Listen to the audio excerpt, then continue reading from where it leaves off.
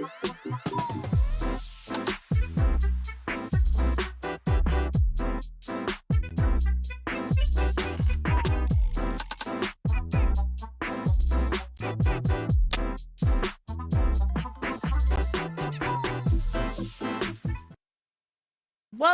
everyone, to the Overwatch League Spring Stage Open. And guess what? I have him back from... I don't know where you went, but you came back pink. What happened? Yeah, I came back pink. I've got new tropical clothes. I've been out on the California seaside, just moseying about, ready and rejuvenated for a Spring Stage Open here at the East Conference of the Overwatch League. And I'm lucky to be coming back to some amazing games today. Yeah, you missed out on a lot, and you didn't come back with a tan, despite being in California. I came back with a burn. Well, it's not on your face, but some teams are going to get burned today, but some teams are going to celebrate because we're covering the semifinals of Group A and Group B today. We have 4 matches on the dock. We'll show you all the schedule, but it's a big day because teams who win today qualify for the knockouts. Yeah, and qualifying for those knockouts super important for all of these teams. At the moment in the East, we have a really cool ecosystem where if you win and keep winning in a contenders region, then you can win a world championship. Easy peasy, baby. Like you could be the best team in the world. You just keep on winning. The mobility is there from contenders to Overwatch League for the first time in years. The talent's there, and so too is the mobility. And that means that if you have what it takes, teams like O2 Blast are on everyone's lips to make this kind of miracle run. If you have what it takes, then you can just keep on going until you're hoisting a trophy. Oh yeah, O2 Blast is on everyone's lips, but also everyone's Christmas wish list. I know every single player in this region would want to be on O2 Blast, and that's going to be exciting for to see the first time O2 Blast playing. I know there were some teams that got buys. If they had the best seed, they automatically just got to sit pretty in the semis. So this will be at least our first time casting O2 Blast since our Contenders Korea days many years ago, where didn't we cast an O2 Blast upset? We might be kind of caster cursing or blessing them. I don't know. I don't remember what happened. It was a different time, Lemon, a different time when O2 Blast were kind of the third fiddle in Korea compared to teams like Element Mystic and Runaway, who were kind of running the show. But now it's O2 Blast. For the last 2 or 3 years since Element Mystic and Runaway kind of faded into the ether, they've been unchallenged. I think that they haven't lost a match in God knows how long. Years. It's a years-long win streak. It's a good look at how our teams can go from Open Division in the East all the way to our Mid-Season Madness Global Tournament and hoist the trophy for that. It's a very exciting time to be an up-and-coming player if you think you've got the skill to make it work. The Overwatch League has never been more accessible to young talent who have the guts and the mechanics to back up their ambition.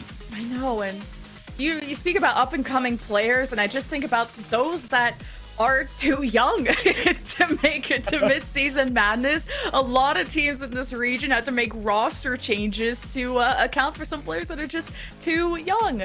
But in case you forgot how this format works, we have a bunch of teams from the Opens, which are just contenders teams from APAC, Korea, and 1 from Australia, of course. And the top 6 go on to knockouts to face the other 6 teams from the Overwatch League, and only 2 teams make it from that to go to the Mid-Season Madness. So it's gonna be tough competition. But we've been casting, contenders and, the Path to Pro for so long, and this is the first time we've gotten to see a mix of contenders versus OWL. Yeah, finally, all of our Reddit scientists get some raw data for who would win between X and Y. I know that for a while we were like, oh, I'm pretty sure we're going to dominate OWL, and then 2021 London Spitfire happened, we're like, maybe not, actually. But on the flip side, we had Vancouver Titans 2019 Runaway with dominating contenders Korea, and they dominated Overwatch League as well. It took San Francisco Shock at the height of their power to stop them. Here's a quick breakdown of our region. 6 teams coming from Korea, 5 from Asia Pacific. That's a bunch of different nations grouped together into one geographical monolith. And then our lone Australian representative in Honeypot, who you will actually see for the first time today in our second match up against Dreamers. I know That's going to be really exciting for me, especially because I'm never awake during Australia. My Path to Pro passion can only go so far, okay? It does not wake me from my slumber. So you get to see people like Color Hex. I remember back when Color Hex was in the Overwatch League. I remember Boston Color Hex. If he even gets okay, playtime. Lemon, let's get you to bed. I know. But Australia has a lot to prove, only having one team, one seed to make it to the mid-season madness. That would be the run. But they got to go up against Dreamers. That'll be our second match of today. We're kicking off with O2 versus SPG, which is Korea versus Korea. And the lower bracket's going to be breaking down. This is what Group B looks like. And our other set of casters will be covering that, which that was a treat to see Hex and ZP back on the mic too. And don't worry, guys, we've fixed up ZP's microphone. The Z Pyramid will be returning to the broadcast full time now to bring you all the action from Group B alongside the wonderful Hex. But, Lemon, that first match you talked about, SPG versus O2 Blast, is something that I really want to just zoom in upon, because this is, like we said, O2 Blast, they are the favorites by and far for this entire... basically up until the knockouts, they're the favorites, and even some OWL teams are probably going to have a little bit of an issue versus O2 Blast. And for people who don't watch contenders, this might be their first time not hearing about O2 Blast, obviously, but seeing them in action. And this is almost an entirely new roster for this year as well, because O2 Blast, the San Francisco Shock's academy team, basically transplanted a large core of their roster to the new San Francisco Shock, and then pawned off the others for a little bit of petty cash here and there. And then the thing is, O2 Blast, they can replace any talent that they lose because they are the place to be, Lemon. They are the desired location.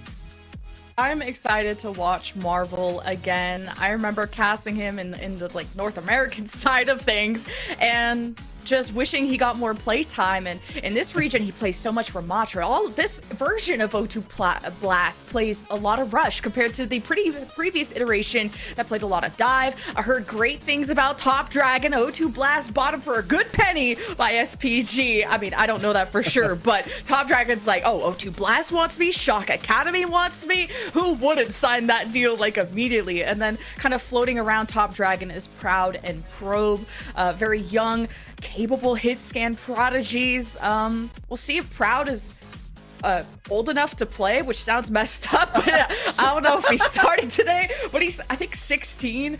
But like I said, they make a, they're so good, they're just so good at the game. We're gonna hit the age check on Proud, see if he's allowed into the lobby. Like, sir, can I see your driver's license before you come into the lobby? It's quickly our overall schedule of all the pretty colors and the times for those of you who are residing on the West Coast, as this is in Pacific time. Currently for me, it's 7 a.m. I've been up since 3 a.m. Lemon. It's about to get goofy, loopy towards the end of this. Might get a touch silly. Well, maybe this will be a quick one with O2 Blast, our #1 seed from Korea, going up against SPG from, top 4, the second seed from the other group. Here's the roster. Marvel, of course, as that starter, and I was expecting to see Top Dragon, but it's going to be Probe and Knife. Okay, Probe and Knife, Knife a little bit newer to my personal attention span. I remember a lot of Top Dragon plays, especially on the Genji previously, and obviously waiting in the wings here, O2 Blast can have a little bit of a feeler at the beginning of this series. Remember that O2 Blast coming into this have a treasure trove of very recent VODs, because guess what? SPG went to 5 maps, and that's a lot of research documentation that O2 Blast can do to try and counter-strat this team if they so desire it, and they can also pick into maps that they've seen SPG lose if they start to. It needs to be the one picking maps as well. Opener, of course, coming through from Washington Justice. It was an ignominious season last year, but Opener did show off some fantastic potential.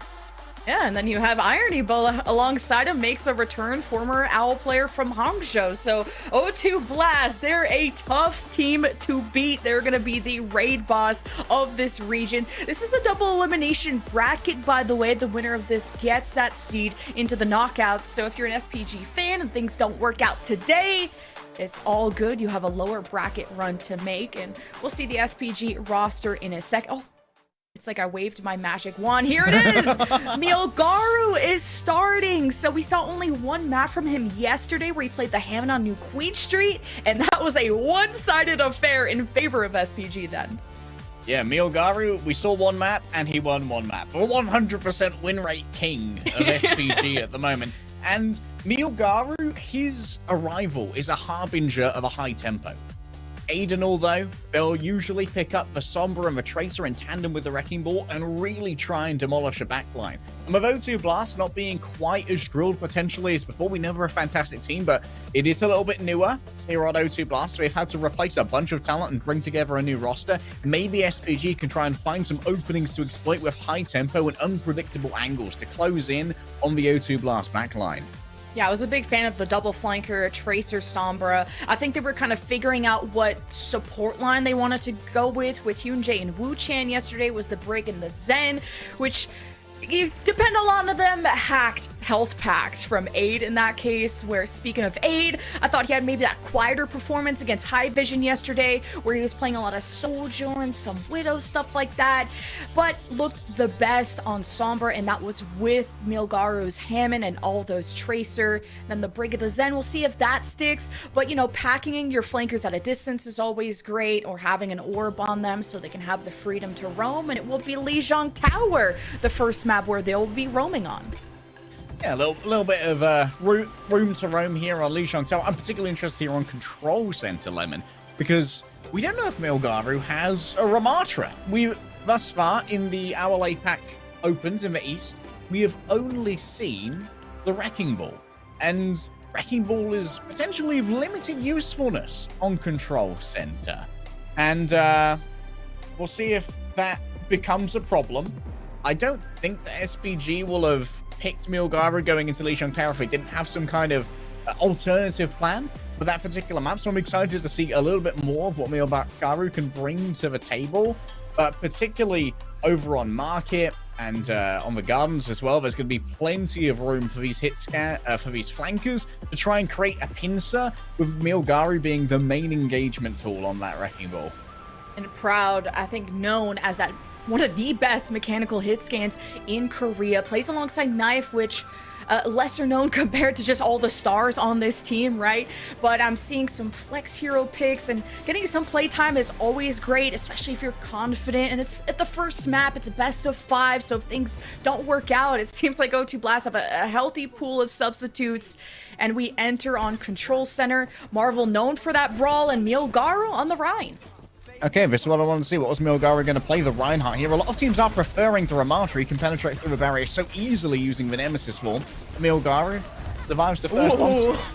SPG just jump over that wall from Knife and collapse onto Marvel. 5v4-2 as SPG want to get more kills in that defensive wall from Knife, playing the Mei this time. Probe on the Hanzo. That can be a lot of bursts with the Stormbow into Milgaru's shield. We'll have to regenerate that one well. In on the sim as well is going to be a huge problem for Marvel. Remember that even while Marvel's going to be using the block in the Nemesis form, still that beam keeps charging and may force him into complete passivity the entire time.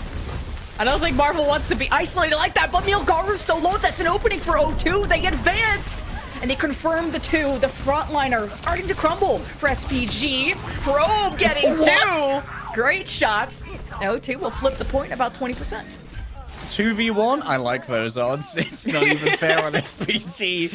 Pro, beautiful shots right there. And now Knife can control this method of ingress. The big door with the Mei wall. This is where things get a little bit more tiresome. But all those actually clocked for the Mei sightline. Could use the wall here to actually block off the Mei themselves. Oh, a TP pass.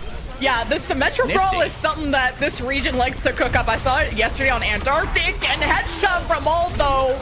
And the TP caught O2 off guard. They're still choosing to use Annihilation and Blizzard while not having Irony in this fight. Knife answers with a 2K of his own, headshots only.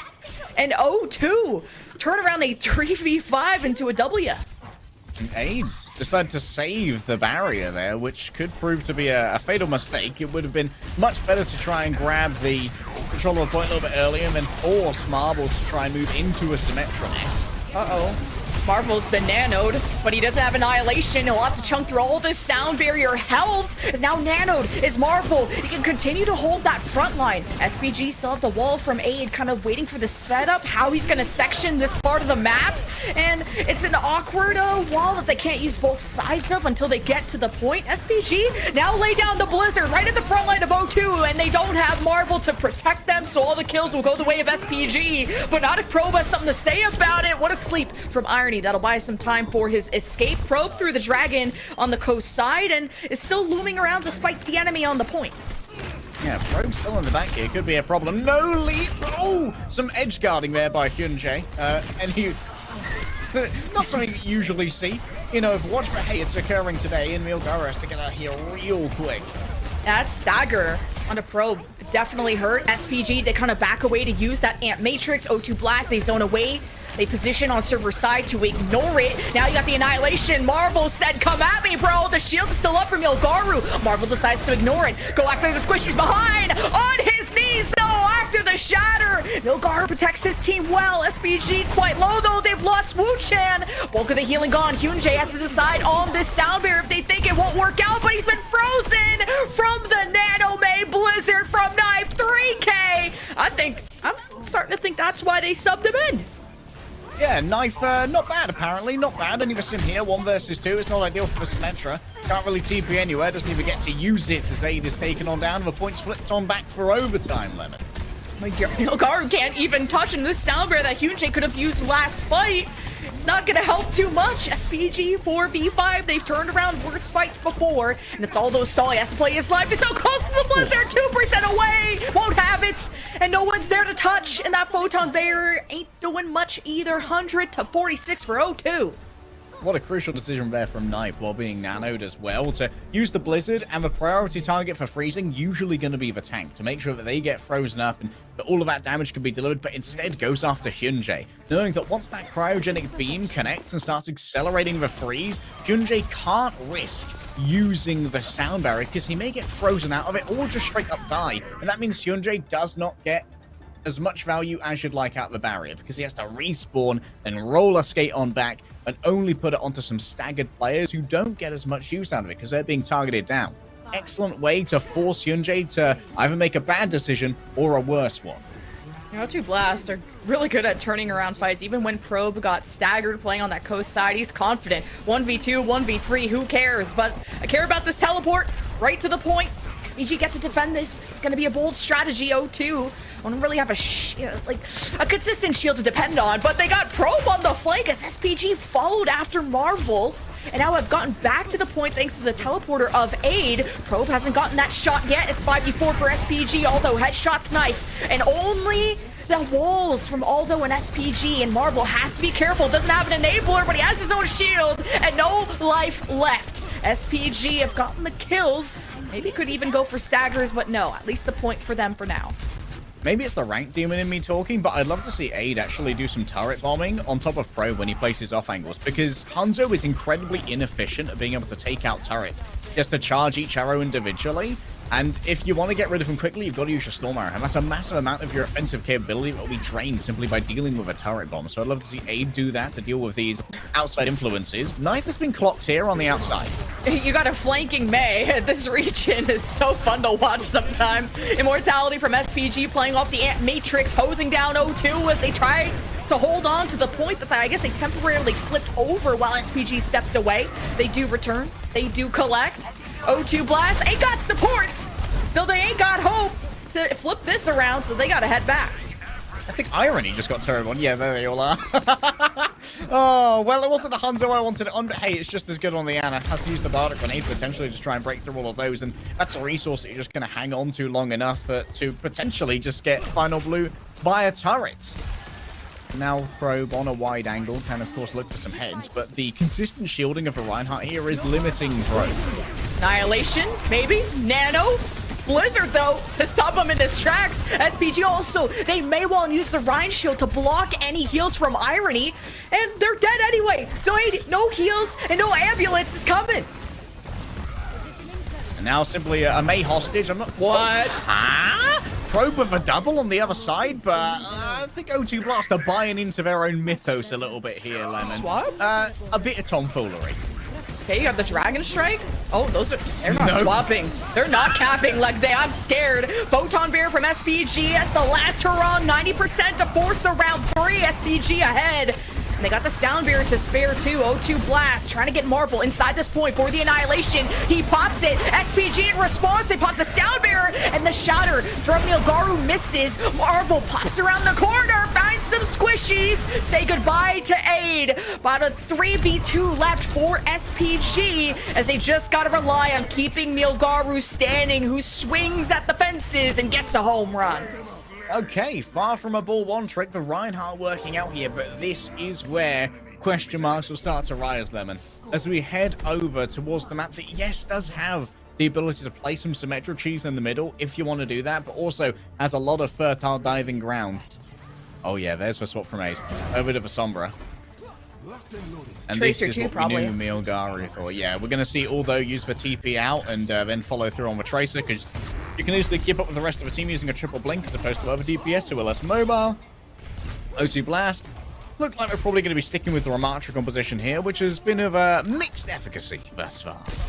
Yeah, I wasn't sure about the Blizzard, but sometimes comms go awry, especially playing with people that maybe you haven't scrimmed a lot with. I'm not 100% sure, but having the Lucio is an important tool in this game type of control, speed, name of the game, and booping knife out of position. That's great. You force the ice block out. The Nilgaru signals to the rest of the team. Actually, Aid goes back to the Soldier, and something he started with yesterday to have that extra mobility, but it takes time for him to ramp that damage, and as it just takes him forever to have an impact. O2 Blast Strike first and second blood. SPG got a trade, but it's not going to be enough. O2 Blast will have the point first.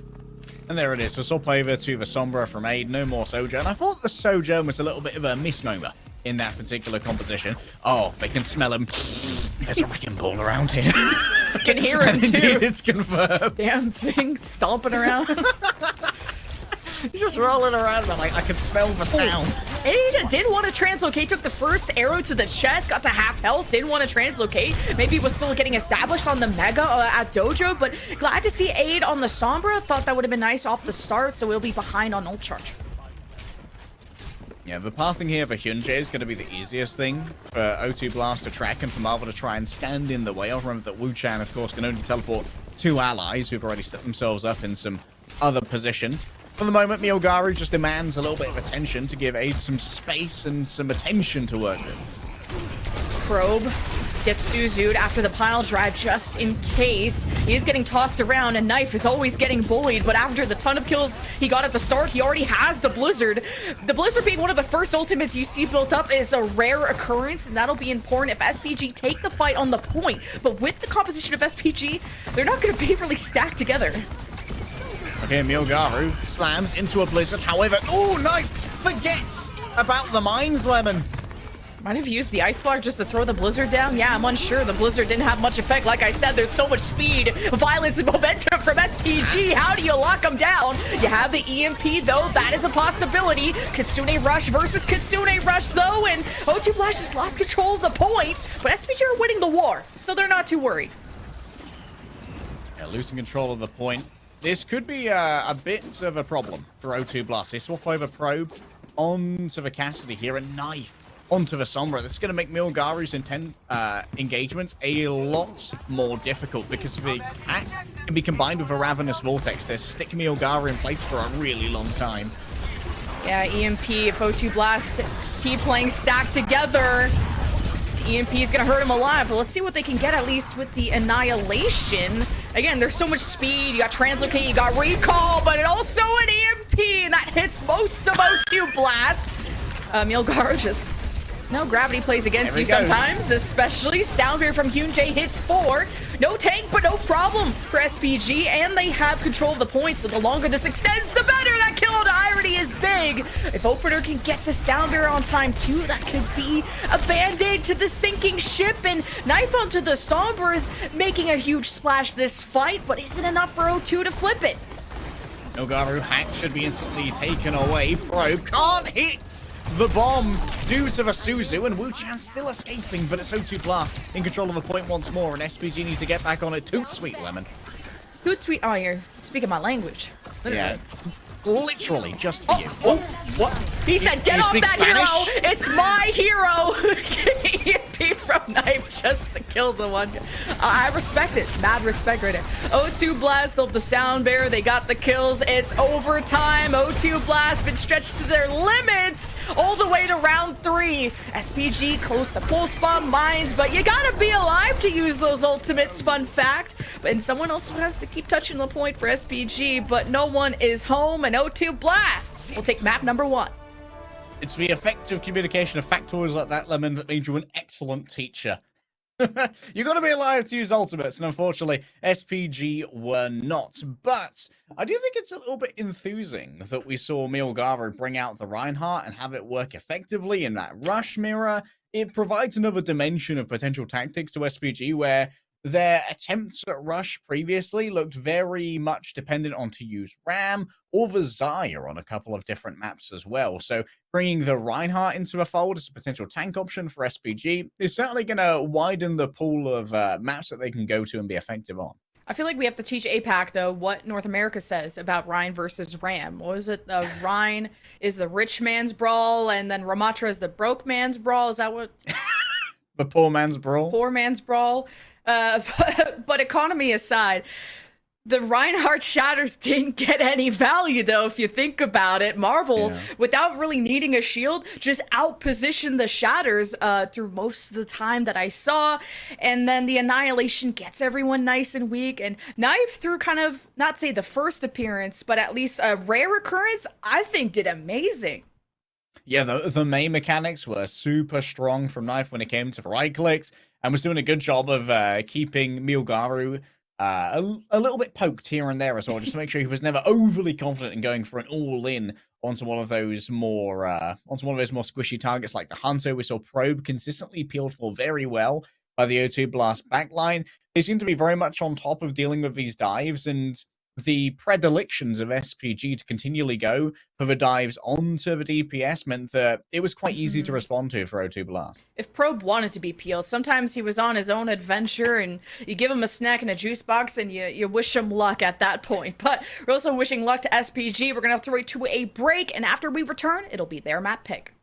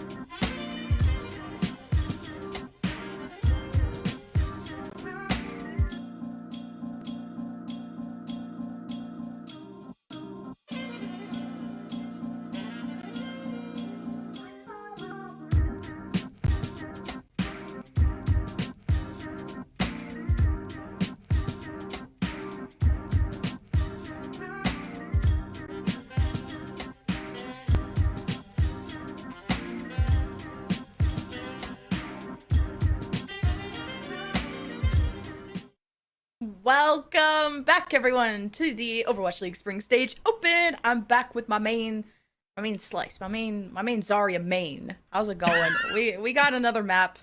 It's late. It's like physically I'm halfway between like a scrawny Zarya and Lifeweaver. You know, I'm even a scrawny Lifeweaver. He's pretty built. I like raise an eyebrow at Lifeweaver and I'm like, Kind of nerf that hitbox. Yeah. Exactly. Man needs to stop doing as much backday. He's too wide. That makes him too easy for the tracers to kill, even with the new control scheme that we have here at the Overwatch League. We haven't seen too much of Lifeweaver yet, just some spawn shenanigans with the petal. Yeah, because Widows are too lazy to grapple. They need to be hoisted up. God. And then you don't even get a pick from it, so now we can't even justify. And we even got to see the grip. He got gripped back to spawn because she can't even waddle her butt back there. But hey, maybe we'll get to see more uses. You know, all the buffs are in, so teams got to experiment, blah, blah, blah, serious stuff. But what's serious is O2 Blast 2 maps away from going to the knockouts if they can pull this off flawlessly. And who can make them sweat? Because you said at the beginning, Day, that O2 Blast haven't lost a series in years. Yeah, it would be an unfortunate stain on a years-long record if they were to drop a series here in our Spring Stage Opens in the East. Obviously, people would give them a little bit more leeway in the knockouts up against our teams, but here going up against Impressa, who they've defeated multiple times, and stolen personnel from in the aftermath, like loot on a battlefield, it would not be an amazing win for O2 Blast, but still, they were pushed. They were pushed quite hard on Lijiang Tower, and here as we go to Blizzard World, we've got ourselves some substitutions. Impressa Gaming bringing in 2U, and this is now going to be a battle of brothers. Both of these players played for the Seoul Dynasty. Some would say during their heyday, but I would argue as Seoul Dynasty had that many heydays, they are few and far between, apart from their, I believe it was their Season 4 run? Maybe Season 3. I do forget. It all feels so long ago. But 2U was Marvel's tank partner for a significant amount of time. They know each other's tricks. But to be fair, Marvel was incredibly flexible at that time, and 2U was a little bit more of a monolithic hero pool of Sigma Diva. Now 2U has got a lot more tricks up his sleeve. And we forgot to mention our fun fact that Milgaru and Aid are brothers. So this synergy is there and now was there because 2U is back in. Only one brother survives. The one that performs the best gets to keep their spot. Another fun fact, even though we don't have Top Dragon playing right now, he used to be on SPG. So, you know, maybe going up against your former team is just too much pressure. So, gotta keep him focused. We got the Symmetra TP out the gates, and the Reinhardt comp was not what I was expecting on this map. I think our wonderful production told me as well that Milgaru means soup or something, so I wonder flour? if Aid means like, oh, flour, pardon me. I'm hungry, Lemon. it means flour. Maybe Aid could mean water. Together they can get that bread, you know? Not the flour like the plant, flour like the cooking device. Yeah, ingredient. The legal white powder. Yeah, exactly. 3.5 minutes. And I'm glad that we didn't expect the Reinhardt composition because they definitely got off of it. Went towards the Winston. Something that I think that would be Marvel's bread and butter, although he's now underground. So O2 Blast will have to maybe support him a little bit better. Yeah, Marvel also looking to just like carry through the Winston from point A to point B. Oh, Aid's looking solid here. Where are my healers? Lemon, where are the healers, Josh? He's looking solid. Show us your progress. But he's currently dead, so SPG mad chilling right now with O2 Blast. They keep getting staggered. First it was Marvel, now it's Probe. But we get to see more of Knight's flexibility, you know, coming in on the Mei, now on the Tracer. We'll see if they can coordinate around that, though. Yeah, Aid here, of course, just trying to hold an off angle, but make sure they're not in too exposed a position. Wuchan needs to be able to heal this as they go in. A missed nade, it seems, means that Marvel has to back out pretty early and have to wait for that shield cooldown to recharge, but good claiming of the high ground. Yeah, you got the immortality out of Wuchan to save 2U while he got antied, so could save himself, and Knife is on the hunt, and SPG are just prey, and that gets cancelled. 2U not getting the grab flux, but he's getting L's too, because I think that was an L from the get-go. O2 Blast will be getting the point. Stu decided to drag up Irony right next to him, so it was the easiest sleep of Irony's life. Good job. SPG will be losing the first point, but hey, they defended for 2 minutes. That's nothing to sniff at. Now only 4.5 will be on the time bank here, but SPG, remember, they have a much harder time trying to maintain high ground control while also contesting the car, because although we'll have to try and take that fight alone, EMP. Oh no! Oh no! On the EMP, that only hit Aldo. Unless my glasses prescription is just that bad. That was maybe not it. O2 Blast also didn't kill anything from that EMP. They got sustain tools though. If you like living and not killing, you got a rally, you got a primal, you got the cards, so maybe they're not too bad. It was a warning, EMT Lemon. Go tell the other members of Sinpressa Gaming what happened here. Thus, it was me. One messenger will it go. was me. Okay, rally, sustain against the Sigma. You'll need it. Sleep on the off angle. Irony's on the right door. Aldo hits the pulse, so say goodbye to Irony and Opener. Who else from O2 wants to leave? I guess Marvel's gonna pop Primal, although there's no healers and no knife. They thought it was winnable if they had enough damage. They got Wu Chan low enough, but not the right call for O2. You hitting an excellent accretion there onto Probe as well to make sure that Sombra was stunned up and can escape with her life with a nifty little translocator.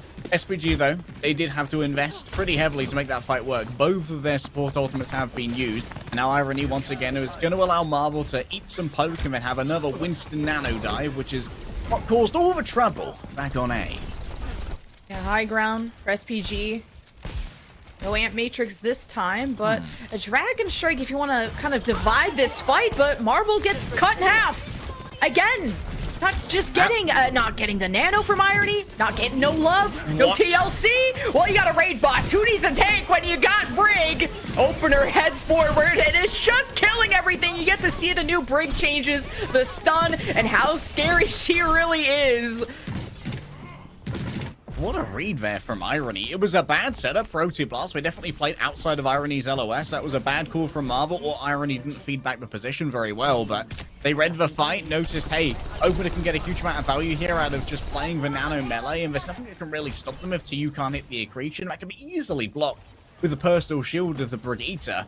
Now Probe once again going to be searching for an EMP. Hopefully it's not an Uno, as you so eloquently put it earlier. Yeah, we're looking for a dose. At least a dose. And I am seeing tres. If I'm really flexing my Spanish right here. SPG, and you're gonna see this one coming. That's Cuatro. Cuatro. Okay, I wasn't sure. And you got a trace anti-heal from Irony, and SPG are still living. They've only lost A through 2 ultimates up until Opener hits a 4K, 5K, A Brig the ace. ace. Are you for real? In the year of our Lord 2023, a Brigitte ace. I have some friends who love to play Brig and Ranked who are going to be showing me this clip for ages when I told them to please swap off when we're not playing flankers. No one tell NA Owl about this because they're going to nerf her again. Yunjae, though, is in rally against Opener. Raid Boss versus Raid Boss. Opener's quite low. The pulse from Aldo misses. An O2 Blast have 2.5 minutes and the card almost at the finish line. Marvel low. Confirms the kill on the A2-man grab flux. I thought that'll do, Pig, but I guess not. Nano to Marvel. And he's just bullying 2U back so they can have the space to cap this damn thing. There's 5 meters left, and O2 Blast just aren't killing fast enough. O2 Blast lost our MVP in Opener. Useless. I know. The rest of the team simply dead weight, Lemon. The Brig is all that matters. Player of the match, please, production. It's actually swapped over here onto Rico, which is an intriguing way to try and deal potentially with Opener. Like, both Opener and Marvel are going to be pretty loath to try and duel. Like, where's he going? Where's he heading, Lemon? Oh, he's heading for the trenches, and so is Hyunjae. Both raid bosses gone. Now, how does the rest of the team react to this? Well, SPG, they got the respawn advantage. 3-man EMP from Pro. That should do it. Although, is touching. Respawn coming back for SPG. Reaper around the corner of 8, and Aldo is contesting 2. That pulse won't hit, and... Oh, you guys know what to type right now. You know what to type right now. I'm already seeing chat. I don't even need to open it. To be fair, both teams did it. because O2 Blast could have probably won this about 10 seconds ago if they'd stayed on the cart after they was asleep on the Reaper. Alas, they decided not to get the push, and then doubled back later on to make it happen. Still, this has been a spirited defense from SPG. Well, I'll put it that way. What does that mean? I don't think I've ever seen quite as much value out of a Yes, the ace. out of a brawling brig. Yeah, here we go. Run it back for us, Lyman. This what's 5 in Spanish? Into? Cuatro, cinco. Ah. Cinco 9 there at the end too. Unfortunate. O2 Blast out with a minute 20 on the clock. They're looking good. They also, you know, it took them to round 3 to win, so A- instead of A+. Still will get you scholarships. SPG held the defense at the end there. They existed on point B. But yeah. There's cardio in. Also, just killing Marvel a lot has been an accomplished goal of SPG. Yeah, we have seen Marvel die quite a few times. One that particularly stands out to me is when Irony was just not in a good position to heal Marvel. Irony was in a safe position. A position where he would not be assassinated easily. Especially at the hands of a Hanzo, who was going to be a particular thorn in his side. And Marvel just dove a little bit too deep after that. Wasn't able to connect the nano, but hey, it went over to opener instead, and all's well that ends well. Aid at the moment just getting a little bit trolled, a little bit cyberbullied. That's a quick report from me, my guy. Yeah, hacking a Hanzo and just disappear, because you never know when you're going to get 180 headshot and you're going to get clipped on. Aid is like, all right, if I can't headshot you, I will nade you. And now this is just the horror game of jump scaring people and spamming your voice line without actually building towards an EMP. So SPG know there's a Sombra behind, so they get to walk forward, chase after Marvel. I think that's exactly why you have the Divas, to be a Marvel bully again. Yeah, to you saying you should have never left me alone, brother. I will have my revenge for you moving off alone. Marvel super low, can't do anything about the sticky. What in the world is Aid up to? That's a beautiful shot onto knife.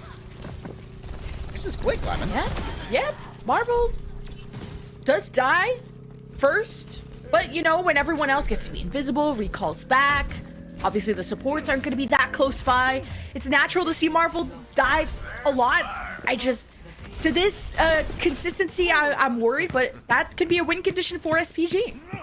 Yeah, and remember that Tu can also eat up a majority of the heals that are going to be heading Marvel's way, which are going to be coming from Irony, as Opener needs to save a majority of Apaxia for giving some distant pocketing over to Probe and Knife, allowing them to take these angles with relative safety. Yeah, Marvel and Irony just have to be like peanut butter and jelly, playing an LOS of each other at all times. Knife misses the pulse, but will be looming on the right side. SPG, also with the extra mobility of D.Va, they can just chase after Marvel a lot more often. Even Aldo can be involved and switch that Tracer style to being a tank bully along with D.Va, or along with Tuyu, which, speaking of which, has been nanoed, identifies Opener as low, gets flailed back and now slept. Woke, though, from the top of Probe. But Tuyu doesn't really want to harass that high ground, rather just anchor the objective. Marvel waking up to you is like, yo, will you stop bullying me if I wake you up from his sleep? Gentleman's agreement? I put the blame on the wrong person. I thought it was Probe. Either way, somebody woke it. Someone's gonna make me angry, and someone made Marvel angry. He's got the primal. You heard the raid boss, though, and he said, I don't want to mess with you, Jay. 700 health? Nah, I'm out. But he is hopping in and out, just playing his life a lot more conservatively as SPG 4 minutes have good progress. Bob will buy some space and time. We'll place a shot onto Aid, of course. This is easily pocketable by Irony, or rather by Wu-Chan and Chunjae. Tu has themselves a self-destruct, and if Marvel does end up using their shield too early, it could be punished on someone like Irony who doesn't have a good amount of that. Oh! Opener said, Deadeye, I'm on it. Jumps down from the high ground, pops Rally, and pops 8 like a zit. So O2 Blast unleashes the rest of their ultimates and rally around SPG like it's a bad club. And that's O2 Blast holding another defense. And SPG, they might need to try and make their way through high ground here. They continually press the cart on the low ground, and it makes sense to try and keep that car pressure going, to try and drag Marvel down to all of you and manufacture a 5 versus 1. But it does allow Probe absolute freedom to try and play around the sign, which provides almost unlimited cover, and it means the opener can concentrate resources elsewhere onto Knife, allowing for a much more well-regarded 1 versus 1 between the Traces when you can basically get all of the Briggs resources. Absolutely, but can we get also to this high ground? It's O2 Blast to initiate every single fight, because SPG's Diva style is to just play reactively to punish Marvel, even help boop him back, but as Irony tried to get closer to Marvel, also got too close to the Diva. In that case, self-destruct sent back. Don't think that'll... Usually self-destructs don't really hit much, but I think O2 Blast will be hitting a lot. Marvel likes to play aggressive. He's got the primal. I'm expecting this jump at any second now. Come knocking is Marvel. The sleep didn't hit, and now SPG are in trouble. Rally is popped to maybe get a stun onto Marvel, who's already disengaged. Again, playing his life a lot smarter. Although going in, oh, that's a beautiful stick onto opener, getting rid of the raid boss. MVP down, baby, and our Probe next within the site. However, almost a little bit lost, and Wuchan's been taken apart by a bomb. Yeah, I think Wuche wanted to kill confirm on Probe when he hit that ante, and should have trusted Aldo to do that. But, you know, just losing Wuche might not be a huge deal. Depends if Hyunjae can keep up the heals. Is SPG still at the cap, and O2 have a recontest? Could be cut off here by the Dragon Strike. Marvel might have to dive into this as Knife is just darting about at the moment, avoiding the damage, keeping that cart in place as Marvel sets up to buy the space. And indeed, it does keep members of SPG at bay. Yeah, I like the Dragon Strike right on the cart instead of maybe in front of it to stop the rotation. So it was, if anyone was going to touch, they were going to take damage. And Marvel was the first one there, stopped it at the 2-meter mark. SPG have the nano. They're hiding away. Maybe you want to give this to 2U once again. But when 2U dove, they got Brig Bash. They got flailed. But as identified Probe by themselves, who throws the Bob to contest the cart, or at least just have that 6th person on the field to help things out. O2 Blast don't really need help. They got the rally and the D-Mech onto 2U, and SPG are at the mercy, but a well-placed sleep from Wuchan will put Marvel to bed. He wakes up though, and he's got primal. You know what's next. Well, everyone's dead, so Marvel can settle down. It's been a little bit quiet thus far from A. Tu's actually been slept on Nano twice now and woken up both times, I believe, by Marvel. What a homie, man. What a homie. And now question is, how do you break through the primal rage and the pulse bomb in order to try and cap this point out? You've got to look to Hyunjae here with the rally, getting those stuns. Each time it's been used to kind of rebuff the aggression that the primal rage allows by forcing Marvel to contemplate the danger of that continuous stun. Oh, it's behind the shield that's on the ground with the splash damage as the supports came out. There's no healing for SPG. All damage will be permanent unless SPG can fire back and kill that much quicker. 2 kills off the pulse bomb and the self-destruct, but Probe is a problem on that high ground. SPG, though, they have to stick to this cart. It's up to Aldo and 2U, and now just this tank player, brotherless, friendless, and now close to dead. So O2 Blast will be taking map number 2 and to match point. O2 Blast performing just as well as we expected, with the Ash coming out from Probe was a treat to see too. I think that we definitely had some problems trying to get that Tracer up onto high ground to assist a dive. It was a little bit quiet from Aid in the B section, but still Simpressa Gaming, they did have a pretty good 3rd-point defense, even if the first 2 kind of flopped over. And I think that Simpressa still have something to show, not only in this match, but in this entire Spring Stage Opens. Avril yesterday described Group A, Simpressa being the Korean team that was most likely to fumble the advancement over to the knockouts. To choke? Yeah, oh, Avril said most likely to choke. I wouldn't say most likely to choke, but they were the least likely to make it through when you've got other teams that could definitely be a big problem, like Honeypot, and outcompete potentially Simpressa Gaming. So we'll have to see. Obviously, up against DAF, it was not ideal. It was a brutal series, but DAF probably could have taken 3-0 if Hollywood had gone fairly differently. So I want to see if after our 3rd map, maybe Simpressa can have or after our 2nd map, if Simpressa can have a little bit of a talk here and finally take a map away from O2 Blast. I gotta say that Marvel improved a lot on the Winston in just that one map alone, was able to jump back and play the life a lot better, and when 2U got narrowed and jumped in, was peeled for. I mean, the people that 2U was diving got peeled for, whether it was the Brig Flail and the Boop Aways. 2U just couldn't get anything done with that ultimate, and the punish on Marvel lessened and lessened, as that seemed to be that big win condition that we talked about. How do you kill Marvel with the D.Va? Well, SPG are one map away from being killed all the way down to the lower bracket. It sounds really dark, but I'm gonna think about it after this break, and SPG will think about their map choice.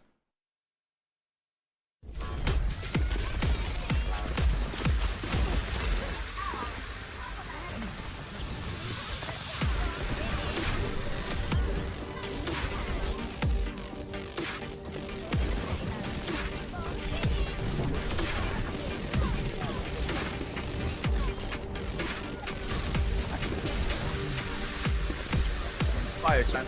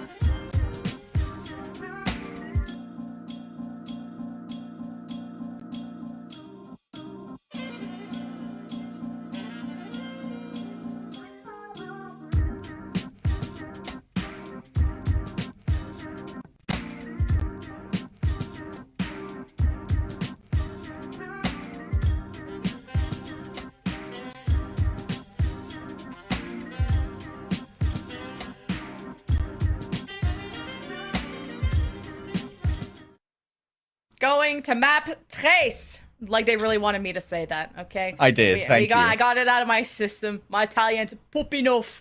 But so are O2 Blast, who could be going to the knockouts without dropping a map. Of course, they got to go to the winners finals, so maybe something will happen there. But no matter what happens in winners finals, they get a spot.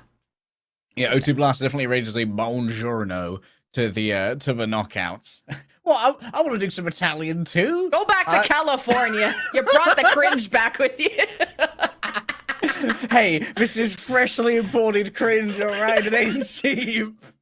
You even brought the earthquakes from California, bro. But SPG also brought a map pick, and there's some substitutions we got to talk about, like Day. Knife is out, and the guy we've been hyping up is in. Top Dragon subbed in. Yeah, Top Dragon, previously the guy. He was him for SPG. During the Pacific Showdown run, Top Dragon was instrumental in SPG's rise towards the top of Korea, because let's not forget, SPG, bit of a newer brand around the Korea block. We've had some old brands that we talked about earlier, like Runaway and Element Mystic, start to fade into the ether, and new ones have come to take their place, even some resurrections in the form of Panthera joining that pantheon again after the ignominious end of Kongdu C9 as it was absorbed into the likes of Gladiators in London and stuff. But Top Dragon, definitely someone who we are looking forward to showing off to the world. If O2 Blast make it to the knockouts, which it seems increasingly likely they will, I cannot wait for more people to see, let's say, potentially Owl's next top flex. This region gets to see our level of cringe, because when he's good, he's Top Dragon. When he's not good, he's Bot Dragon or Bottom Dragon. I don't know.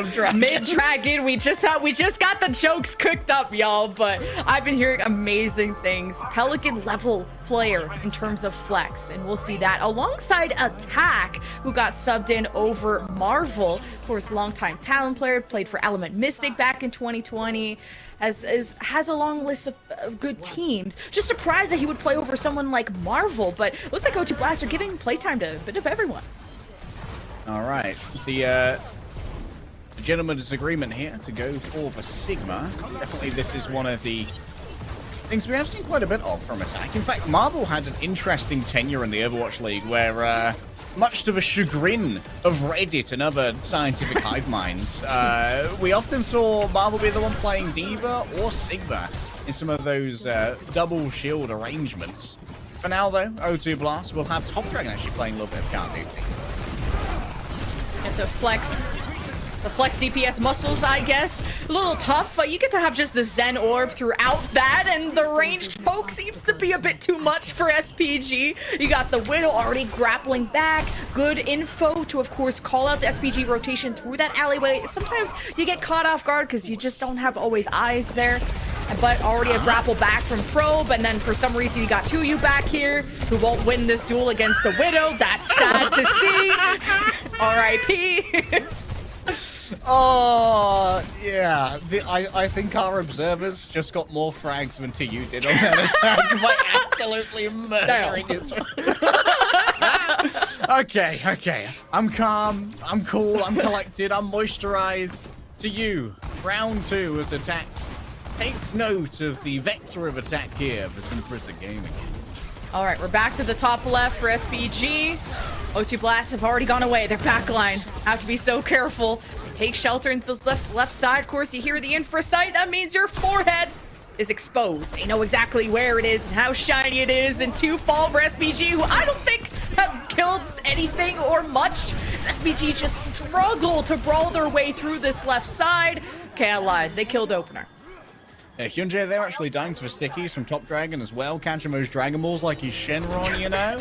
on the other side, Opener is going to have a pretty long return, as it's not a fast commute to come back on the bat. That means that only Irony's healing is coming here. Wouldn't be surprised to see him take a maybe aggressive leap to try and go for a charged up shot, earn themselves the Transcendence, but in fact, O2 Blast instead just play the spacing, let SPG kind of temper their own tempo forward by being worried about Probe.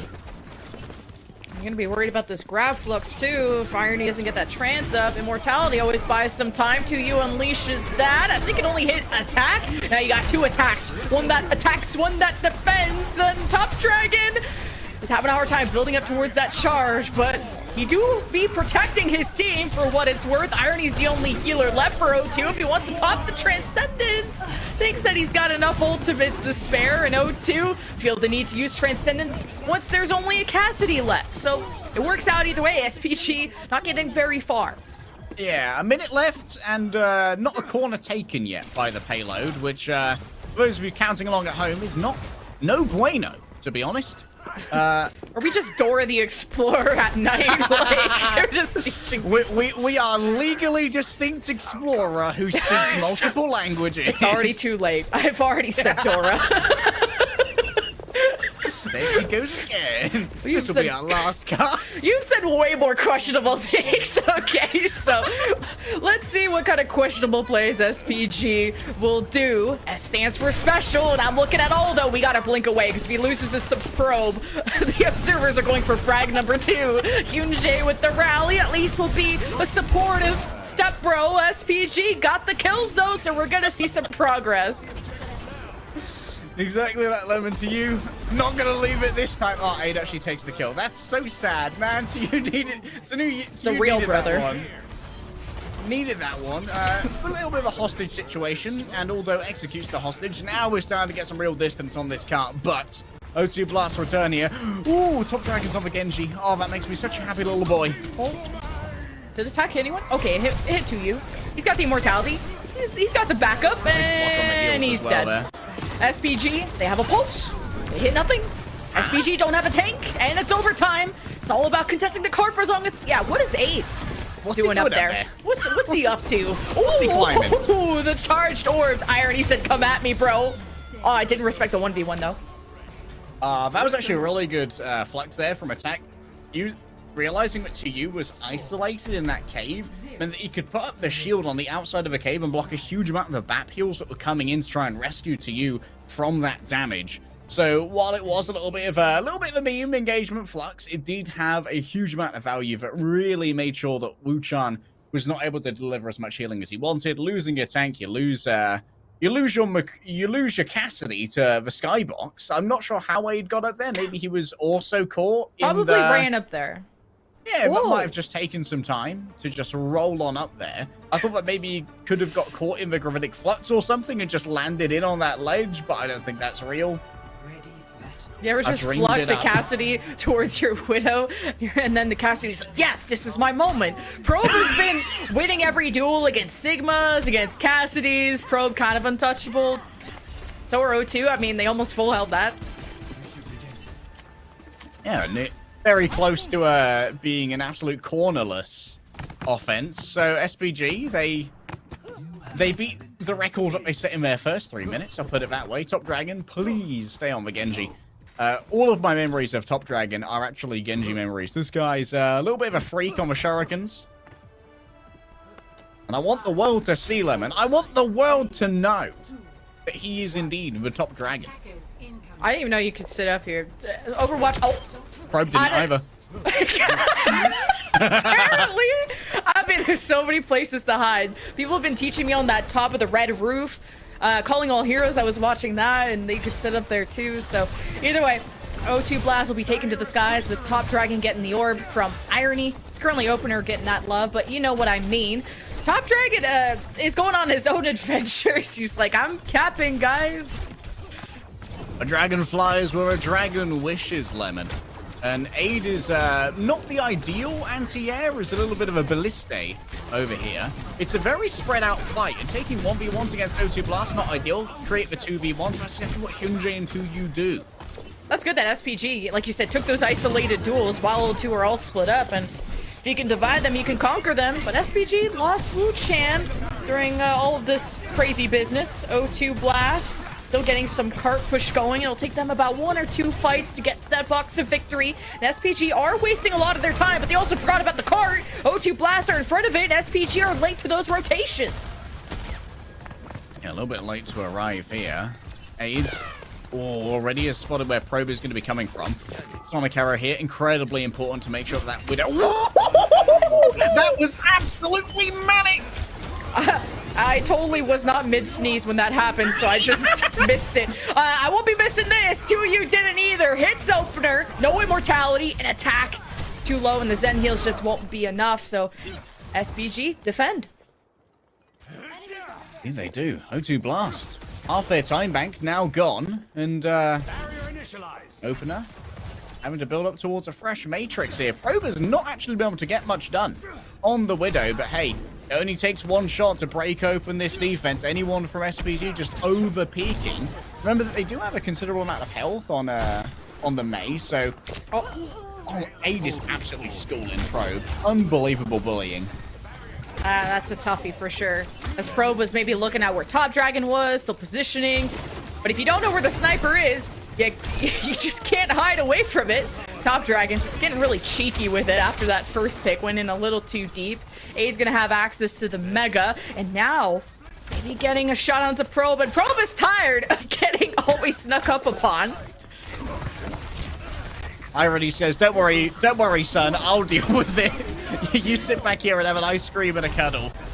Oh, attack. So he attack, but he also kill. This is very good. Top Dragon dies to a Dragon Strike.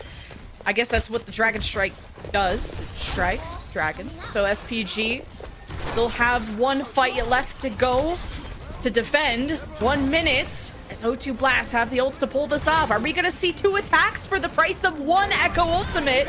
I'm excited to see. It starts with the Transcendence tempo push for O2, who get hit by an although Blizzard, so O2 Blast can't move even if they want to. Probe on the other side just wants to do anything at all, not allowed to do so. Top Dragon, we got 2 attacks.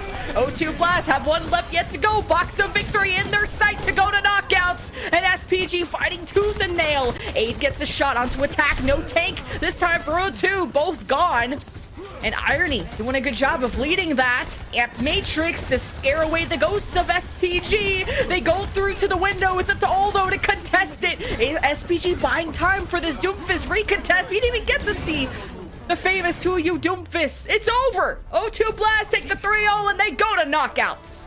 A little bit longer than it should have taken. I'm not gonna lie to get there, Lemon, but in the end, O2 Blast still maintain a strong 3-0 record. And guess what? In that final fight, Probe hit a headshot as well, which is fantastic news for Probe, as that was justified. It was a justified Widow pick. It only takes 1 shot to make yourself useful, and getting rid of that Brig in that big brawly fight, very useful. Also a little cool tech that I saw there from, I believe, Hyunjae, who was, when he was rallying with the ultra-wide shield, the 21x9 shield, trying to block the Transcendence healing from a Frozen Sigma, which was a neat little interaction. Don't know if it worked. The damage wasn't really there to try and burst him through it, but still, it's cool. It looked cool. Don't know if it worked, but good job. And a great job from O2 Blast, who haven't dropped the map yet, although this is the first time we're seeing them in the opens. So they move on to the winners finals to face the winner of our next match, which will be super exciting. We have Honeypot versus Dreamers. Dreamers took a W yesterday, a decisive one at that, a very one-sided affair. And Honeypot, that'll be our first time seeing them. But just based on this match, I know a lot of people feared O2 Blast coming in. We got to see the famous Top Dragon only for the 1 map, but they're keeping their strategies tucked into their sleeve. Yeah, they're hiding away Top Dragon. He does not get to be perceived before the time is right. Admittedly, Top Dragon, a little bit of feeding. A little bit of feeding on the Echo. He's aggressive. He's making space. If he kills, he's aggressive. If he dies, he's inting. You know, this is just the Overwatch lore of how this works. You know, he didn't have time to warm up, but just coming in and said, hey, go play some Echo, my guy. Still, I've been impressed with Aid on this map in particular. It was a little bit of a show reel for Aid, actually, on Shambali Monastery. And I wouldn't mind against a potentially slightly weaker team. Going back to this, here's our player of the match. As we've seen 2 players. But our Brig Ace production hates us. I believe it's Irony. Our votes just didn't count for the Brigida Ace, but Irony did an amazing job. The antis were a pain. Marvel, well, this time it was Knife that got nano, then this turned the fight, but then Marvel got most of the nanos. and the antis are what really hurt 2U and friends on this. Irony was fragging at a distance. If it wasn't a probe headshot, it was an Irony charged right click. Still wondering how that Cassidy got up there towards the end. It certainly is what it is. Irony had themselves a good game, and you know what? This is Irony's redemption arc. Here's the attempted block on the heal that I was talking about, but I noticed that, hey, we don't actually have the damage to try and burst through this, so why bother? Towards the end, though, I think that Irony is due a redemption, honestly. Hangzhou... Say what you think. Hangzhou did him dirty. I'm not gonna lie. Like, Hangzhou had a really weird year last year. We're like, you know what? We don't want to play any of our flex supports on flex supports right now. We're gonna leave Irony just out to dry for a bit and then drop him when we form our super team this year, which is gonna be very exciting to watch. But Irony's been doing a redemption arc, and maybe this can be it. There's a lot of redemption arcs. I mean, thinking about even Aldo from Toronto Defiant, who I think had a good performance but still needs to prove himself further, and he's doing just that with SPG. That's why he's constantly starting and playing so well. With the Zarya bubbles he got yesterday, Aldo was putting on a highlight reel on the Reaper. But yeah, a lot of former OWL players, and even players who haven't been to OWL yet, who want to prove that they are just incredible and they have the talent, because the talent is there. I know that was in someone's OWL caster bio at some point. But yeah, our next match will be coming soon. A 3-0 for O2 Blast. I know that was what everyone expected, but after SPG had that game 5 against DAF, you weren't sure how strong SPG were going to look. Yeah, we didn't see any more of the Zarya, which was curious, because it was a little bit of a mainstay of multiple compositions for SPG.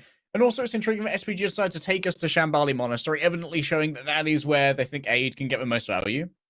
And indeed he did, but unfortunately, just the better team today were O2 Blast, and I think SPG will definitely... I think that other teams who can't afford to underestimate SPG should take note of that Shambali Monastery is Aid Town. Like, if you go there, you've got to be willing to try and take that Hanzo duel, or bring your own Widow, which may be advisable, maybe not, but you've got to check that roof when you roll out of spawn. Remember, kids. There's so many roofs to check out, and that was just one of them, but we'll also be checking out another match. Group A has Dreamers versus Honeypot. That's our last semi of this group until we go over to Group B. We're going to throw it to a break, get our players set up. We'll see you on the other side.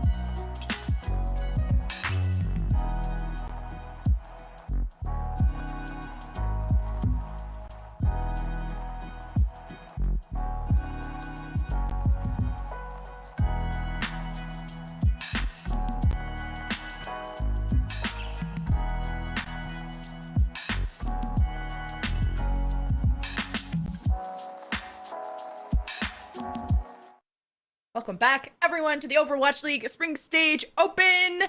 It's late at night, and we got another match, and 3 more to go. This next one's gonna be a banger. We got Dreamers, with a big dream in mind, to prove that they deserve to be in the Overwatch League. Top 6 from Korea, going against the one, and quite literally the only team from Australia, Honeypot. Yeah, we have our top 1 Australian team here today, and Honeypot, we haven't seen them thus far in the tournament. We did get one of our lucrative winners semi spots. I'm just doing a little bit of bracket math in my head, which means Honeypot only have to defeat Dreamers to be guaranteed access to our knockout stage, where they would also be the only Australian team. But they definitely have a roster to make it work. There are a lot of people on Honeypot that I'm very excited to see, especially as my personal exposure to Contenders Australia, and I'm pretty sure yours as well, Lemon, due to your time zone, is incredibly limited. We've mostly just seen Contenders Australia players who are actually Kiwis, like Colorhex, I believe, be imported over onto our teams, like Colorhex was on the Boston Uprising. We had Adam, who never played a game, despite being on 2 separate rosters, I believe.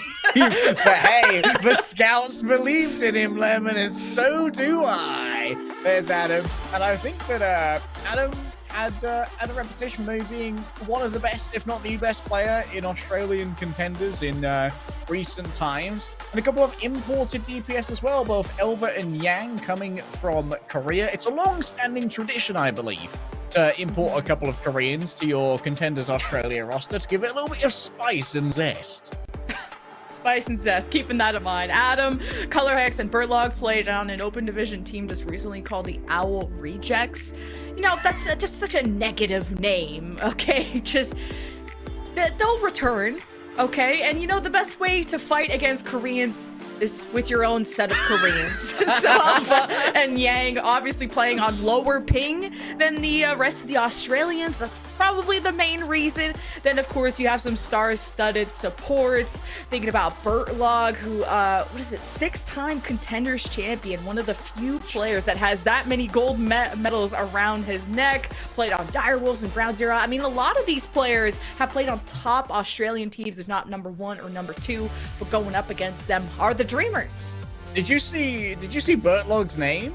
Lachlan Main? If there's a hero that arrives called Lachlan, it's Bertlog time, baby. It's gonna be Bertlog time. However, it's streamer time at the moment on your screens. EasyHan, Spectre, Dreamer, Dong-Hun, and Missing. EasyHan actually had a pretty good year last year, I think, on the LA Valley. And while it was not the greatest overall display for that roster, I think that EasyHan definitely proved that he was a high-tier hit scan who could definitely hang with some of the best. And Dreamer, of course, very famous for their time on the LA Valiant when it was, let's say, a different team. It was a different team. It was a different time, Lemon. And Dreamer was there under the tutelage of Packing 10, showing off an incredibly aggressive Reinhardt at times, as well as plenty of Winston play.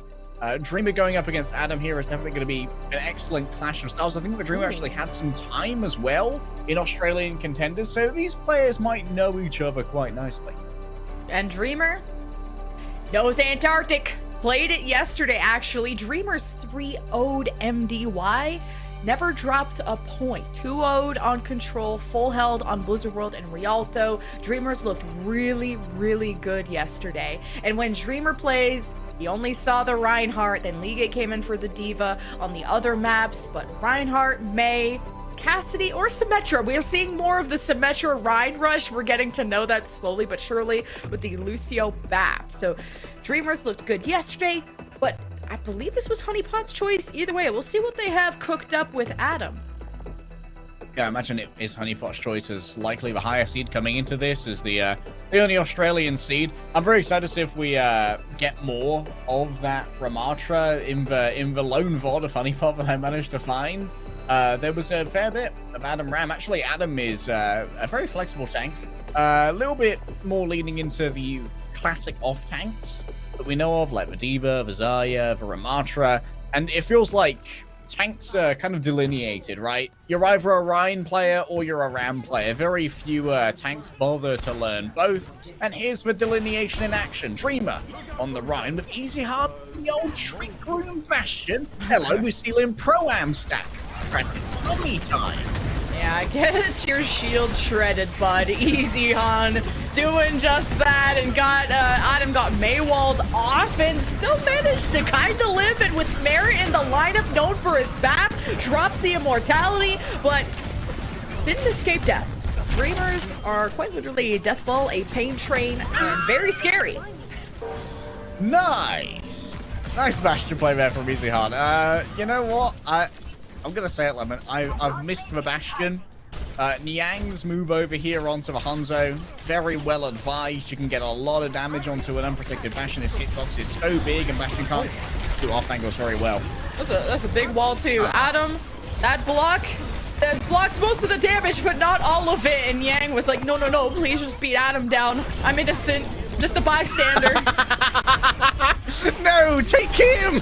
Take him, not me! I've got so much to live for. Have you seen my Valentine's Day skin, please? Cupid Hanzo, available next year. Try again next year, guys. He was only hot while he lasted. But Dreamers looking hot right now. That flawless in their fight so far. Honeypot just need to keep together around Adam. Not let him get isolated. But they got Blizzard and Honeypot at least pressuring the point to see if they can get the flip. Dreamers will have to drop all together, or maybe just their Baptiste who can hop right up. Or no, that was Spectra baiting them into the Blizzard. There's the Dragon Strike and the Blizzard in combination from Honeypot to try and zone them into their own ultimates. But Dreamers counter with the Earth Shatter and their own Blizzard, Sound Barrier, and more. Dreamers just had more tools, but do they have more kills? Apparently their Lucio is fragging a lot. Dreamers up to almost 80%, and as the dust settles, Honeypot can't keep this up. Niang gonna be staggered as well. Merit. Ooh, what a boot! What a boot from Donghun, who actually managed to get 2 final blows in that final fight during the Earth Shatter as well. Donghun's had himself a game already. 91% here for Dreamers and Honeypot. They will be able to scramble forth here with both a Sound Barrier and the Annihilation, but Merit's gonna be late to the party. Well, last fight, Sound Barrier tempo engage from Burlog and Adam. Pops the Annihilation, shield low for Dreamer. He's got the immortality and healing galore. 1-to-1 trade, but no frontline left for Honeypot and no speed either. Merit safe for now. Easy on disengages from the duel, and all the kills go in favor of Dreamers as Honeypot find themselves down under 1-0. Oh, Adam lacked the critical information. Easy Han managing to channel the entire Deadeye on that Annihilation. Unbelievable.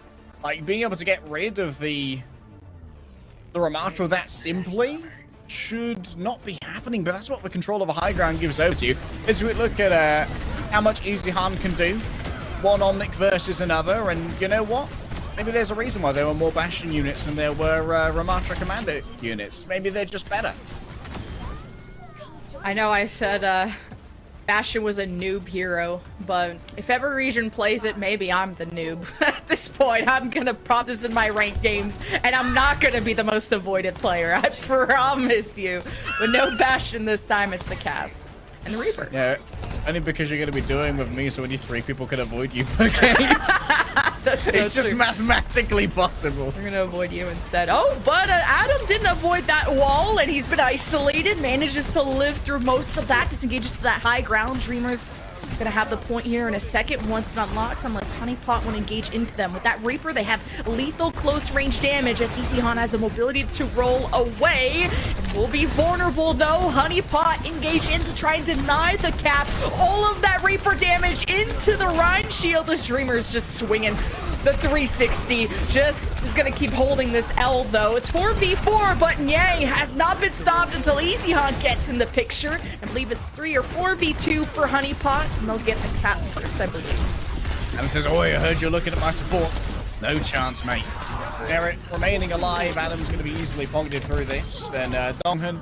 No magic this time. Hold up. Donghun's the first on his team to get an ultimate. This Lucio's going up, man. He's doing so much damage. And obviously, when missing falls is for solo heal. Honeypot, though, going to be able to defend very effectively here using their own amplification matrix to make sure that Dreamers can't take the paths that they most desire. Oh yeah, the Ant Matrix down this hallway is gonna hurt. Dreamers see it coming, and Merritt pops it just by himself. Gets headshot by EasyHan. Didn't get the memo in the office. The Honeypot were going to the point. Maybe to set up in a larger area for Adam's annihilation. It's Air with the sound barrier. They have the speed and the violence, but they're frozen up by Spectra's Blizzard. What a counter reaction from Dreamers. They'll steal the point back. Oh, that's a heartbreaker, honestly, for the side of Honeypot. They put 3 ultimates into that fight and instantly lost Merit. EasyHan getting a crucial pick on this Cassidy. And that's what Cassidy brings to the table, right? That long to mid-range supremacy when it comes to the poke. It means that you have to be much more judicious about which sightlines you take, whereas Dreamers have a lot more safety to take these wider flanks because Nyang is very telegraphed if he gets on top of someone. It's a Blizzard for Elva, throws it down. Well, ice blocks before the shatter, and 2 are frozen from Dreamers. The immortality from Mistin bought them time, and EasyHan pops 3. He's going for more. I'll take that. Dreamer is such a homie. Yeah, what a homie. You know what? Speaking of homies, Mistin there, big homie, on the back, using the amplification matrix solely to get double healing out onto Dreamer to make sure that he couldn't be bursted through that. Look at this early engage here from Dreamers. I knew. Oh. I gotta see that one again. Please, replay. Please. EasyHan, he can't be stopped. It's GG Easy and Honeypot are the victims. Dreamers will still get a lead. That was a lovely little boost up there from Elva, even if they did swap away from the Mei for just a second to try and pretend that it wasn't them. Nyang, Death Blossom. What could be used to try and make this more effective? There's no Zarya bubble, there's no defense matrix, there's no nano. Nyang's going to need to have their resources forced out early by Nemesis form from Adam. Well, the Blizzard was forced out early. No one from Honeypot even got frozen. Good speed from Verlog. Now here's the re-engage. Yang wanting to TP in. He has the Death Blossom. No targets nearby, though. They saw that one coming. Honeypot will pressure that point. First, Maywall's on top of Maywall's. It's an ice cream sandwich. And Dreamers are ahead. Now Adam in trouble. Doesn't have Merit to support him. And Bertlog is heading for the mountains.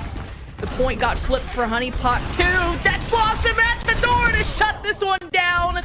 Dreamers only have 2 left. The Lucio and the Ryan versus the 3 of Honeypot. Burlock's on a mission, and he's 10 feet underground. EasyHan is doing good. That was a barrier. EasyHan is here, and so too is Overtime Lemon. Merit just peeks over for a second, and he's instantly eviscerated. Goodbye, as Dreamers take our first match. That pin as the annihilation came in. I would tilt. I would leave my game. Now, of course, only a positive behavior in my games. Nope. I've never left a game from tilt. Oh, that's never happened. But Dreamers with a very decisive 2-0 victory in that first map over Honeypot. I thought that was going to be a bit closer. I've heard whispers in the Scrimbucks ecosystem that Honeypot had that dog in him. Well, am I supposed to contest the presence of dog? Perhaps the dog is indeed not within them. Perhaps the dog is located elsewhere, Lemon. Let's just say that for this particular map, Adam had a lot of troubles on Eco Point, Antarctica, or rather Antarctic Peninsula, pardon me. The agony was definitely barbecue flavored. We saw a lot of excellent aggression coming through with the Ryan composition from Dreamers, even though it's kind of fallen out of vogue in North America. There were definitely tank players who were saying, hey, if I'm this much better at Ryan than I am at Ram, I can make this character work in this mirror. And I think that Honeypot, the Reaper, while it did provide a lot of potential damage onto Dreamer, it was fairly easily mitigated through the Immortality field. And when the Immortality field came down, that either forced a disengagement from Yang, or they had to stay there much longer than they were comfortable with and would eventually be poked down by EasyHan, who was able to do so much on the Cassidy. Yeah, with the Reaper versus Cassidy, like you said, the Reaper only effective at that close range. EasyHan had the versatility, the range to shoot everyone, including Lucio's flying through the sky. So Dreamers will have our first map, having Dreamer in the lineup. We'll see if he remains, because after this break, it will be Honeypot's choice. So we'll see you after this.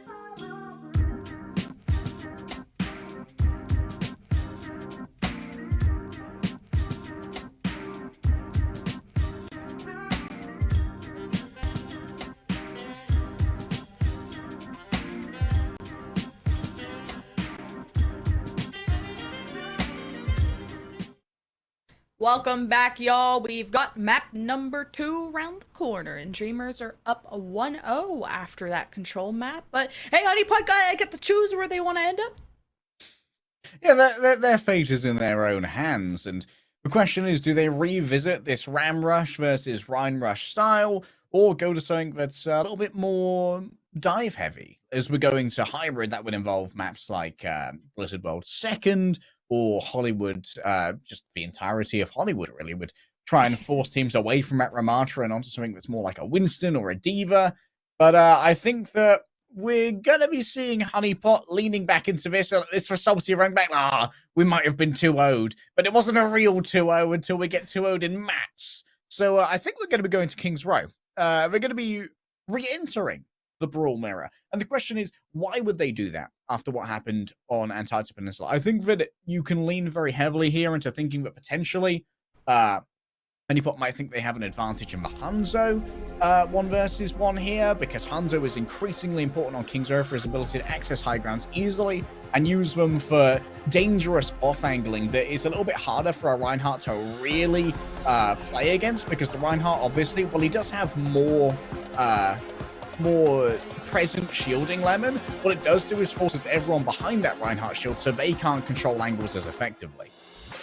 Yeah, it's either the Hanzo duel or Honeypot just really think they're better at the brawl, which I was thinking when you have Adam as one of your best players on this team, you're catering your composition around him, and usually his off-tank choice is being the Diva, the Zarya, the Sigma. We haven't seen that yet, but maybe he's got that cooked up for King's Row, although it's usually the Ram or the Rhine. The poor man's rush, the rich man's brush, whatever NA says these days. Working class rush. But that also means that Dreamers are going to keep the Dreamer in the lineup to play probably some more Rhine. Yeah, I imagine that they're probably just going to stick with the Rhine on King's Row, or maybe even the Winston on some points as well. It can become increasingly potent on third point of King's Row if you're up against like a Hanzo or an Ashe who just wants to try and control those inaccessible high grounds that you have no means of getting up to as a Reinhardt, unless maybe you have a Life Weaver who can pedal you up there. But I don't think that this is going to be the match where teams bring out the experimental Life Weaver. On defense are the friends of Dreamer and Dreamers. I think Winston would be funny here. Okay. It's not real, but I really wish. Okay. The defensive Winston here is interesting, and Yang is already picking up that Reaper again. Now Merritt's hopping over onto the Kiriko. This is very similar to the kind of style of meta we saw towards the end of the last Overwatch League season. Rush row? Nah. Dives row. Honeypot at least have Adam on one of his comfort picks, and at least this will be to bully Dreamer on the Winston, and it's working out for this defense. Just missing one out of that, so almost flawless. Yeah, Easyhan shouldn't take too long to get back into a workable position, being able to climb up easily into the window. And I think the Dreamer's doing a really good job here of making Missin a little bit harder to dive. Missin has to be careful with the early rotations, though, because remember that Bertlog does have the speed advantage here because of the Lucio. That means we're trying to rotate as a matter of timing and more proactive than reactive movement from Viana. And if they're not on top of that, things are going to get very hairy very fast. All right, what can Adam and friends get on top of? They really want to go to this high ground because Easyhan is too scary to be left unbabysat up here. And I know Adam is thinking about, okay, do I anchor the point, draw them to me? Because Diva can't take extended amounts of poke. She has flexible cooldowns, but really wants to do damage in short bursts. While up close and personal, Yang teleports up, but is very low, and Merit, as they teleport over, I guess gets headshot by Easyhan. 2K on the defense, and Honeypot's dive does not flourish. That self-destruct was one of them of all time, and Honeypot will have to reset. Oh, any aces? Are they going to give Easyhan the ace? Prima. No. All right, that's it. You're kicked from your own team. But no longer Dreamers. Their name unavailable. One of the things I want to point out here is the passivity of Niang. We've seen him hanging out in that Mondada section from a long time. And I think what they're trying to do is bait Dreamer into diving the honeypot squishies as they set up on high ground and then have him knocked down by Adam into Niang to try and get a pincer maneuver on the go. But Niang has realized that they're not going to be falling for that, and they take a more direct approach of the teleport. There's 5 ults from Dreamers, and they're holding it to see what piece Honeypot are going to move first in this chess match. Pulls from Spectra, doesn't hit much. That's one ultimate of the 5 gone. Honeypot don't have Elva and the Blade ready. 4v4, Dreamers with the sustain. They got the Primal to lock Adam down, while the rest of the DPS fall. Honeypot just don't have the damage. They almost got a tick while they were kind of being distractions on the high ground while somebody was anchoring the point, but Honeypot, this is full holdable if they don't think of something. Oh, full holdable, yes, but Honeypot with only a minute left have come across an absolute treasure trove of an armory. They found a sunken Spanish galleon, and inside of it were chests and chests of silver that have led them to almost 5 ticks here, with Adam only 10% away from his own. Honeypot, they have to be careful not to over-invest here, but how do you get value from some unpocketed ultimates? At least Niang can potentially be bathed in the defense matrix when channeling. Well, you get value out of ults when you use them, and Honeypot, this is their first one. Sound Barrier and Blade, what can Elva do? There's no good counter to this. Missy gave the nano to somebody. Dreamers are so very low. The first couple of kills for Honeypot go their way. 5v3, 23 seconds left. Dreamers may have a recontest depending on if Spectra gets staggered. But no one's wanting to extend to go hunt down Spectra. Will be emerging for that last tick. Dreamers are around the corner. And Spectre has the pulse, and Honeypot gotta watch their backs. Someone from Dreamers could be recontesting, but they decide to just go for the choke point hold, and Dreamer actually swaps to Hammond, so they were rethinking their strategy. Suzu used, now Spectre can try and find a way to path in for this pulse one. That's why I didn't use it on the initial contest. Too worried about the Suzu. Remember, there are lots of things that can try and force out that Suzu early to allow Spectre some openings to this pulse. Well, most prevalently, of course, would be the anti-nade from Missing, but that can easily be dealt with by Adam, who needs to be on top of tracking that cooldown and mitigating incoming nades. Yeah, not a ton of room for a Hammond to operate. Not the most popular map, but Easyhan becoming more popular in our books after these shots. They're disgusting. Now he's on the window, and this is a problem. Honeypot gotta send Adam up there. Maybe Niang can teleport, and Easyhan keeps hitting the shots. Honeypot can't even leave spawn. There's Adam to save the day. Excellent angling there as well from Adam to be able to knock Easyhan further in and body block the door. That not only stops the escape of Easyhan, but blocks incoming heals from Missing and makes sure Donghun can't get line of sight either.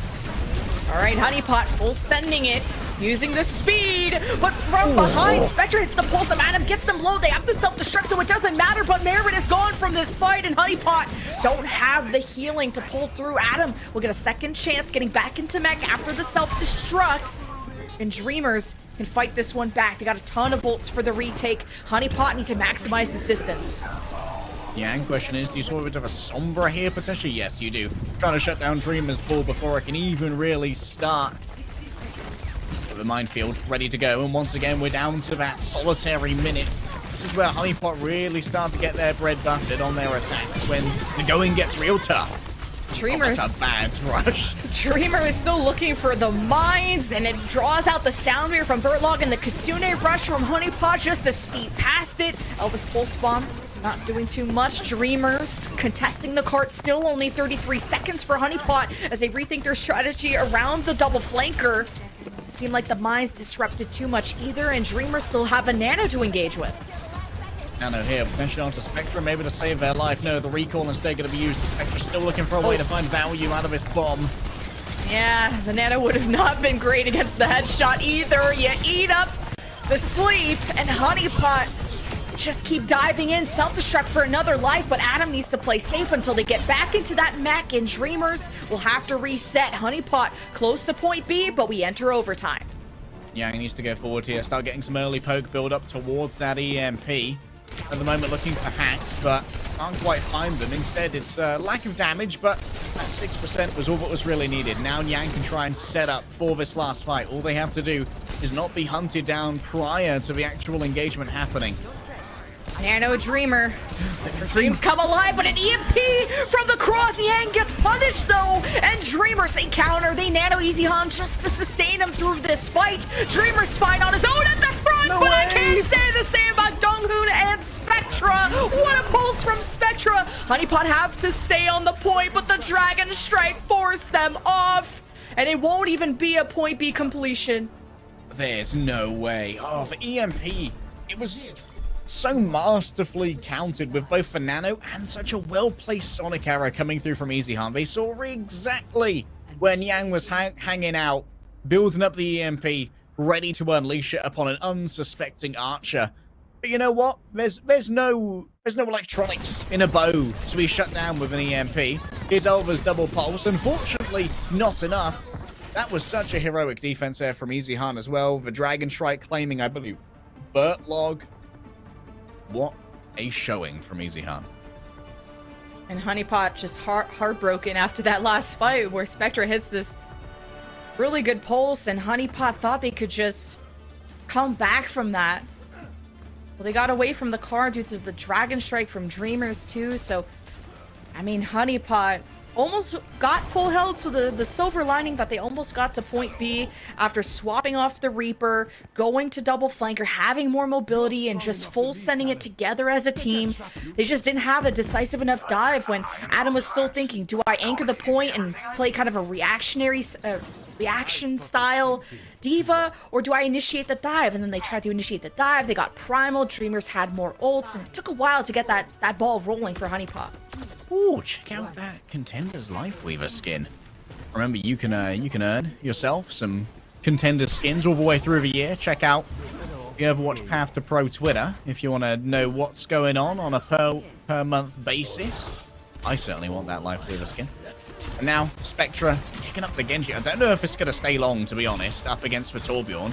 The consistent pressure the turret puts out means that Spectra is going to be demanding a lot of healing, and Missing can't really afford to be consistently giving that over when Dreamer's going to be absorbing a lot of the direct damage Honeypot are going to be pushing out, and it's going to be a lot of damage. Yeah, Torb has so many uses, whether to mark tracers or be kind of a budget Reaper in the sense of you blow up tanks close range, but you also have ranged, your primary fire on Torb. While his Reaper can only really be good close range, there's Dreamer into the top right, spotting where Burtlog and Merritt were. Didn't even draw out the immortality. That's the type of patience Honeypot's backline have. Maybe he didn't have it, not sure. But Adam could use a lot more healing. He's the one anchoring the point right now, and losing him could be disastrous for their hold. Yeah, and Adam dropping down as well means that Easy Han can move between the high ground and the low ground fairly easily without worrying about penetration. You can't eat much of a damage incoming, and that forces out the ammo finally, Lemon. Yeah, and Dreamer still can't get that tick going because Adam is still there, just barely. Now he's there with the Spirit, and you have Nano Dreamer who's going for more, and the paycheck too. Why not? Honeypot won't be able to recontest that if they keep getting staggered, but Dreamer played his life well. You're making me think of wife lever, but Dreamer will get the point. Wife leaver, Widowmaker, so much familial trauma in our cast. Spectra, no nano available for him, unfortunately, when it comes to the play. Like, it will be combined with the sound barrier. But also, you can just get value out of a Dragon Blade as a fairly weak ultimate by itself, by forcing out that Transcendence from Burtlog. I think you take that trade every day of the week if you're doing an unassisted blade. And the barrier blade can happen. I'd love a nano for it, but Missing doesn't have that yet. Grab Flux. Oh, good dodge. Dip dive and dodge. Grab Flux. Not sure if that hit anybody, but Dreamers hit very well. Okay. Narrator, it didn't. You know, the ceiling's very low. Sometimes you can't really tell, but Adam, very low. Needing some assistance. We'll get the Transcendence, the tempo engage back, and you got a 6-person you could throw on the field as Yang feels this fight is not going their way. You could throw the Bob down, so he does. Molten Core, let's create an arena that you're stuck in, and Dreamer's sound barrier could not sustain them through this one, but they got good damage, and they got a leftover blade, and Dreamers want a momentum push, but without healers, it's kind of tough. But when you got Easy Han, maybe it's easy. There's no way. There's no way Easy Han can try and clutch this back. I mean, at the moment, Adam is technically a hostage, and Donkin is just going for it, man. This Lucio Games! And Adam found it out the hard way. Oh, Honeypot, even with their cringe 7-man attempt with both the Torbjorn and the Bob, 7 men is not enough to stop one big Dreamer. Yeah, Dongerhoon makes the play happen for Dreamers. We're so fired. No, they're asleep. They can't. Dreamers got Nano Blade, the box of victory in their sight, and Honeypot now have Elva on the Echo. If they can get that burst damage on the Dreamer while he's lacking, that could be a big opening, but he goes after Easy Han. That's the carry. I approve of this message. Elva and into the back line with 3, salvages the fight for Honeypot. Spectra just got absolutely nothing with that blade. Just swinging the sword randomly, unfortunately. Honeypot, though, they cling to life. And now 2.5 minutes. That's like maybe 3 good fights at the end of point B. Oh, I see. Okay, moving in towards a rush style comp now. They really want to brawl up close here with the Spectra Reaper. Knowing that Honeypot are going to be forced to play in this little crucible where the cart is going to be under constant pressure, means that they're demanding Adam come down and actually fight Spectra instead of diving towards the backline, because they can't afford to give up this cart control. I almost said Elvis, like, you gotta come up to me, but he's got the duplicate. Who is he gonna choose to go after? The other tank? Yeah, the Ramatra, 2 for the price of 1. Alpha had like, what, 3 or 4K in the last one. That duplicate earned so fast and gone away just as fast. Honeypot have the Kitsune Rush, a late barrier and a pulse, and it's last fight for Dreamers to get to that box of victory, and it's back and forth as Dreamer left hook, right hook, Creator Clash, Candidate coming soon, and Annihilation forces the Ajax from Burtlog, and Dreamers feeling more and more comfortable in this fight. Honeypot has to keep contesting, and it's Adam's Primal to buy time. Adam should be very difficult to kill during the Primal here. No real mega source of damage can catch up with him. And remember, most defenders spawn fairly near right now. Dreamer thought he saw the opening with the Annihilation, but unfortunately it was but a mirage in the night. While Burtlog may be wishing that sound barrier had landed, Dreamer swapping up the comp again. And Dreamers as a whole seem a little bit lost right now as now to try and deal with this. Misson's almost got Banana. Banana onto Dreamer could absolutely pulverize Adam. If only they can find the target. Any mistake here from Honeypot could cost them the map, but they get a headshot onto Easy Han as they came around through this left side alleyway. 4v5 is not automatically lost, though. Spectra waiting for the approach of Honeypot to pop the Death Blossom potentially, but Honeypot maybe know what they're cooking before it hits the stove, and trying to bully Adam is Dreamer, who sends it forth on the Diva and finds merit while the teleport has been used. Spectra Death Blossom to maybe sneak this payload to that box of victory, but Honeypot's defense is just impenetrable.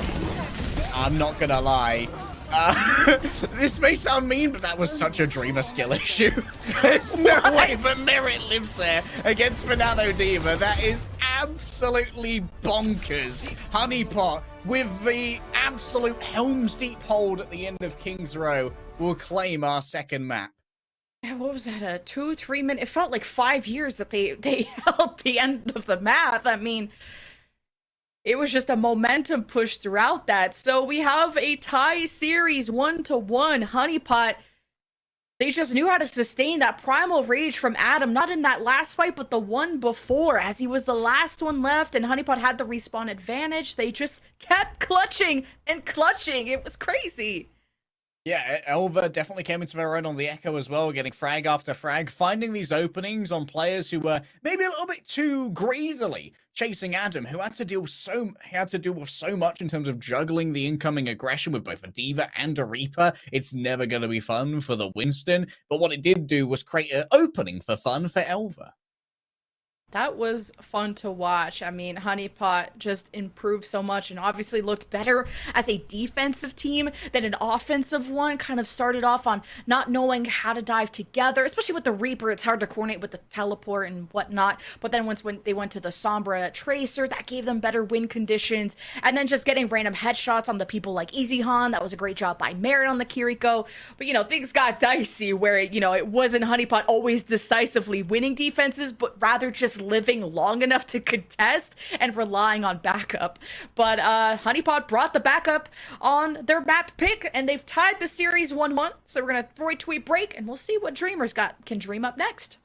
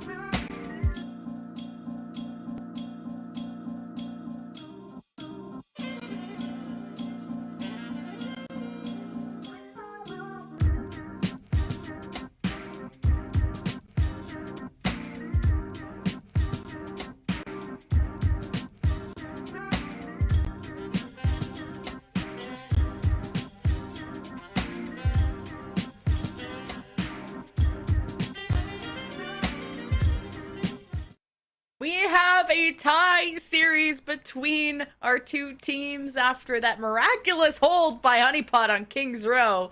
That was fun. Yeah, that was an absolutely intriguing back and forth series, including Honeypot really fight planning super well as they had to ration out their ultimates between a bunch of very, very difficult fights. Adam showed us why he was considered probably the best tank in Australia, getting an excellent stagger on themselves with the Primal Rage, just making sure they were continuously kiting around the Nemesis form and mitigating the damage that could be done to them by staying around the cart, but just leaping over it again and again to make sure those sightlines are broken. And also, we saw Dreamer do absolutely nothing with a nano, which was honestly, by itself, actually quite impressive. Yeah, looking like me out there, which I say sometimes I'm impressive. So, and I also wanted to shout out Elva's Echo, which, I mean, single-handedly won them that fight. I think 3 or 4K in the first time he swapped onto it, then had the duplicate for the next one. Yeah, it didn't generate an ult, but Elva's burst damage was scary to deal with. Felt like Honeypot just kept picking off Dreamers every time they went through the alleyway, whether it was a headshot from Merit onto EasyHan or Elva just killing everybody. Honeypot just first blooded everything. Their defense was astounding. Look how pretty our color scheme for this match is. It's so wonderful. Very Easter. Yeah, very Easter. The lilac and the yellow. Heading up to Rialto next though, and that means Ligue is in to play presumably the Stigma here, because I don't think that's part of Dreamer's hero pool. Oh, actually, yeah, maybe some D.Va. We've seen both D.Va and Sigma. Rialto definitely seems to be one of those maps where it's off-tank dominance most of the time, right? You're either Sigma or you're playing D.Va. Rarely a ball, to be honest, here on Rialto. And we've seen prevalence of snipers here on Rialto as well. Escort in general tends to be fairly sniper favored, especially in Overwatch 2. We've only got one tank now. It means that moving across the large open spaces that many escort maps have, like Rialto second as you're crossing the bridge and Junkertown first, whoever snipers can really really find themselves some hard carries, and someone's actually locked in. And a Kraken makes their way in over Vertlog, so Honeypot will have the double flex support option, where a Kraken has been seen playing either Ana or Kiriko, and Merit primarily the BAP, at least that's one of their best ones, but of course just 2 flex supports, they have so many options. We've even seen this in the North American Overwatch League of a lot of Ana. Kiriko is the double flex option, but of course the Zen Ana, you got a lot of poke and the nano for your tank. A Kraken is a storied member of the competitive Australian community. Plenty of contenders wins under his belt. Unfortunately for Nyang, no sniper duel win to begin with, and honestly, going up against EasyHan on this matchup, it's brave, Lemon. It's brave, but Honeypot didn't get to decide to go here. This is where Dreamers thought they had the best chance of winning, and you can see why. I mean, EasyHan put on a highlight reel yesterday against MDY. They full held them on this map. And EasyHan, it was hunting season. It was a practice range out here. But of course, a defensive Widow is always going to have more options, more space to work with. So I'm expecting Nyang to look better here. But EasyHan is being protected and peeled. Look at that Matrix from Ligue to save EasyHan. Spectre didn't get the love there, unfortunately. What I do wonder about here is the inclusion of the Brigitte in this particular matchup. Maybe it's an offensive thing where you want to try and use the break to help your rotations by forcing out the enemy D.Va, because obviously the D.Va can't eat much of the damage coming out from a Brigitte. What a pick from EasyHan. The Kraken's down, but Yang gets revenge. Y'all thought that Widow was a long-range hero. Well, close range, she hurt too. And Dreamers, I've never seen a Widow kind of be with the dive, be with this brawling style. Dreamers kind of playing this like a death ball. They kind of went to that left courtyard and waited for Honeypot to come to them, which put EasyHan in a better position for some picks where Honeypot are on that high ground, but interesting push. One of the things that we have to continue thinking about with Donghun as well is that as Donghun's actually rotating with the rest of Dreamers, Spectre's going to be a consistent disadvantage in the Tracer duels, being afflicted with that Discord orb, whereas Elva's going to be almost permanently Harmony.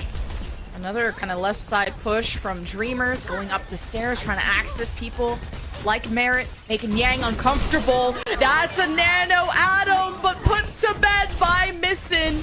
Now the Transcendence, Nano and more used from Honeypot, but no kills quite yet. Dreamers have zoned them off their own high ground. Even Yang doesn't have the greatest positioning right now, just getting zoned off, and Donghun's in the back line trying to boot Baron off the or back into the water, I guess. Dreamers also nanoed Ligue to finish off these last kills. And the cart is more of an afterthought, but Spectra's like, please help. Adam is on the cart. I need assistance. Yeah, Adam did a really good job there, realizing the fight was lost and peeling off to go to the cart, making sure that Honeypot were guaranteed yet another fight here. And they can also keep Dreamers very much at bay by using the Infrasites, which EasyHan had previously used. And now Yang can generate a little bit of space to move across this bridge by keeping Missin and EasyHan at bay from taking peaks for the region. Oh, sights for Yang. See if he can get that pick on the EasyHan. Oh, almost missing. Going through that doorway. Pulls right into the break shield. That will be dropped off. Dreamers, 1 minute left. 4 meters to go. There's a self-destruct from Ligue to just push Honeypot away from the cart. Widow 1v1 to the left. EasyHan now has a Tracer behind them. Managed to get the D-Mech on Adam. So now who's going to be this front-facing person? It has to be Alpha. One last hold by Honeypot with 40 seconds left from Dreamers. It's a pretty good defense, all things considered. And Dreamers still haven't capped yet, but they got the kills to do so. And Yang being the one left to contest the cart is always a sad situation for a Widow. But Honeypot actually had a pretty impressive defense there, holding Dreamers back for a considerable amount of time. I believe maybe 3.5 minutes were actually taken off the clock, and now only 2.5 to get through the second point of Rialto is not ideal.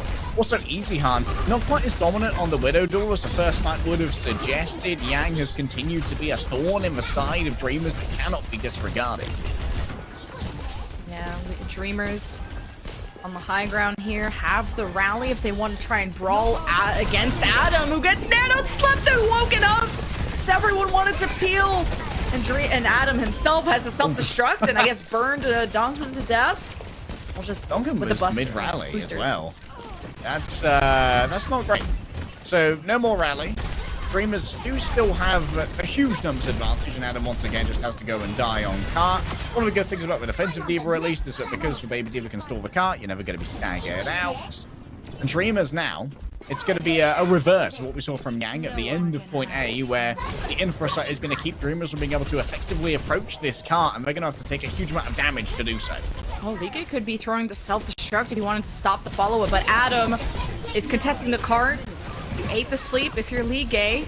Spectra is just making sure to keep this cart anchored and bursting Adam down. He is the thorn in their side that keeps them from capping point B. Adam, is he allowed to get back into mech? He does, because everyone was hunting down Yang, who was so close to the cart. Dreamers just have to finish off this fight. It's just a Tracer and a D.Va left in their path. And this has been pretty good progress from Dreamers at a fast pace, too. We've seen Merit Benveni as well and return over to the Brig rather than playing the Zenyatta he previously did to try and help out on those flanker duels. Yang swapping over here onto the Sombra is going to be interesting. This is a far more mobile comp now that Honeypot have opted into. Maybe thinking that perhaps Missin's going to be a touch more vulnerable. Actually, in this case, it might be EasyHan, who could be the easiest target with his wide hitbox. And now, of course, with less health in our current patch, down to only 200, EasyHan could be the prime target for Honeypot here. That's why he's playing inside. It's a less ideal lead for Adam. I like he's EasyHan is always in roll distance of his D.Va, that immediate matrix available, and when he's protected, he thrives, and he stays in his lane too. 2K for Dreamers. Pulse though trades it on missing, and that could be some important heal missing for their momentum push for C. We'll see if Donghun's rally won't be enough sustained for Dreamers next fight. Yang pillar dancing for the moment. Dreamers still maintaining their momentum going forward, and Donghun's rally is going to be super important. EasyHan going to be public enemy #1, but still clinging to life. And Winston's playing their lives a lot better with this giant shield maiden, who also stuns with her shield bastion. No way. That's been delivered with love. Great pulse bomb from Spectra. He does it again. Dreamers just a few more meters away with 90 seconds left. Nano onto EasyHan, and no one there to contest from Honeypot. An nano-boosted Fan the Hammer simply tears through Adam. There's nothing he can do. And a Kraken can't even find the line of sight to actually use the nano themselves. It's clear why we've seen Dreamers decide to go over to Rialto. And the question is, on the attack here for Honeypot, do they once again return to their default, which was playing the Zenyatta to try and not only get an advantage in that Tracer duel with the double orb of the Harmony and the Discord, but also to try and give themselves a lot more of a pressure advantage onto the enemy tank? I think that Niang actually teleported into that bomb using their translocator, was unaware that Merit was sitting atop the translocator with the pulse bomb. Thought he was teleporting to safety. Just wish that wasn't spawn. Dreamers, that's a good push. This is a hard map to cap, and the fact that Missin was missing, I didn't even mean to say that, but quite literally he just wasn't in that last fight because of a Honeypot flank, and Donghoon was able to hold it down with the rally, and that was the win condition. Dreamers just living long enough for Missin to get back, and then you put all your eggs in the Easy Han basket as you usually do. Cheeky angle here from Easy Han. Might be going for a grapple shot. This would be a newer one, but of course does have plenty of room to escape in the aftermath. I wonder if there's going to be any shenanigans with Elva sticking on this Sombra potentially. Obviously, Elva's an incredibly good flanker player, known for their Tracer, for their Echo. Generally, these players, their efficacy on these heroes like the Genji and the Tracer, it's all about timing. And that's what Elva's able to... Oh, one of the things Elva's really able to do here, which is important, is actually gain free information onto Easy Han so that Niang always knows where the enemy Widow is. This is a risky... Oh, God. Yeah, I was holding my breath on that one. Dreamers, I like the way they position their DPS, just always at arm's reach from Ligue, who's ready with the Matrix as soon as they come back. It's like Mother Duck. They all just follow around Ligue. But Honeypot, again, attacking Widows... It's tough to pull off the Widow with just a Tracer of Spectra that can just be always hunting you down. Donghoon got separated from Mother Duckling. And now Dreamers have to live without that break. And Missin's being peeled for well. That was going to be next to go in the Death Note. Pushed away from Ligue. Adam didn't want to go that deep to finish off that kill. And now misses the mech for it. Kraken, I'm not sure if it was just an LOS issue. After Donghoon went very, very aggressive to try and find themselves a good shield bash, should have been an easy fight conversion. However, Adam can't get back into mech. A well-placed nade by Missin. Even if Easy Han's unable to connect shots right now, Dreamers can easily just maraud through what remains of this backline. Hold up. I want to wait this one this time. Oh, Elva. Oh, Elva. Oh, Elva. Oh, close but no cigar. Spectra. Oh, Spectra. There we go. From one Tracer to another, Adam trying to shut down Spectra here with no recall. It has to be the healing given over. Banano to Adam now, and Lige's in deep trouble. Ooh, self-destruct. You don't want to be there. Okay, everyone's fine. Adam has his own self-destruct if he needs a second chance at life. Dreamers contesting this to the 2-minute mark. They only have the Nano. Probably going to give this either Ligue or Donghoon, depending on who needs it more. Up on top, though, Spectra disengages. Now finds the supports of a Kraken and Merit. Merit brought down low by probably a body shot from Easy Han at a distance. But Honeypot just need the kills if they want to bring this one home. Rally from Merit, but everyone's so low, it takes time to generate that health. And Dreamers strike through the hearts of Honeypot. Adam has a self-destruct. Does he decide to use it? No, Honeypot want to give up this fight. Oh, Donghoon using the rally here for Dreamers. I don't know what Merit saw in that fight to pop the rally after they lost the Kraken. Still, Elva taking out Easy Han. It's just a little knock to the confidence. And those are important to get against Widowmakers when we're going to be seeing an Infrasight versus Infrasight fight. Dreamers have got this last point locked down pretty hard here. We need to see a little bit more peel potentially for a Kraken. Ligue was easily able to get on top of that Widowmaker and wipe them out when the previous Nano was given over. Once Honeypot get into position, yeah, they're gonna pop Infrasight. Easy. They're having a staring contest through the wall right now, but who's gonna beat them? Adam trying to line up the pins for his brother. Honeypot at 44 seconds left. But how do they get the kills? It could be up to this Widow duel, or which Tracer can find these Widows in time. 5v4 for Honeypot. Getting Donghoon out of the picture is good. Missin now fragged. Alpha finds his way into the back line. Reset for Dreamers and point A cap for Honeypot. Oh, and in the end, Yang still gets their man in.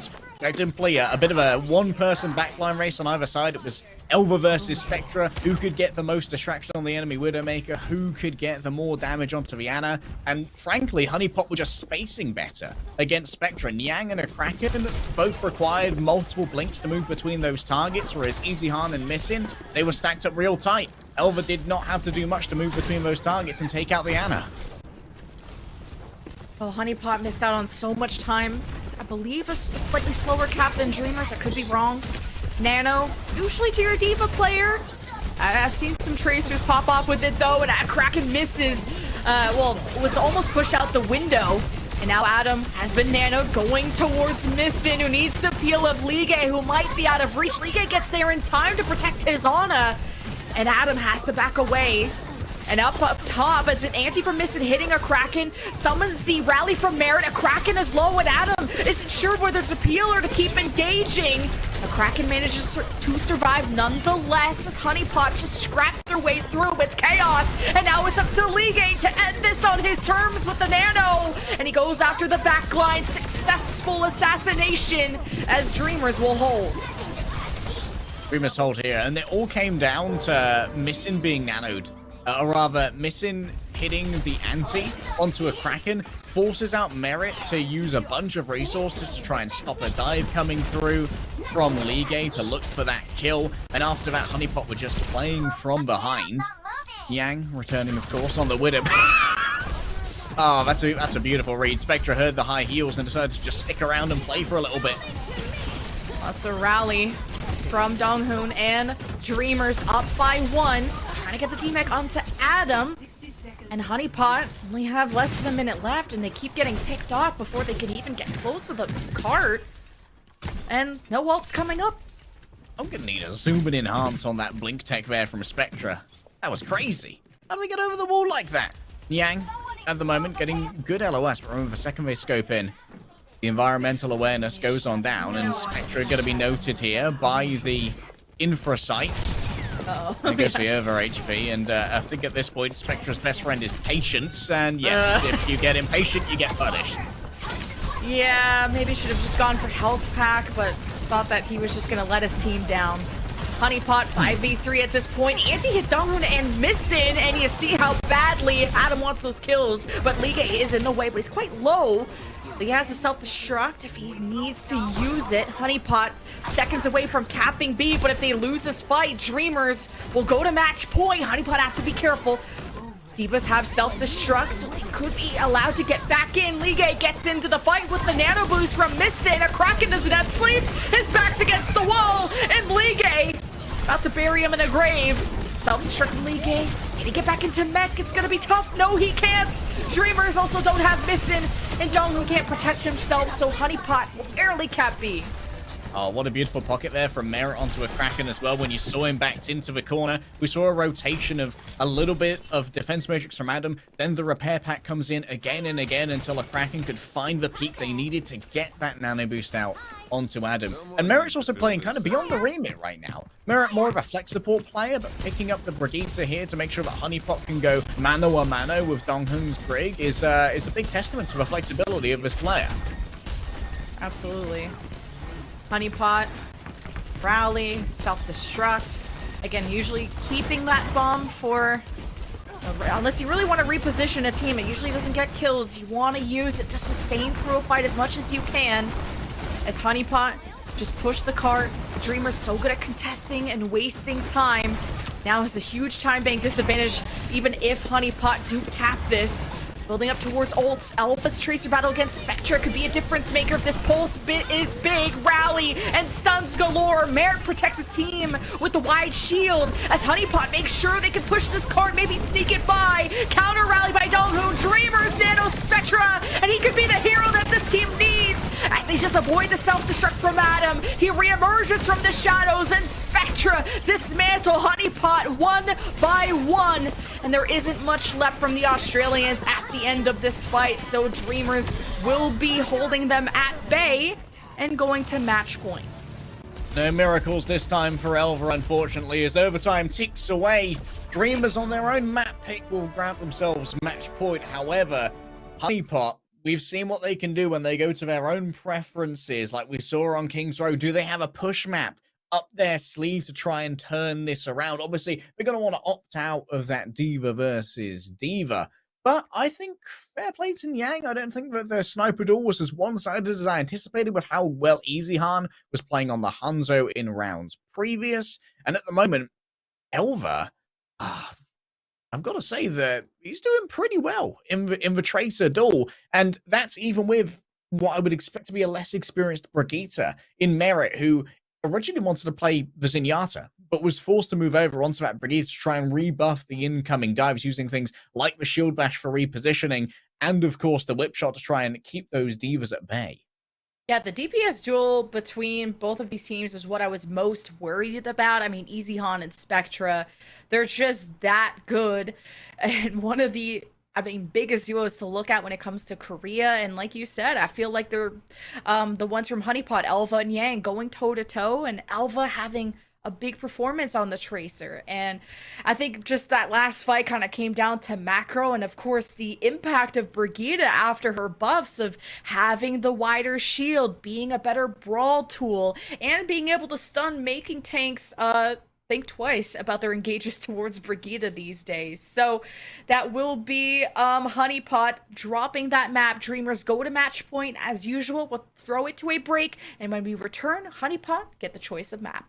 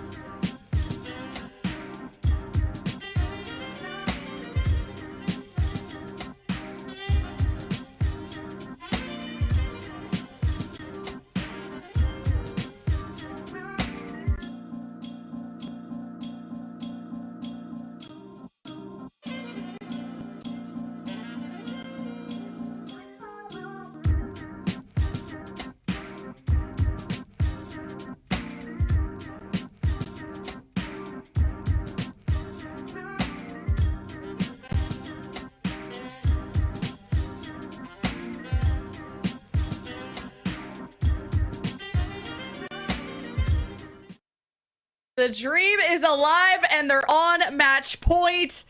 But they're cooking up something good. There's something in this APAC air because y'all don't want to hear about the substitution like they tell them. All right, boys, let's go. Dreamer's in. Lige's there too. Donghan is out. Dreamer is in to play support. So there is certainly some exquisite chefery going on in the Dreamers camp. Maybe Dreamer, being the namesake of a team, is like, look, I'm playing. If you don't want to sub out Lige, you'll sub out someone else.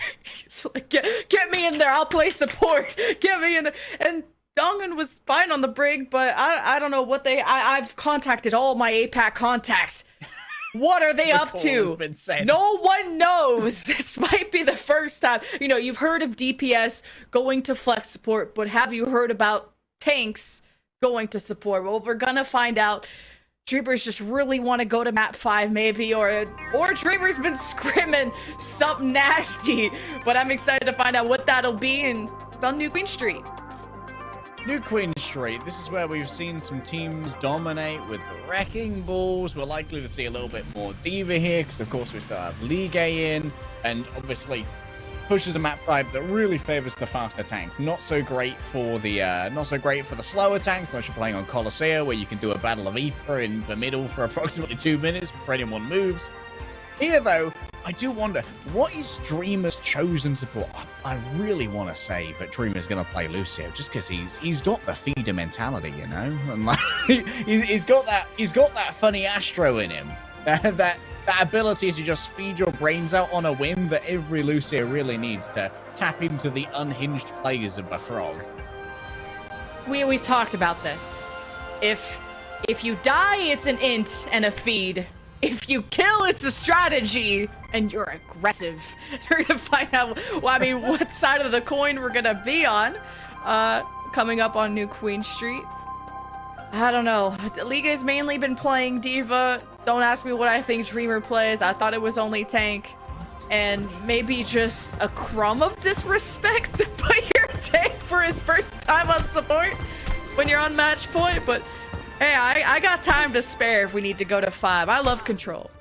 Hey, this is the most effective, or like, the most well-themed support for Dreamer, of course, putting people to sleep with the Ana, but like, honestly, in Ana versus Ana, I would be absolutely mortified if a Kraken did not giga clear a tank player in the Ana versus Ana. If you don't, I don't know. It's okay, you're kind of like secluded in Australia, so they trash talk travels on ping. So Adam in loses this hemisphere, no one can feel my pain. Well, so far, Dreamers trade that 1-1. Adam doesn't have a mech though, and he's still alive. We'll have to kind of reconstruct a new one. Adam still being supported though from a Kraken. Dreamers don't even care about pushing the bot. They're probably still trying to set up behind. Honeypot do get the mech back, but they've lost Yang. Yeah, at the moment, Honeypot just taking some time to allow Merrick to build up a little bit of damage done and try and find some openings. Once again, it's going to be that's a beautiful hack onto Adam. The second video use of the thrusters. Excellent timing from Easy Hun. Dreamers get some initial push in, and Honeypot's supports are still there. Lige, time to send it. Oh, but the Tracer's in the way. Contesting. Okay, we care more about pushing the bot. I get it. But my D.Va would have full sent it. Maybe I would have been D-Mech though, like Adam, so that would have not been great. Dreamers just patrolling, waiting for Honeypot's approach. Dreamer about 40% of the ultimate right now compared to a Kraken. Just leaving that little factoid there for you guys. As Nyang pops in to keep this cart contested, of course, does have a pulse in their back pocket, but with both his supports up on high ground, it's going to be a difficult path to try and get to them. Well, Spectra removed that range from random poke from a Zen. Adam giving a ton of ult charge over, probably to a Kraken. He got the Transcendence though. That'll be nice. That'll be a beautiful little bonus to be had. Lige drops down and away. I'm not sure if it's into the LOS of any supports right here, as most of Honeypot are just going to chase in afterwards and try and get a beautiful crunch of Dreamer and missing. And that's going to give a good advantage here when it comes to the pushing. Yeah, Honeypot trying to match that, and not having to use any ults too is great. Got almost 5. I mean, for 5 versus 5 This is going to be a ults. fast fight, Lemon. I hope you're warmed up. I hope your not. brain is caffeinated. Yeah, This one's going to get wild.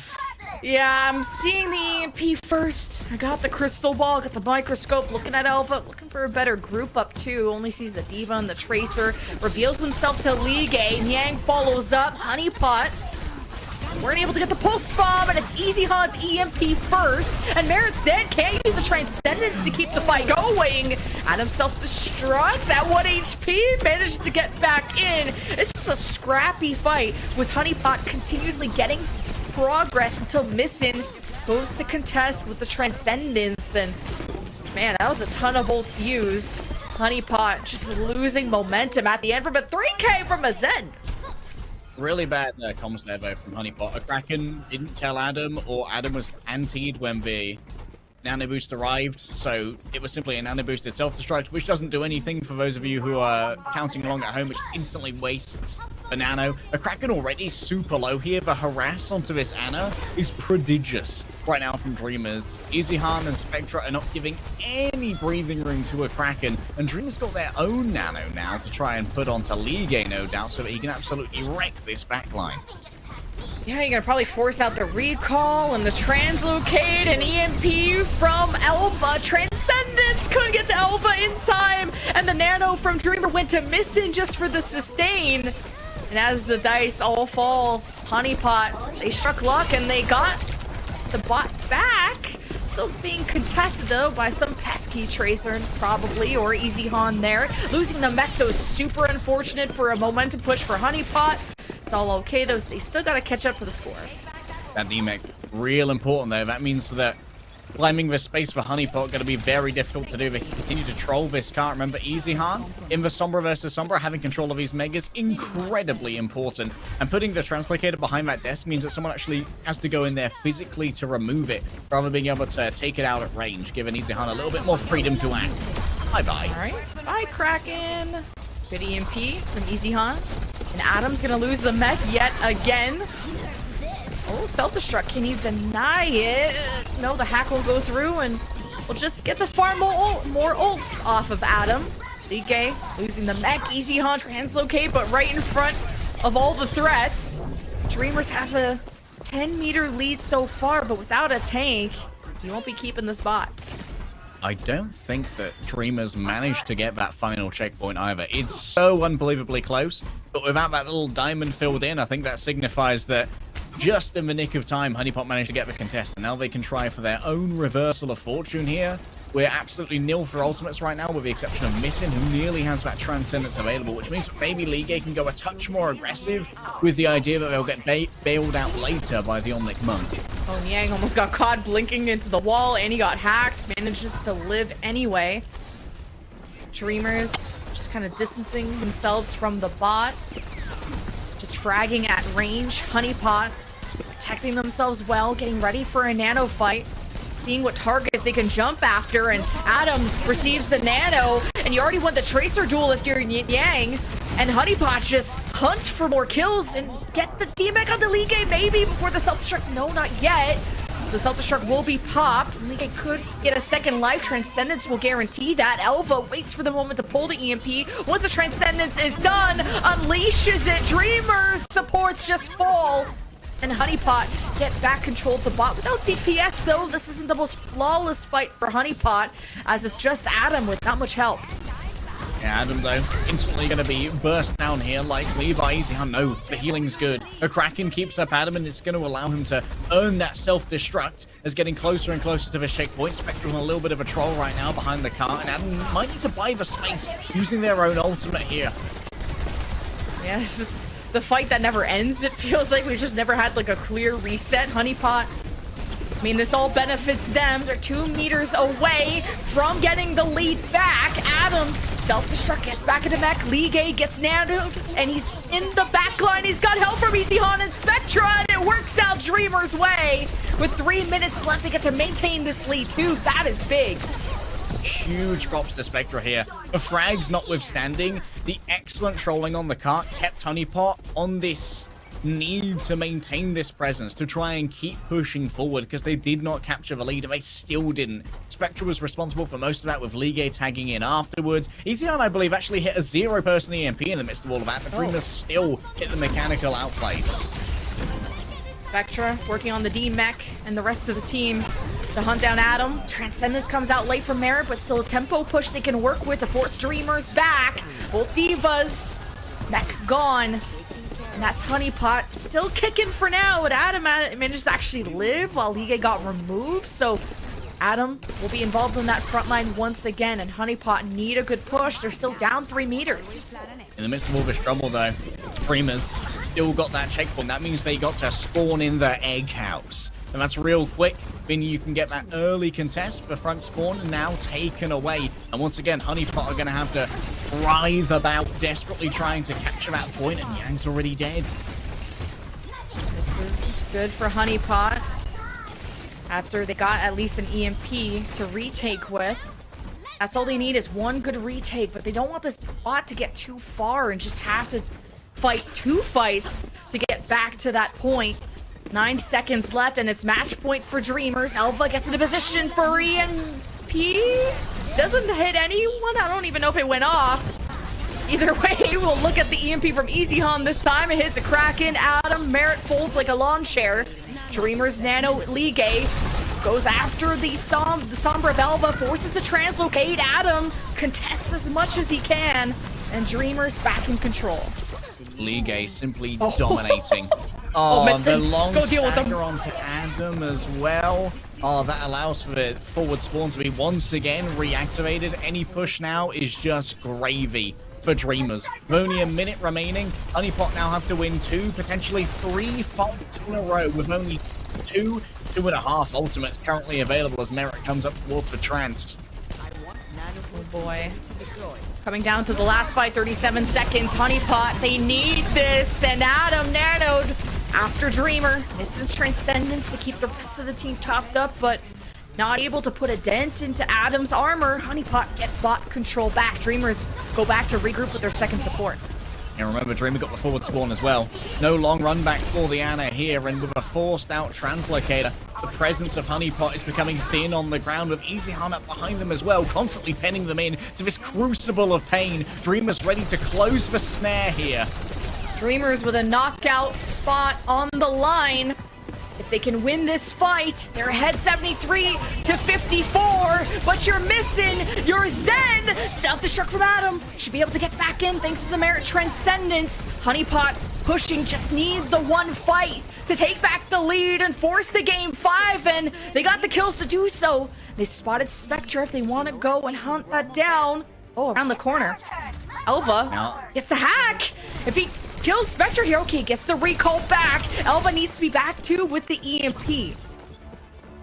But Scratch dealt with. Fresh progress going to begin any moment now. And now it's going to have to be Dreamers who have to keep this contested, keep this cart from moving forward as Elva sets up for an EMP. Elva from up top, alley-oop right on these supports. Miss and gone. Dreamers still kicking. Only 3 left from Dreamers, and they still have the lead. Honeypot not on the point. Adam got nanoed and kind of C9'd. It's all good. Dreamers will go to the knockout bracket, and I don't want to make the joke. I'm not going to make the down under joke. Honeypot go to lower bracket. It's so sad.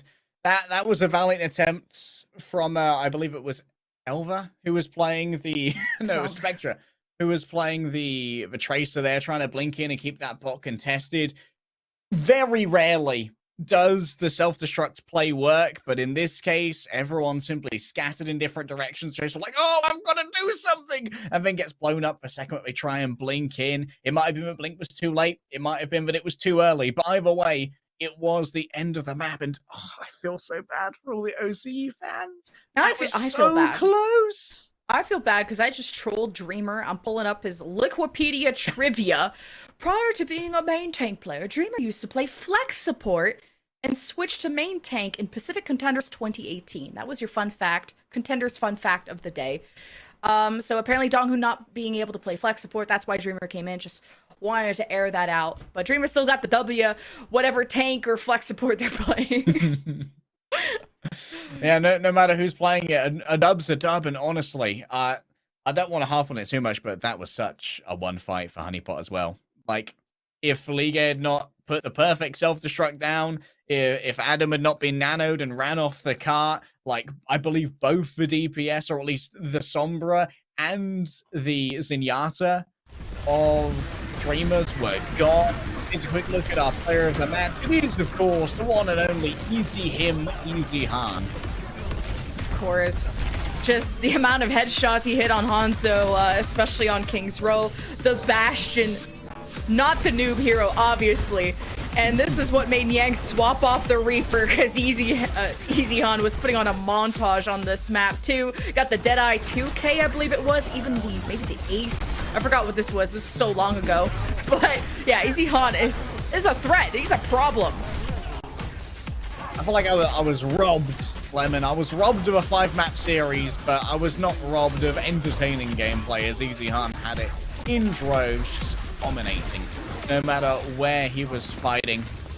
And I think that credit to Dreamers, they did a really good job of supporting Easy Han, making sure that he was never uber diveable. Remember back to Rialto, we saw like the little duckling march to make sure that Easy Han was in a position where he could try and take a sniper duel surrounded by his homies.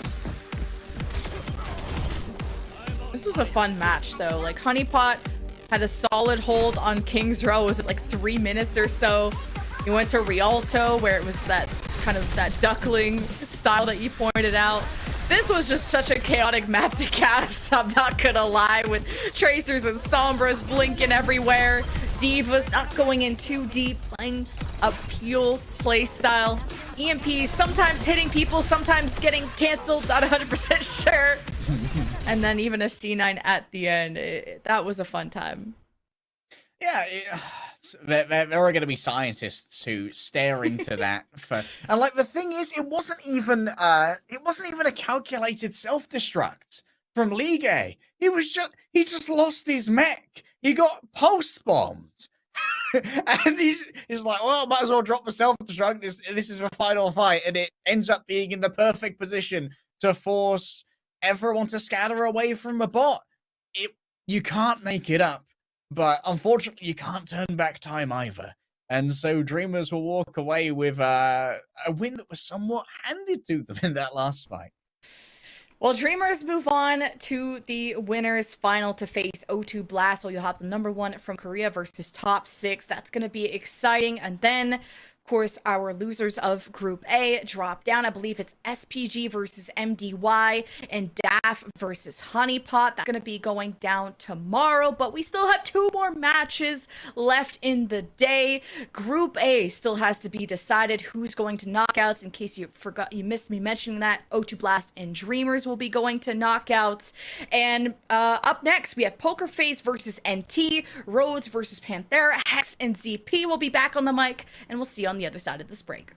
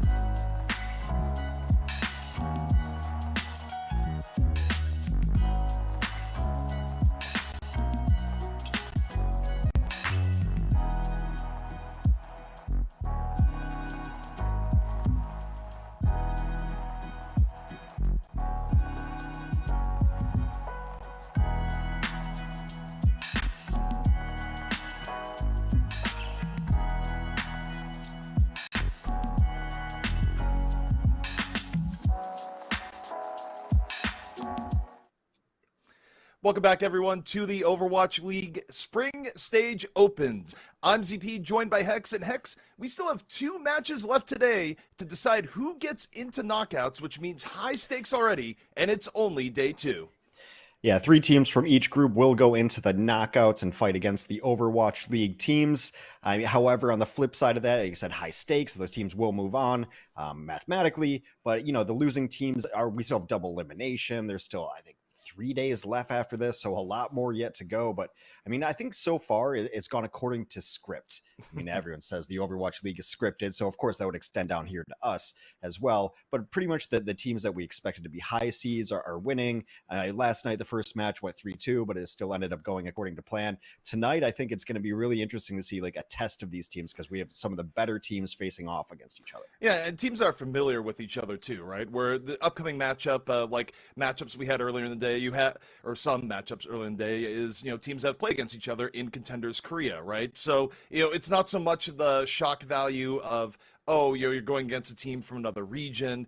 What are they good at? Are they going to do anything off meta that throws you, for a curve? In this case, it's teams that might be a little bit more familiar with each other, and as a result, you play against the same team multiple times. Even if they've gotten the better of you in the past, the time you play them now, you might have something cooked up. Yeah, absolutely. So it is going to be Poker Face versus NT. These teams have played each other very recently. Recently, Poker Face beat NT 3-0 in the Korea Contender Spring Series. Poker Face is at the very top of that Spring Series, and a lot of familiar names here. Valentine, former Boston Uprising. Finale is... former Toronto Defiant. Muse came into the league as highly touted rookie with the Los Angeles Gladiators. Didn't live up to those expectations. Also played on the Defiant.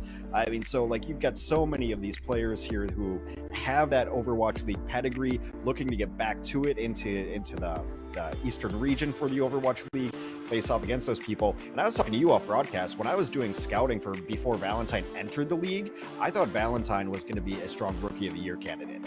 That's how good I thought the Echo play from Valentine was. Obviously the Blades as well, and he had giant moments in the Overwatch League. I would expect him to do that. And Muse, maybe like a little bit of redemption arc. I don't think he quite ever lived up to the hype, especially not with the Gladiators in his rookie year. Yeah, not quite. But here's the thing. This is where we've hit the point of the esport where you can go down the contenders after making Overwatch League and go back up. We've matured enough that is now a back and forth that you didn't necessarily see at the contenders level in years past. But Hex, talking about teams here, going to go to the other end, Team NT. And, we saw them yesterday, and there's definitely some bright spot in this team, even if it's not a team filled with Overwatch League veteran talent. Well, I talked about this a little bit yesterday too, but the narrative about this team is the potential that they have versus the consistency, right? They were 5th place in Korea Contenders coming into this series, and there's a lot of great players. Premier actually has maybe a little bit of vendetta. He's a former Poker Face player. Arpin, we saw him on the Doomfist yesterday, but I think that's a very situational thing. It's going to depend on the stage. Really, I'm still looking at Hidden. I think he's got that carry potential to take this team to a next level. If anyone's going to pull off an upset, I think Hidden has to have a big game for them. Generally, this is the 5 you're going to see throughout the day. There is a tank who might come off the bench and play Sigma, essentially, but this is the NT team that you're going to see. I'm really looking forward to see if Hidden can match up. I guess it's always biased when I watch Overwatch. I'm always looking at the damage players. I think they're so important. So for me, it's always the DPS matchup. And especially with the map pools that we have, you're going to see a ton of Tracer. And then when you go into Escorts and you go into Hybrids, you're going to end up seeing Widowmakers and Hanzo. So the long range hit scan. And then at some point, I'd be stunned if we don't just see Tracer 1v1s. Yeah, and part of the reason why that bias sometimes comes into play too is in the sort of meta we're in right now, we do see matchups where you'll see players like EasyHan just setting the tone with early pickoffs, right? And then you have one team up 5v4, and that really dictates how the rest of the fight goes. So anytime you're in a meta where DPS are more often than not getting pickoffs before a full engage has happened, you're going to be looking at them more because they are the playmakers at that point. But Hex, we got the maps. We're heading to an old favorite. It's going to be Nepal.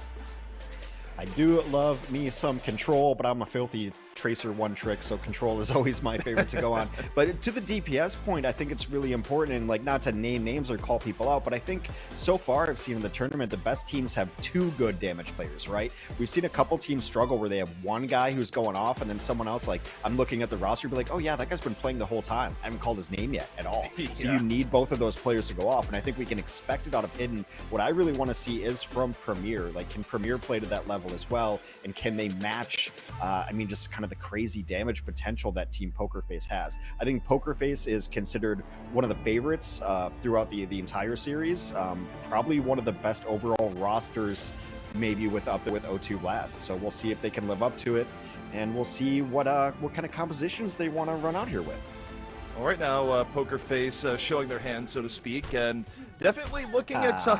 Yeah, that wasn't even intentional. That just came out as you're looking at the hero composition. But, you know, you look at this, they're going to be rushing on in. It's not a whole lot of subtlety. It's going to be Valentine going in on the Reaper with Muse jumping in. Hidden, meanwhile, on the Hanzo on the back here, looking for any early sneaky pickoff. Turning into a 5v4, certainly a little bit easier to deal with as Valentine. The old Reaper crouch here to the left. Sees the ball come on in, and the ball's going to be rolling on out. Or else the ball's going to be out, period. Poker Face looking pretty healthy here so far. Arpen goes back to heal. Simple right now on the character. Now, back on the point. Mally just building a little bit of charge. Railgun ready to go here, Hex. And it's first cap for Poker Face. Yeah, just a bloodless first cap too. I think they were expecting more disruption, but Arpen got bullied out very quickly, and they do trade 1v1 here. Muse is going to take position and chase out the rest, and that should be the cleanup there. Ball is going to come in late, but he's not going to have enough damage if anything done. I think the observation as bloodless is really good, because you look at it, it's like, oh, you capped the point, and it is just because you bullied the ball out early. And speaking of bullying, Muse right now looking for Hanzo in a flash. Aiden gets the finish on the other side. You run from the Winston, you run to the Lucio. Oh man, a little bit of a rough start for NT. Probably gonna wait for Hidden to come back in, and there's a swap here, Hex, going over to the Sombra instead, and you know, makes sense. Yeah, I mean, the Sombra Tracer has just been, you know, a combination of damage that you see, and they're going to dive together. It is kind of part of the dive composition. You get the ball in there, you get a hack target, and then the Tracer can go in and do the work. So it's going to be tough, though, because Poker Face winning that fight decisively is going to have a huge ultimate advantage. You see the ball move in. Mir holding on to the pulse bomb. Arpen gets one. Finale out of the fight early. No, Stipple! No! Gets knocked off! A great step there, but no! Okay, Arpen's off at the same time. Couldn't quite dive himself back onto the platform. Already, pretty back and forth. Premier still has the pulse bomb ready to go. Gets the stick, and NT coming right back in here, Hex. And they needed to, with 71% towards Poker Face. They're gonna get the flip. And now we'll have to see how long they hold it, because they need like 2-3 fights in a row. Yeah, absolutely, but Arpen being absolutely disruptive on that ball, getting the 2 kills, and even though he lost his own life, with how Ball can get back into fights so quickly, it's always good to take a trade. And look at all the damage that Hidden has already done on this quick swap. He's going to have EMP ready for this next fight. Yeah, not too bad at all for NT trying to get back into it. Hidden real close, that dreaded 1% just needs it to let it fly. Now the EMP is ready. Valentine, meanwhile, on the point as Reaper. EMP gonna be used. Oh, it's big! Hits everyone! And the fall through immediately there. And yeah, if you're Poker Face, you just let this one go at this point. Yeah, you got to pick your spots here. You pretty much only need one fight and then pretty solid defense. Premier goes down late. The 1v1 between Tracer and Kiriko is absolutely brutal. Can they please stop making supports that can just one-shot Tracer? Please, I'm begging you. Yeah, no bias there whatsoever. You know, speaking of bias, and that doesn't even flow, we got the Death Blossom Valentine still on deck. Finale uses the overclock, looking for any railgun shot. Valentine finds Hidden, starts spin the win here in the back. One elimination before the Death Blossom, though. Still not too shabby here for Poker Face. Gonna let them get control of the point. NT working on the outskirts. Xe lucky not to get picked off. Arpend getting poked down. Lego has the beat here, Hex, and it's gonna be potentially one last fight for NT. I mean, I think they're going to end up playing on the point here because you think Arpen's going to try to get some damage in and then just drop mines on the point and they'll play around that. They don't have anything else really to work with. Got ultimate ready. Minefield gonna come down here, and oh, Lego can't beat! Muse chases him down before he can drop it, and oh, that is not what you want in a fight that you must win. Muse gonna use the Primal Rage here, but for NT, their game plan has just been shattered. Premier has a pulse bomb, maybe he can get something on the side. Valentine, though, finishes off the hamster, and this is looking like Poker Face's round. Yeah, it's going to be really hard to come back in, especially against the composition that Poker Face has. They do get one kill. Lego does take Finale off of the edge, but I think it's going to be a little bit too little, too late. Lucio will dance to the walls. Hidden, why not? You can't take it with you. Yeah, you can. I mean, it's just the point here. It's like going one by one, throw your ult, hope for the miracle. Really nice play though by Lego. If you're gonna drag it out, just stay on the wall that long. Valentine's not had enough. Turns himself into a tornado, and surely this will be the end of the delay. And it is. It is the end, and don't call me Shirley. Haha. It's late. Sorry, guys. Just brace yourselves. There's gonna be poker puns and dumb stuff all night. That's a Hex guarantee. Hex, you know why this works? It doesn't matter what you say. I'm going to laugh at it, and it's gonna be genuine because it's like I just went for that. I respect it, and you know what? I'll never leave you hanging. Yeah. Here's the so hitting this, you know. I think this is a 5-man. Yeah, it gets all of them absolutely, and they time it up so perfectly with Arpen coming in through at the exact same time. He'll get a couple of chase down kills as well, but. Really, I mean, what's interesting about that, you know, NT obviously loses the stage, but like the big players in that were Arpen, Lego, and Premier. We didn't really have to call out Hidden's name much. We'll see if they change compositions here. Poker Face is going to roll out with the same thing, more of a brawl, play on the point style. And they don't necessarily have to go Sombra to deal with the ball because Valentine's been really good at spotting him out and putting in enough damage that Arpen has to bail out of situations. Yeah, I mean, they're going with the age-old way of dealing with anything. Reduce its HP to 0. Premier nearly falling to that immediately. Hidden, though, just gets a railgun shot to the dome early on. So Poker Face not going to have to worry about the Tracer pressure. Still at a 5v4. And you take a look at the progress here. Probably going to be quick as Arpen. Damage going in, gonna force him to roll on out. First capture, once again, the Poker Face. Well, I mean, eliminating the Tracer, too, is eliminating, like, almost all of your damage. It seems like one of the main reasons you're running this composition is to get a hack, get a slam, and then Tracer cleans it up, right? That's the real combination of this style of dive. And without the Tracer there, yeah, Summer can do some damage, Ball can do some damage, but you're really looking for that cleanup for the low health bars for Tracer to come in and start winning fights for you. And Premier's just been getting pressure. Every time pressure goes in, nearly pays for his life. Oh, again! Finale just going, yeah, I'm in charge of this railgun. It's going to go straight for your head every single time. And that is brutal because, as you say, Tracer's really important to the game plan of NT, and Tracer's not there. Tracer's back at spawn. Well, it's got to hurt Hidden a little bit extra, too, because one of his best heroes has been Sojourn. Like, to just get rocked by the Sojourn twice in a row. Brutal. Yeah, it's pretty bad. And, I mean, the map could quickly get away from NT here if the next fight doesn't go better. They're going to have an EMP for it, so we'll see how Premier sets up. Had a good EMP previously in the last round. Premier waiting, has to go out. Meanwhile, pulse bomb from Hin doesn't hit. No! Muse still going to get healed up. It might have gone Muse. He just left it. Oh, that EMP is big towards the end. But it's a really well-timed beat coming in from Aiden right after. Still might let Poker Face live here. Finale takes down Hidden once more. And Poker Face, off that well-timed beat Hex, might weather the storm. They're going to be fine here. I mean, Valentine does go down in the back end. Well, actually, point does get flipped over. Finale's going to try to get out. He got hacked, so mobility off the table. And I think they're just going to back up here. You know, it's lick your wounds, and now they're going to have both damage ultimates and a primal should they so need it. Yeah, I mean, Poker Face could have stayed there. Like, they still had resources to fight on. I think they just realized, we don't need to weather this storm. We're just going to back out, use our ultimates in the next fight. Here we go, Finale. Overclock is ready, and he's going to have to do a lot with it. Valentine got picked early by the Kiriko, and you see the pressure on the Sojourn right now. Not the easiest time to hit shots. The Overclock over, doesn't need to take down Premier. And Poker Face only down one here so far. Still something they can start gritting their way back. And here we go. Muse says it's time to grit. Primal Rage out. Arpen close to drain, dropping down some mines. Doesn't do it here just yet. Hidden under pressure again. And while this is going on, Valentine's back in the fight. Goes for the Death Blossom, gets a little bit of revenge for the last kill, and it's Poker Face at 80% once more. Yeah, I mean, the question is now, do they really just wait on Premier? Premier needs to get one hack in and maybe a clip off on somebody before that EMP comes up, because that EMP, Pulse Bomb, and Mines, got to throw it all at it. Poker Face only needs about 5% more by the time this sentence is finished. There's Mines. Mines come in. Sune might be on deck right after. Valley out early. That's big for NT as they set up again. They might be able to save a little bit more, not spend everything. Hidden, though, go for the Pulse Bomb. Get used out of the fight for real. And with that, I think NT has done enough to get the recap, but Hex, they're still going to have to be super methodical with their economy to bring this one back, especially with what Poker Face has on deck. Yeah, the thing is right now, it's just kind of a 1v1 between Aiden and Premier, right? So is the EMP going to come off? He's going to get Aiden before that beat can come down. You really want supports into this EMP, and we'll see how that micro matchup goes. All right, Barrier versus EMP. The observers know it. We know it. Premier watching and waiting. Allman holds on this, and Finale immediately down after the EMP, and it hit Aiden. The thing you were exactly talking about here. Is he going to be able to drop the beat? He was under pressure. NT, all 5 still alive on the point. Finale still out. Simple, though, was able to find Premier, and now puts it 4-4-4. Muse hopping on over. The beat is dropped.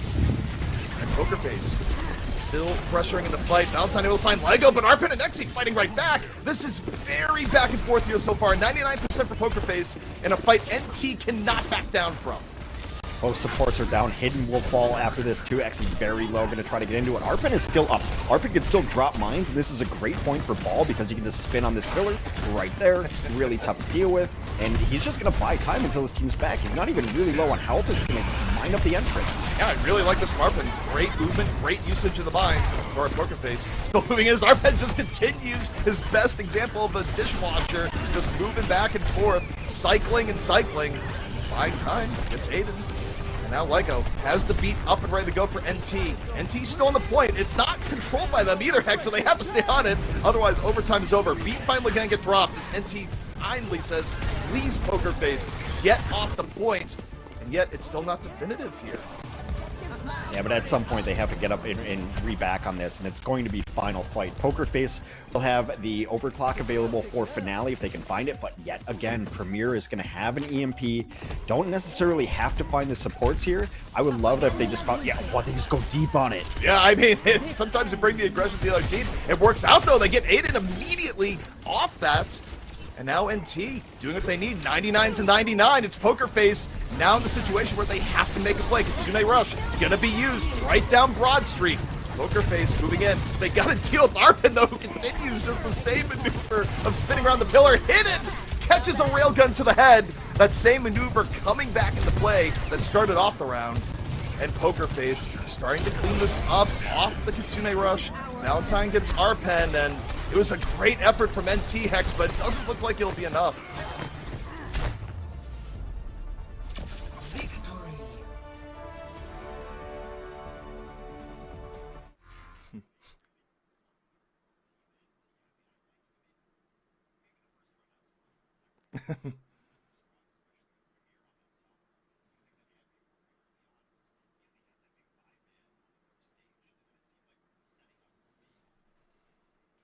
Yeah, and the thing that really stood out to me, though, you look at that second round, Sojourn, still a really, really good hero, especially if you could find Tracer's head, like, what was it, 3 fights in a row, 4 fights? It made things so difficult for NT to get their offense going. So I think right now, this time around, as Karma would have it, I am now alone as is a frozen hexagrams. I don't know if you can still hear him, but I do believe we are about to head to a break anyway, so hopefully Hex will be back. He's just frozen in fear as a Tracer player. He doesn't want to go against Sojourn, but that's okay. We're going to take a break, and we'll be right back.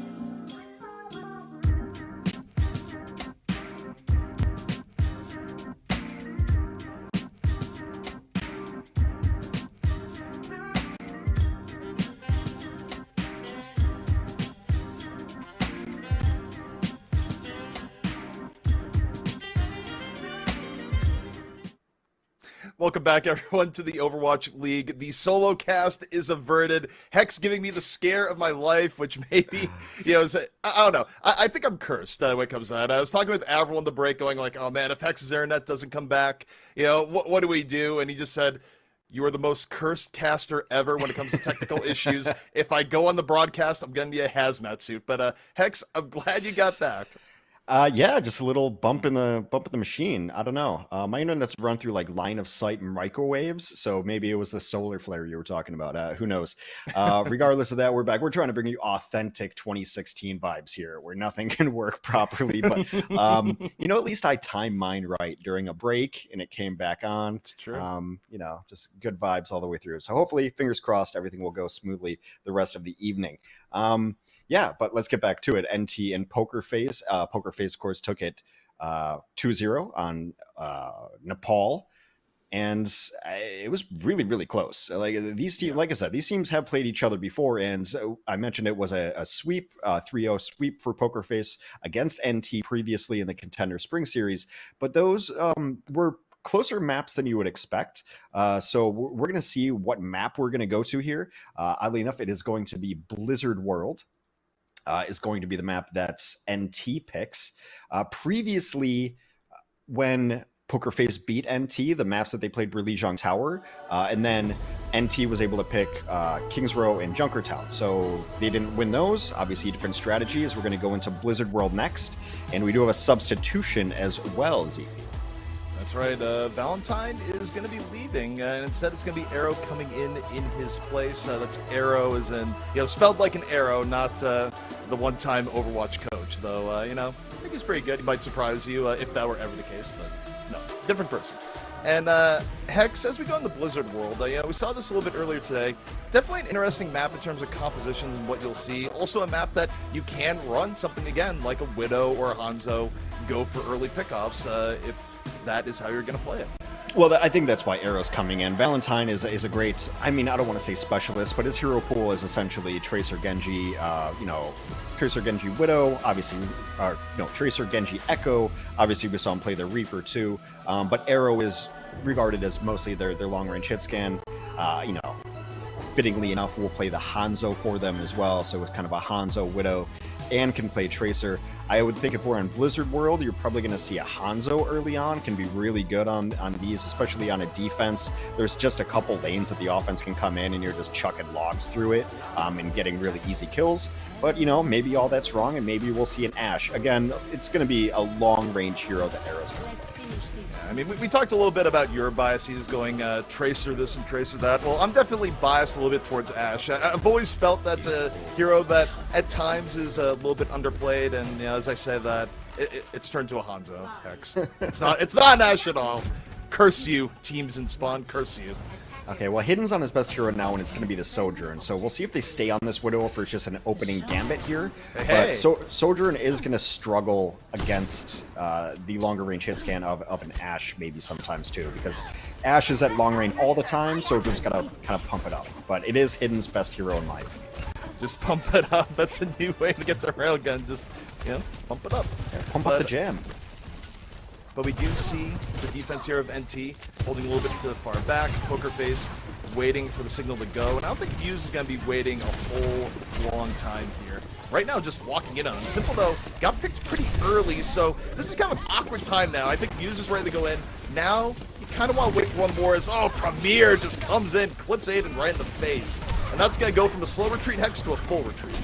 Well, losing Simple early on is really tough, especially if you're going to run this kind of dive-ish composition with Muse, because Muse wants to go in and have Finale with him and disrupt, but, your Brigade is not going to be there with you for healing. You can throw a cookie here and there, but you really want the Ana to be sitting in the Winston pocket when those dive in, so I have to see a full retreat there. Finale is building right now. My goodness, 95% to Pulse Bomb. That might be the opener here in just a month. Pulse Bomb's ready to go. Arpin, meanwhile, diving on in, going for a little bit of disruption. And Finale did go for the Pulse Bomb. I don't think it took anyone out in the meanwhile. Arpin, for now, just holding line here on the NT defense. A minute and a half already burned off the clock, Hex. And while it's felt relatively bloodless, that's not bad for the defense of NT here thus far. Yeah, but a really nice disengage from Poker Face. It's completely wasted Nano that went on to Arpen. He didn't get anything done with it. And now the engage is going to come in. Muse gets antied immediately, though. Yeah, that's definitely something that'll take away a little bit of your aggression, not being able to yield. And now it goes down to Exy. Exy again, assassinating when you expect it the least. Self-destruct in, finds Arrow, and NT once more going to be sending Poker Face back to the drawing board. But Hex, you look at what Poker Face has coming up. This is going to be the toughest push by far for NT to defend. Yeah, tragically, I don't think we're going to see a Nano Bob, although it's always on the menu. Everyone loves a good Nano Bob, but you would have to imagine that they're going to Nano Muse for the jump in, try to get everyone behind him, and then you can follow it up with a rally, you can throw Bob on the point. They've got an embarrassment of riches as far as ultimates go for the side of Poker Face. If they don't win this fight, something has gone very wrong. There's not much in the way of defenses for NT. Yeah, I mean, the best case scenario here for NT is probably finding an early pickoff. It would be like hidden, tapping finale or something. Arrow, though, gets bound and taken down. It's exactly what they needed here, Hex. Poker Face might just have to sit on all those ultimates. You look at this, you have a lot. You don't really want to spend it here. Mew's going to get burned down, maybe. Get super low, and uh-oh. Premier didn't need to do that, went a little bit too deep, and suddenly there you go. Hey, it's even. Burn it. Send it on in. Nano boost on the Muse. He's going to take down Exy. And what could have been a bad situation for Poker Face turned into something very economical. Primal going to be used. And now they're just looking to put it away. The thing is, Nano comes on to Hidden as they try to get the overclock in. They're really expending a lot here to hope and pray for it, but it was never going to happen. It's really tragic, too, because NT started off that defense in the last fight so well because they just let Muse jump in, they let all the dive go in after him, and then they could Tsune behind it, and were able to get kills behind it, and then went to clean up. So a couple of missteps late there from NT, and you'd like to have a couple of those ultimates back. I'd imagine that Nano and even the overclock, that was... Well, I mean, I'll bring back an old term. You don't want to say anything's bad, but it was ambitious. An ambitious play from NT. And when Casper says ambitious, usually it's not a good thing. It's a little bit of a secret to how it all works. But here we go. Point B defense. We'll see if NT can regain their mojo because Point A was pretty good up until that overextension. Hidden right now on the high ground. Premier looking for options around the side. Arpen right now mostly protecting Hidden. Poker Face getting poked down a little bit, but again, focusing on payload here more than anything else. Getting consistent progress. Neither team full committing here just yet. I really got eyes on this Ashe and Soldier and battle that's been happening here, but meanwhile, Poker Face is fine to just take this. Bob's going to come in as a 6th man. Meanwhile, NT at some point is going to have to Aiden, though, gets hit by the biohit, and Premier there on the finish says goodbye, good night. Sets up the 5v4. Self-destruct from Arpen. Doesn't get anything. It certainly forces movement from Poker Face that Hidden and Nexi are able to clean up on. So, NT again here, Hex. Showing surprising strength despite, who you might have thought was favored coming in. I mean, again, as I mentioned, I don't think anyone really has a ton of doubts on NT's ceiling. The potential for a lot of these players is there. I almost said the talent is there. I guess I just ended up doing it. Darn it. But the potential for NT is up there. I mean, even if you look at the backline, Lego and Exy make plays, Hidden and Premier have it. Arpen has been nothing short of just a really solid tank. Again, it's always just about the consistency, and you saw them throw away a fight on that defense that they didn't have to. But they can get rid of some of those mistakes. They're a team not to be trifled with. Nano in here on Arpen. Arpen diving on in, gets Bionade for his trouble. Still pretty healthy by the protection of Nano's finale. Goes to the back for Poker Face, takes down Exy. Now gives Poker Face some momentum that they haven't really had the last few fights. And a 5v4, and that's brutal too because Exy was so close to Transcendence. Won't have it until he gets back into the fight. Lego finds Arrow though. That's going to slow it down a little bit. Give Exy a little bit of time to come back in. Maybe use the Transcendence this time around. And now look at Arpen. Focusing on in. There's Hidden. Lands the railgun shot. And NT really brings that one back, Hex. Yeah, as soon as they lost Exy, they actually did a really good job of falling back from Arpen, and Arpen saved Lego's life because obviously the Tracer was back there dealing with it. Arpen with a great peel that allows Lego to stay alive and get that pivotal kill. And now, I know, that's been a curse for like 6 years. I can't say that word. Anyway, so 4 ultimates up for NT on their defense, and Arrow a Desperation Widow switch. Yeah, and sometimes though for the Widow switch, it might be all you need. But when you're a little bit low on ultimates, you certainly want some degree of burst power. Finale on the Tracer. And for now, on the payload, just being a threat there. Muse has to use Primal. Dove in, got brought down to half, and that's more of a please let me live, Primal, then I'm about to mess things up. XC got low and had great control there, Hex. Doesn't use Transcendence on reaction. Muse gets picked off, overtime in progress, and XC's Transcendence here is going to try and be a finishing Transcendence. NT still at full HP. Biognade not bad, hits 2 people, but with Arrow out of the fight from Arpen, NT is in a firm series of advantage here, and that's it.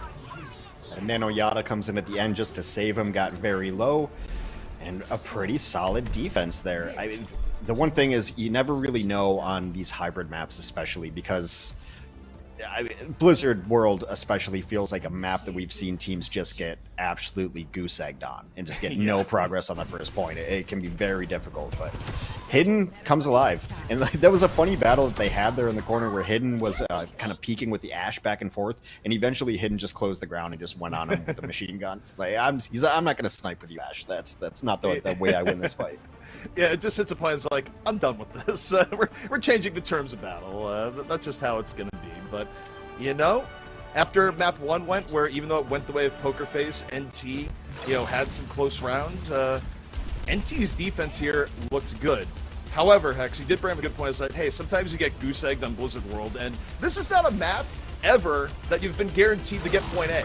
You can get held at point A pretty frequently here, so many times we've seen a team go, is this the comeback? Only to go from having a good hold on defense to getting even more held on return when they go to attack. Yeah, and I think it just has to do with the size of the map, right? Like, you have to win a fight just to get in, and then you have to win a fight again on the point, because the respawns usually are there, and defenders can usually contest at least twice, so it's just a matter of where Poker Face wants to hold this. Again, we're going to see a matchup. Hidden's going to go for the shot early, but I'd imagine the switch onto Sojourn will come back. And you are correct. True Prophet, the Widow to Sojourn. But of course, people like going for Widow for the quick shot and swapping. Seen it for ages. Arpen not wasting any time going, there's some space here, I'm going to take it, but I'm also going to take a nap at the same time. Gets hit by the sleep dart. I don't know if a huge punish will come out of that. It certainly removes any momentum Arpen might have had in chasing that down. But now Arpen back awake. NT buying some decent positioning onto the point. Arpen on the left side. The rest of NT looking to wrap around the high ground still. Arpen, no fear whatsoever, dives into the Ana. Muse gets into the Biognade and slept. Pure domination on the Muse. He's going to be able to get away with his life. Oh, just barely. NT though nearly made that theirs, and X, we got Premier. I don't think the Ana hears him. No, I don't think so at all, but we get Fraser also. Here's Nelly, here to the back. Pulse Bomb is nearly built up here for Poker Face. Looking and looking, drops a rewind. You know he wants to throw it now, gets the stick! That's it, 3 down for NT. The Pulse Bomb is more the cherry on top because it all kind of fell apart, but Premier, Pulse Bomb is his own. The problem is, so much of his team has fallen here, Hex. I don't know if too much good comes of that. I mean, it's just a question of if Premier could have lived there, it would have been a little different. Live there, get out, and then maybe you get a timing where the supports aren't there for the defense. 230 though. Tracer's hitting shots like Jimmy Butler here today. Sorry, Jimmy Butler just rocked the Milwaukee Bucks, and I'm not over it yet. Yeah, I don't even follow that too often. I've seen a lot of it, I'll tell you this much. On the same note, I like the view of Exy here, Exy, just because I've seen good Kiriko picks, but enough of that. Muse gets Nano, dives on over, just takes down Lego, smushes them.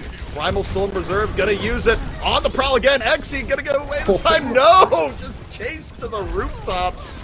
And Poker Face finding their groove. And you know what I talked about the Fuller hold, Hex?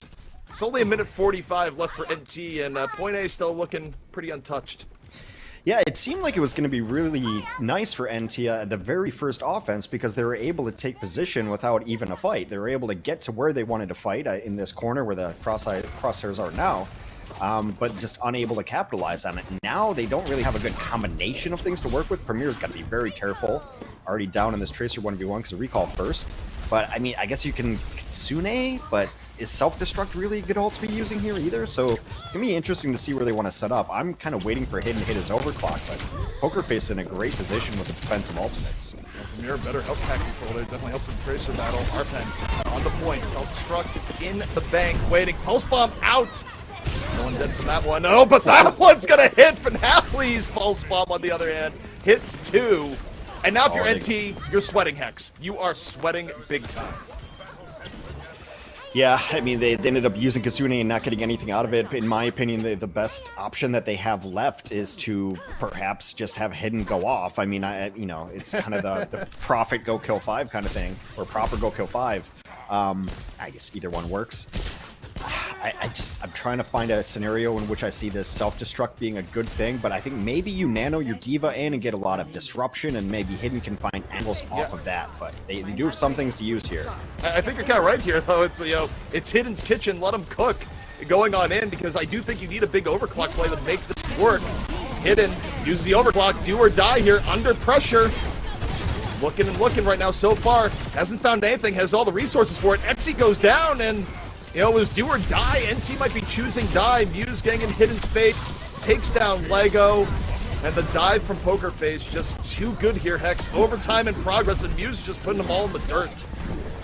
Yeah, there's not much they can do about it here. There's just not enough chunk damage to take down Muse. We saw even earlier, like, when Muse was sleeping, they didn't have the damage to be able to execute them. So Sojourn's really good at this consistent damage for the most part, but if the rail's not up and it's not charged, then you don't have the execution potential that like a Reaper or even like a Zenyatta orb would be able to do. So while NT was able to get in position a couple times for good fights, they didn't get held at the choke. It was mostly the style of Poker Face, so let's let them in, and then Muse is going to have a dive target. And that's how you run a Winston on defense, right? You don't go forward and initiate, you wait, you see openings, and then you pick it apart.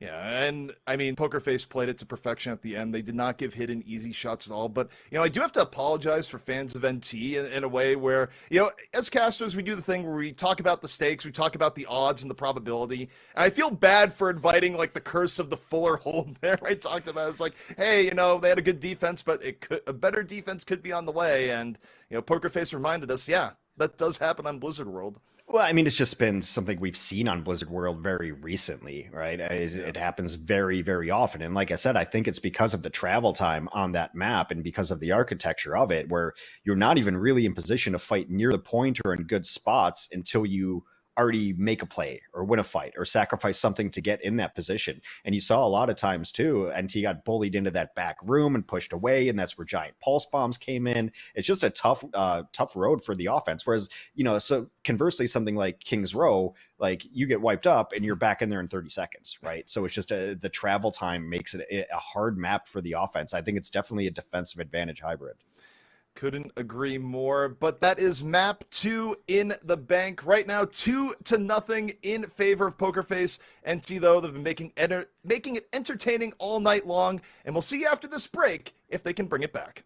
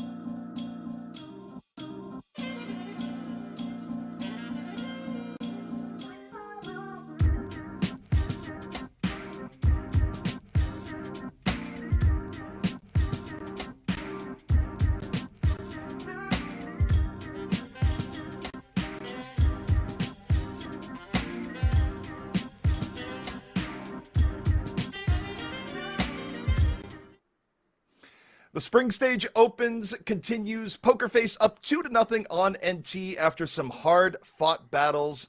But now, Hex, we're going to be heading to Havana, and we have some tank substitutions that I'm pretty sure you have a good reason for. Yeah, so for Poker Face, Bono's going to come in, or excuse me, for NT, Arpen is out, Bono's going to come in. We've seen it before. This is to play the Sigma. So it's almost always going to be the Sigma. Now for Poker Face, Muse is going to go out, and Peppy is going to come in, and that is to play the Sigma. And we were just talking about it. I guess it's kind of strange that lately Sigma has become this specialist tank, because it used to all be about, like, you know, you have a ball specialist, maybe, right? But Sigma has been this hero that almost every team that we've seen in this tournament, and even in some other tournaments as well, just has another tank to play. So it's not like main tank and off tank now. It's like we have a tank and then we have a Sigma, and it's been really interesting to see. I mean, I would say my theory as to why that might be a thing is that you think about tank mechanics and, you know, how they play, is that Sigma sort of has a very sort of unique aim mechanic to him in a way that, like, you don't necessarily play other tanks. I mean, you can argue that point all day, but I do feel like Sigma's playstyle is, like, kind of different and a little bit unique relative to the spot that a lot of other tanks in the game try and put themselves in. But on the same note, you might go, but why Sigma and not just say Ryan, which you can also make that argument for. Who knows? But I mean, no.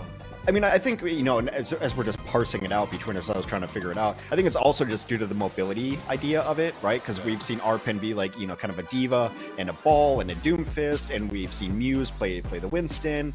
So Sigma has no mobility. It's kind of this static and just multitasking thing. And then also the mechanics to, you know, his biggest ability is to be able to hit rocks and stun out of ultimates. Like that's enormous, right? And then the Sigma v Sigma duel often is, can I stun them out of the gravitic flux too? So, I mean, I'm going to be really bummed out if we set all this and then they don't play Sigma, but I'd imagine, I mean, on escort maps, we've seen Sigma come out a lot, and we've seen it on Monastery, and so it's going to be Sigma, and then usually you're going to see at least one sniper, as you see Bono come in here for Arpen, and sometimes two snipers. So Hidden versus Arrow is going to be an interesting thing, and then, you know, we'll see if Valentine stays on this Hanzo, because Hanzo and Widow together is just a cheat code. It's like, you know, you get sights, and then it's the other Widow is down.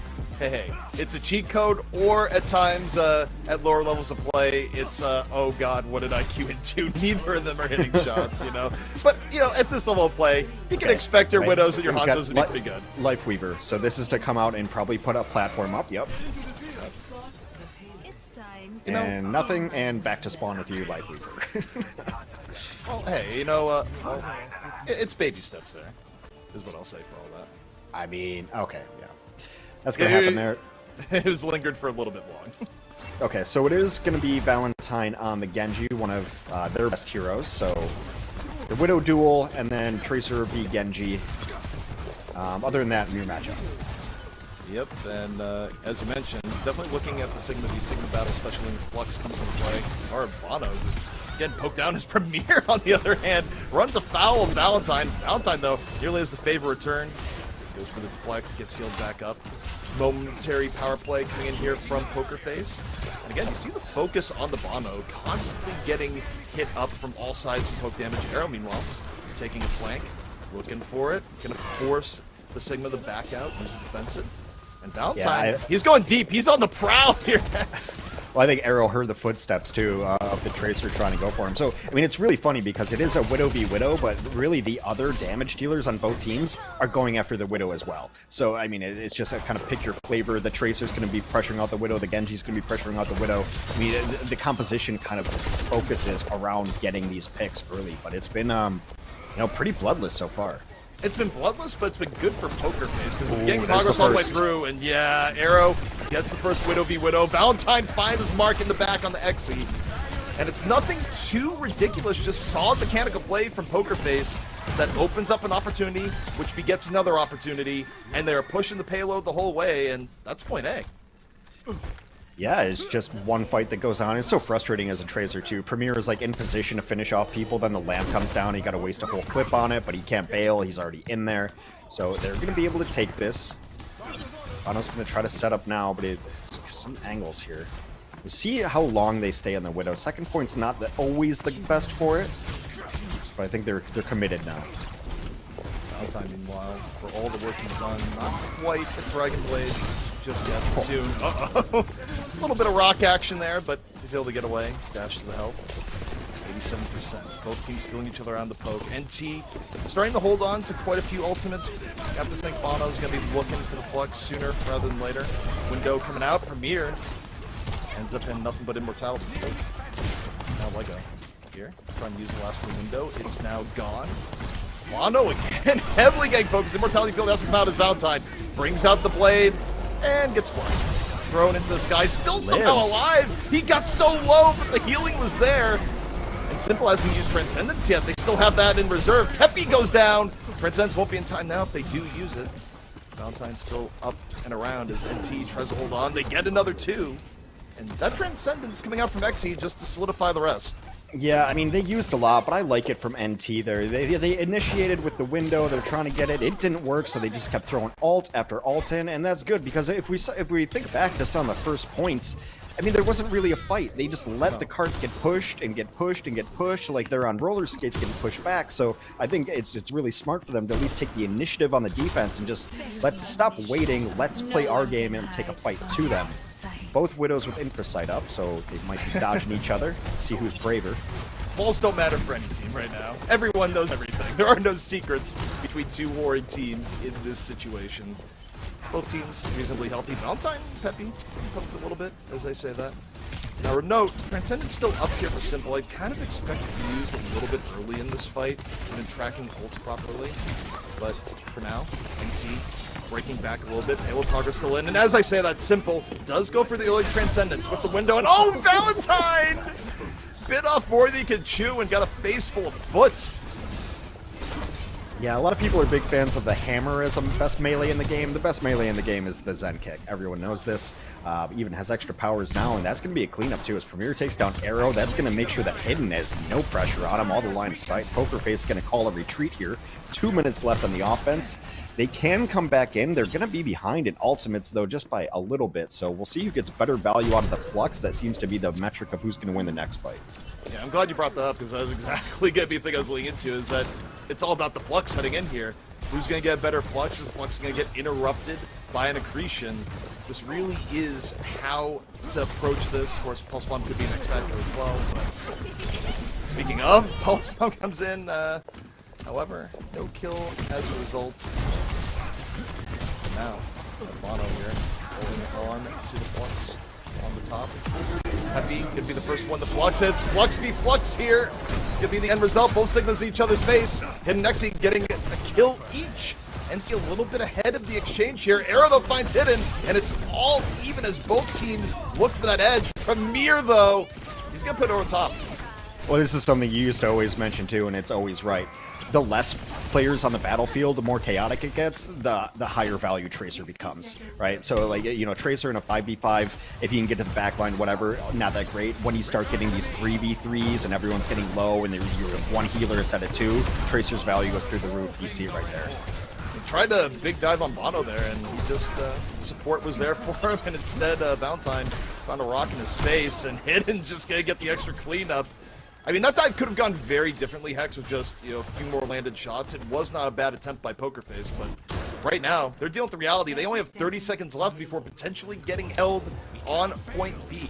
Yeah, the ideal for Pokerface right here is to get the Dragon Blade in and force out a Transcendence, to force out some of the ultimates on the other side, especially Transcendence is what you want to go for. And during that, you can build up your own support ultimates, and then you can initiate with Aiden and Simple. But I'd imagine Blade has to be the opener here. One would think. Recon vibes are going to go up, and oh, Hidden just stops it. Turns out the lights. Valentine's not going to have that info, and instead, Xe gets the better of him again. Xe continuing to have deadly Zenyatta play and use the Transcendence. You know, you kill a Genji and you just feel harmony flow through you, I suppose. Pulse Bomb for Premier. Oh, it just keeps piling on. Overtime ticking down, and NT, again, similar to the Blizzard world, a fearsome point B defense. The question is, Hex, this time, will NT have a better offense to go along with it? Yeah, let's not throw the jinx on him just yet. Premier has just coming alive right there. Like I mentioned, a former poker face player himself, so that always feels good to get back at some of those players or organizations, as it were. But I really liked it, and you saw the few times that NT learned their lesson after first point, that they can't just wait around. The final fight was really interesting, that Aiden opens it up, he opens it up with Window, and then they transcend earlier, and they end up killing Valentine. So they didn't wait for the initiation to happen, which I thought, you know, you got to go in with Dragon Blade. They were tracking ultimates, and they knew, like, well, if we kill them, then they can't use ultimates. So NT was taking the defense offensively, and were initiating fights, and that's when the second point really solidified for them. First point just kind of got pushed back, too wide open. Second point, they were going after people, and Premier really came alive on that Tracer. Yeah, and the one player I want to highlight while we're highlighting players is, you know, I agree with everything you said, but also Xe turned multiple fights where, you know, a dive hero and Valentine on the Genji very well could have taken him out and just snowballed the rest of the fight. But it's such a shift where instead of losing a support and having to deal with the Genji, you have a support and you don't have to worry about the Genji. So those plays from Xe were really, really crucial in that point behold. Absolutely. It seems like we have all these names of players that are also names of other players. There was also an Xe early on in Overwatch League as well. Yeah. Xes, we've got Merits. Like, it's, you know, it's funny. I guess there's only so many words in the world, aren't there? Yeah, it was Xe with an I, and he was a real favorite in early Overwatch, but now gone. Probably went into a modeling career, if I had to guess. But Arrow on the Widow, in on the top. Valentine, meanwhile, gonna start poking. Probably gonna be fearing Xe a little bit more this time around. Sees hidden though, knows his prey. Potentially gonna go for the Widow, but for now, Hex, I think mostly concerned with building ult. Yeah, I mean, that's kind of what you want to do as Genji in the neutral. Both teams swap out as support. No supports now for NT. Yeah, that fight just exploded almost out of nowhere where they found the quick ambush. Everyone dove in. Valentine got a little bit of revenge against Xe from before. And the one key difference between attacks here is that Poker Face had constant payload progress into one fight to get point A. NT's road here, thus far, already harder. Yeah, absolutely, and it's I think there's just a lot of fear from Hidden. He doesn't know where Arrow is. They've not been able to get good pressure onto Arrow. Mir's going to try to get something done in the back. Right now, looking more towards Sigma. Widow v Widow, Hidden not going to connect on that shot. Peppy, though, getting heavily focused. The Immortality Field has to come out to save his life. Bono is also a bit under pressure at the same time. There we go, Valentine, 78%. Looking for the supports right now. Smells blood in the water. 100 HP, though. Has to not get hit by the rock. Bono, super low. Nice dodge. Valentine still going for the Widow. And oh! Hidden had the dodge Valentine, but couldn't dodge Arrow after getting flushed out. Yeah, they flushed him out. It's like you send the hounds into the woods, and then the deer come out the other side, able to pick them off there at the end. Yeah, very apt analogy. Described what we just saw. Aiden here, back on the BAP. Under pressure. Arrow! Oof. Takes out Premier. No threat there. Blocks from Bono. Gonna be right into the Immortality Field. Peppy not feeling too worried about that. Hidden does get Valentine off a mine. Yeah, it was a mine. Valentine just got gassed. Bono, though, would take that Arrow. Use the architecture. What Pokerface has done so well this round has been checking Premier. If you notice, almost every time Premier dies, he dies with the Discord on him, and that gives the sight to where Premier is. They know that he was kind of running over them on the Tracer because they weren't able to track it well enough. But so far, Simple has just been marking him every time with the Discord, and the other team, his team's been following up on him. It's been very, very effective. The Sigma point-blank duel going on. Xe takes down Valentine. Starts it off again. Gives NT the 5v4. Peppy getting low. Immortality Field 5 and has to be used pretty early in the fight as they're down numbers. Transcendence in from Simple. Is Valentine going to back this up with the blade here? Perhaps Peppy right now just desperately trying to stay alive. And no, Peppy's going to fall. NT getting a little bit more fall through here. And I don't know if the blade comes out. It probably is going to be saved. It is. Took a little while to clean it up in the back, but that is going to be NT grabbing the point. They are going to have a flux here too, way ahead of Peppy. So as long as they can live through what will very likely be a blade from Valentine, I mean, we haven't seen a great deal of blade value so far, and it's tough when you don't have the tools to help you out. You know, blade and nano go hand in hand. Nano and everything go hand in hand. Nano blade especially. So we'll see how they go. I mean, already in this great position on the offense, pushing far forward on the Widow. Oh, Exy just continues to find kills. He's at a game. He's at a game. It is top-notch Zenyatta play. I mean, we talked about the DPS focus, but right now, I'm just thinking about supports. Oh, Hidden had a great opportunity. Doesn't quite land the head, but lands at that time. I don't know why you challenge that. That's just scary. Valentine goes in on the blade, tries to get a little bit of revenge, and instead gets X'd as NT. He finishes it through. They're not able to get to the point. Well, a little bit surprising, but not the most baffling ever. Like I said, these teams have played each other before. They're familiar with each other. They've got good players in each team, and as we've mentioned with NT, as I've mentioned, and I'll beat this drum forever, they have a really high ceiling.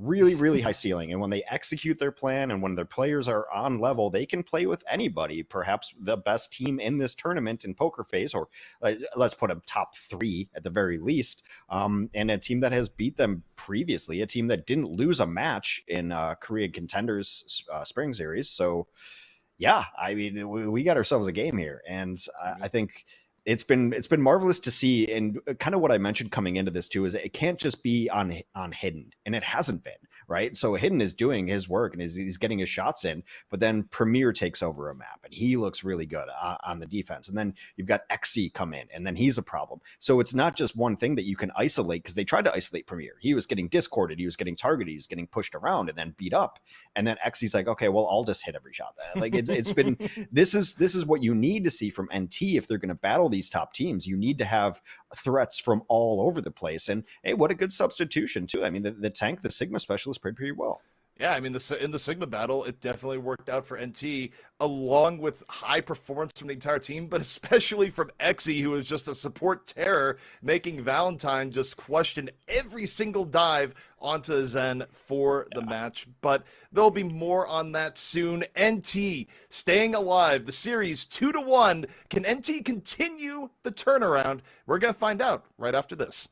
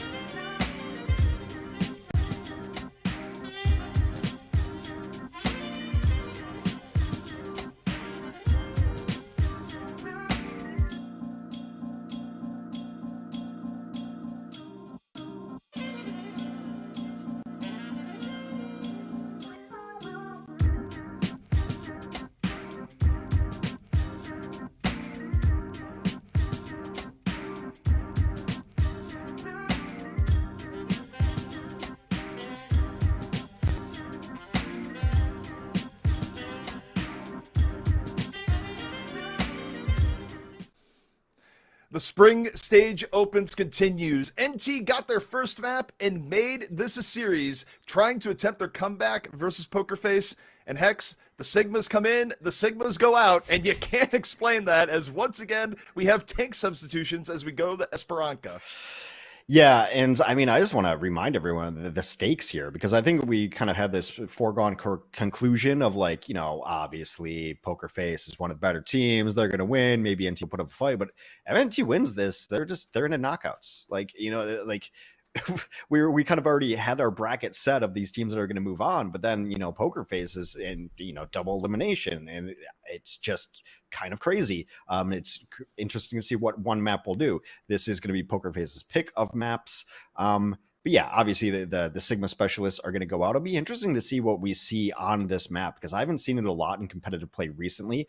Not this tournament especially, and we do know that the regions often have their different metas of what they like to play on different things. I mean, I think the last couple of years, especially if you look at the Overwatch League, it was like two different leagues when they're separated like that, you know. It's like, okay, well, that's interesting, but what's the Eastern region up to? It's like, well, of course, it's Ball and it's Ash and it's all of these things. The thing I will say is Esperanca, often you will see a Sojourn on this, either offensive or defensive. There's just a lot of really good ledges that hero can get to, but also the mobility to move from that ledge and then push another one really quick with the power slide is really interesting too. So that's my early guess on what we're going to see. But also I've seen a lot on this map that a Torb can work really well.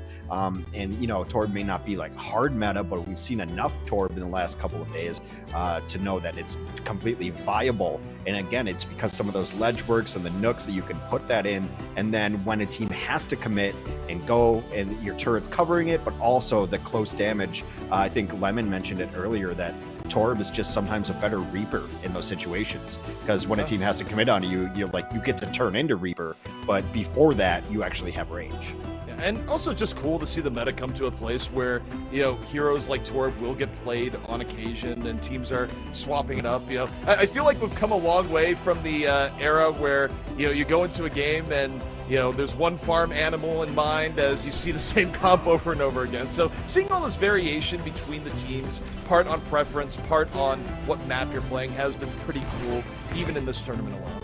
Well, I mean, I've said this recently, but I mean, I truly believe it. I've been around this game since day zero, really. I think it's the healthiest the meta's ever been, because it's not just like kind of mere dives, you know, anything like that. So yeah, almost every hero gets played like all the time. And I mean, I guess maybe Soldier's getting left out a little bit, but it's still viable at some point. Regardless, we're going to see a lot of the things we've seen recently. And hey, I was a little bit right. Sojourns on both sides. That's right. A little bit of difference though between the two teams. NT deciding to stay with the Tracer, Valentine on the Reaper. So NT hoping Premier will be able to make that explosiveness work. Meanwhile, Pokerface just going to go for in-your-face action as they move forward with the Reaper. Arpen though, not really having any of that, pushing him back with the Diva. Hughes though, going to go for the counter dive. See the follow through coming on in. A railgun attempt here by Finale. Does not quite connect. Hughes holding here in the back line, and oh, the Reaper Winston. It's just a lot of pressure, Hex, and NT folds. Yeah, I mean, the greatest of enemies in cinematic lore at the very least, but some pretty good teammates when they work together. The burst damage and the cleave, and it's just so much. And actually, like, a Reaper can almost hide inside of his Winston, and just, you know, Winston actually feels like a tank in those situations, like a shield tank using the body. And man, everyone knows kind of how push works. That first fight is so critical. It really is. Now, NT, you look at Premier, was able to charge a pulse bomb in that first fight. Could be what they need. Oh, going for, oh, he actually gets it! Valentine just did the two-step into the pulse bomb, and that's all NT needs to start getting some progress on the robot. Wow. Yeah, able to really pull that one off. I mean, the Diva here is going to be interesting. The Diva and Winston, kind of what you want to pick. A lot of times it feels like it comes down to a kind of a comfort pick, not necessarily a utility. And Arpen has been much more comfortable on the Diva here. But they operate in similar ways on a lot of these occasions, especially for heal. But I think if you're going to run one, the counter is to run the other so that you can actually come back and dive and protect your team. Nano Kitsune both in action here as Arpen goes, I'm a dive deep.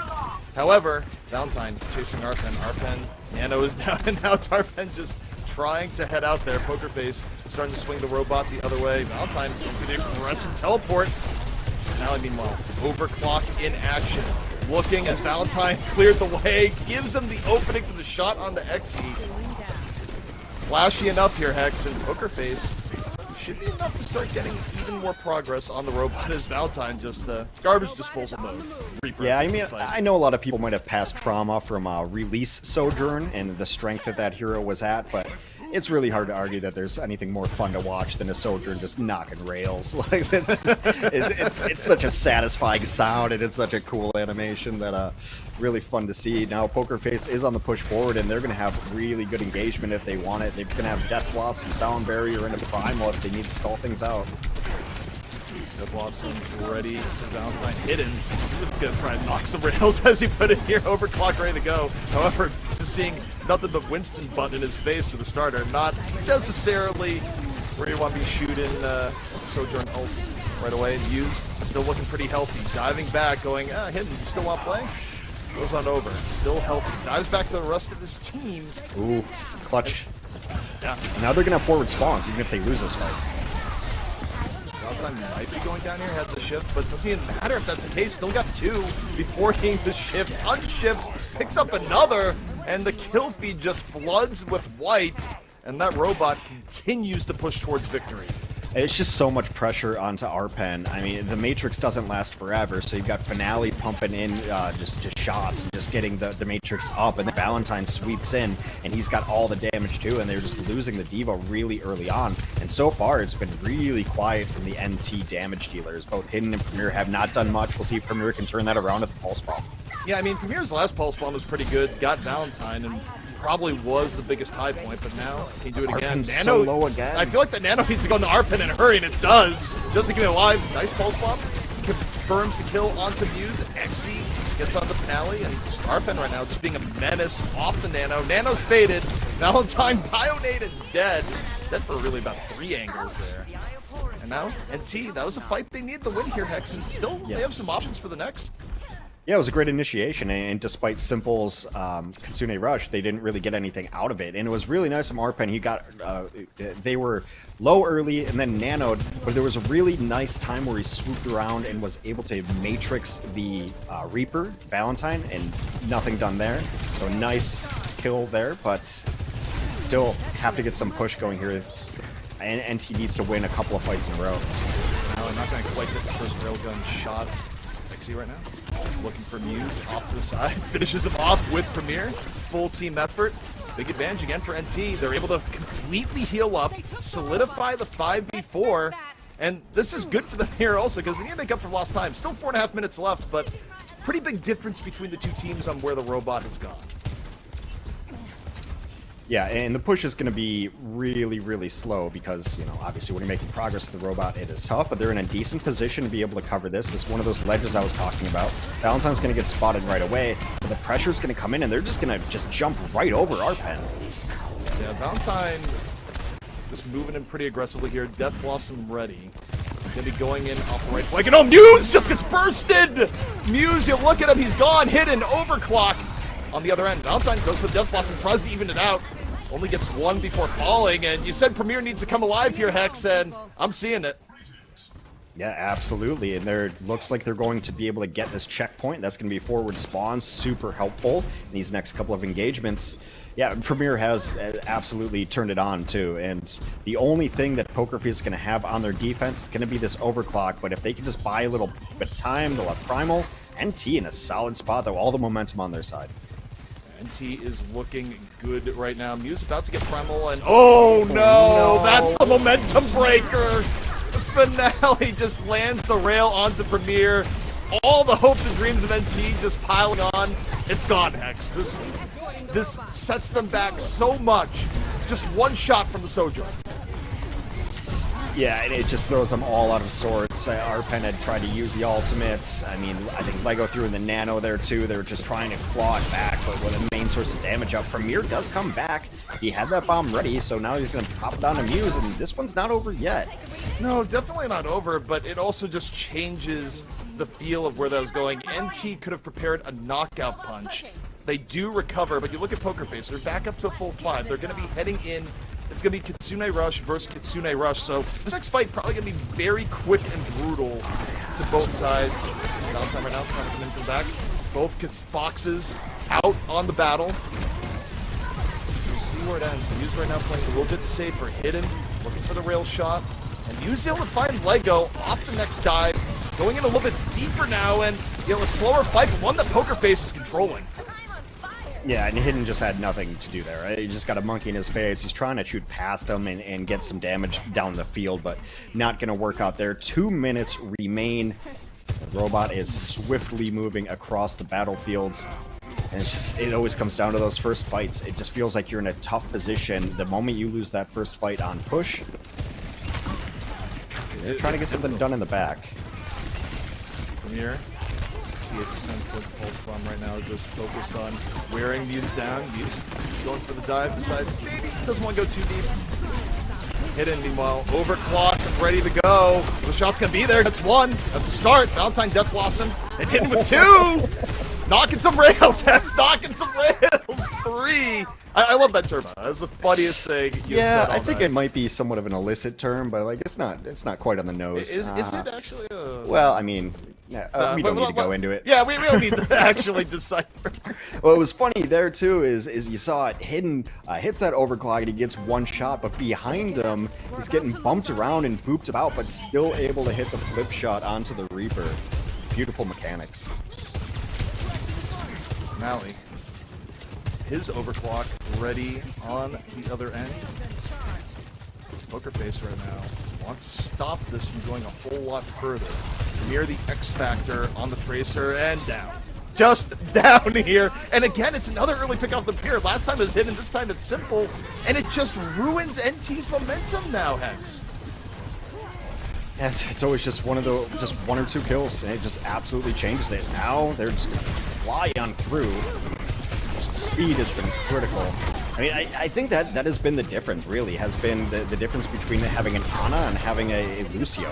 You see how quickly they're able to turn the momentum of these fights. Yeah, and I mean, that just started from the early pickoff where, as soon as you lose someone that early, and it was your game plan, it kind of paralyzes you for a moment as a team. And Poker Face more than willing to just capitalize on that tentativeness and head on in. So 3 seconds left remaining. We'll see if NT can at least touch here, make things a little bit longer. Hidden nearly falls. That would have been the end. Finale, though, finds Premier once more. And NT Hex have fought so well over the course of the series, but this is looking like the end. Muse gonna pop the Primal, do a little bit of housekeeping, and it's Poker Face taking the map, taking the series. Yeah, the preventative Kitsune Rush there onto the cart, and then, well, I guess the robot, sorry, cart. I come from Team Fortress 2. Everything's a cart to me, or payload. So yeah, they put that down there, and then a Reaper in that rush. I mean, it's just the damage output of the reload speed and the fire speed is just going to be brutal. And I think you were right. There were a lot of times, and this was something that we've seen with NT before, and it goes to the narrative of it's just the consistency, and it's just they have these great peaks, they have all the talent, and it's just sometimes they lose a piece before they can go in. It's like you're setting up the chessboard and there goes your rook. And now you have to readjust the plan, and they haven't had the ability to readjust the plan. And, what you reminded me of, one of my favorite phrases is everyone's got a plan until they get punched in the face. And it just seemed like we're going to set up, we're going to do this. And all of a sudden here's a headshot on Premier. And it goes back to like the first maps too, where Premier was just getting headshot by the Sojourn. And every time they try to set up, they'd lose a piece and they'd lose a piece. So it's just, they're so close to being able to take down these top teams, and it's just that tiny bit of execution away. Yeah, and I mean, you talk about key pieces here. You have to talk about Finale, who I believe is going to be the player of the match, and well deserved in my mind when you think about it, where there's so many times where Premier was so close to being able to simply go forward and end things. And instead, what happens? A rail comes out, takes down Premier, takes down someone else, and all the momentum that NT was working towards simply falls apart. And that's the power of a good Sojourn, where, yeah, it might not quite be the ridiculous hero it was when it first came out, but you put a good player behind it, and it is deadly as anything in the game. Yeah, and it was just constant pressure too. I mean, the rails are always going to be the highlight plays. Again, Hayden just got rocked in this first series. But a lot of it too is it helped put a lot of pressure on Arpen a lot of the time. You see it here on the ball. The primary fire putting some pressure on Arpen, making it uncomfortable. And then, you saw it even when Arpen switched over to the D.Va. It was just pumping in the damage to make that the Matrix go down and open things up for his teammates to come in. And Valentine hit stuff too. Also, being able to flex with the Tracer like this was huge. Had enormous moments on Tracer. I mean, it was a total package coming up in the finale, but there was a lot of great plays across really both teams where, it's one of the situations like, man, can you only give player of the match to one player? Can you only give player of the match to someone on the winning team? Because I think of what NT was doing at points. I still think back to what Xe was able to do in the middle of the series, and it was phenomenal in terms of shutting down Valentine. So across the board, this series really did showcase a whole lot of talent, was very entertaining, and it might be a little bit of a cliche, but it was closer than what the score indicated. Right. I mean, that happens so much in Overwatch that you have to watch it to really be like, yeah, it was actually a close match. But, congratulations to Poker Face. They will be going through to the knockouts. I think no surprise to anyone. But, I mean, if I'm in lower brackets, I'm looking at this NT team feeling a little bit, worried about it because, I think they can rumble with anybody when they really get it going. Yeah, I think so too. And, this is the type of team where, I think back to other double elimination tournaments we've casted in the past, like now kind of the far past, but this is the type of team where they get knocked down early and then they just come roaring back. Like they get a second wind going through the lower bracket and become even stronger because you saw that potential at the beginning and it just gets refined over the course of tournament play. So for NT, would not be surprised to see them bounce back and bounce back big. Now, and it's a phrase I think I stole from some of the casters from the region, and it is just potential versus consistency. Consistency. I'm going to be the drum because I think it's almost obvious when you watch them play. It's obvious what the potential is for almost every player on the scene. I think Arpen is a rock solid tank. I think they played really well on everything, not really making mistakes. But it's just somewhat outmatched by just the sheer talent level on Poker Phase. All of these players have played at the highest level in the Overwatch League. There's so many former Overwatch League players. And now, I mean, regardless of how you get back there, they're going to be fighting against Overwatch League players yet again. Yeah, it's definitely not an easy road, but hey, if anyone could do it, it might be this NT team. But that is 3 matches done. However, the action's not quite over. After this break, we have our final match of the day, and it's looking like it's going to be a good one.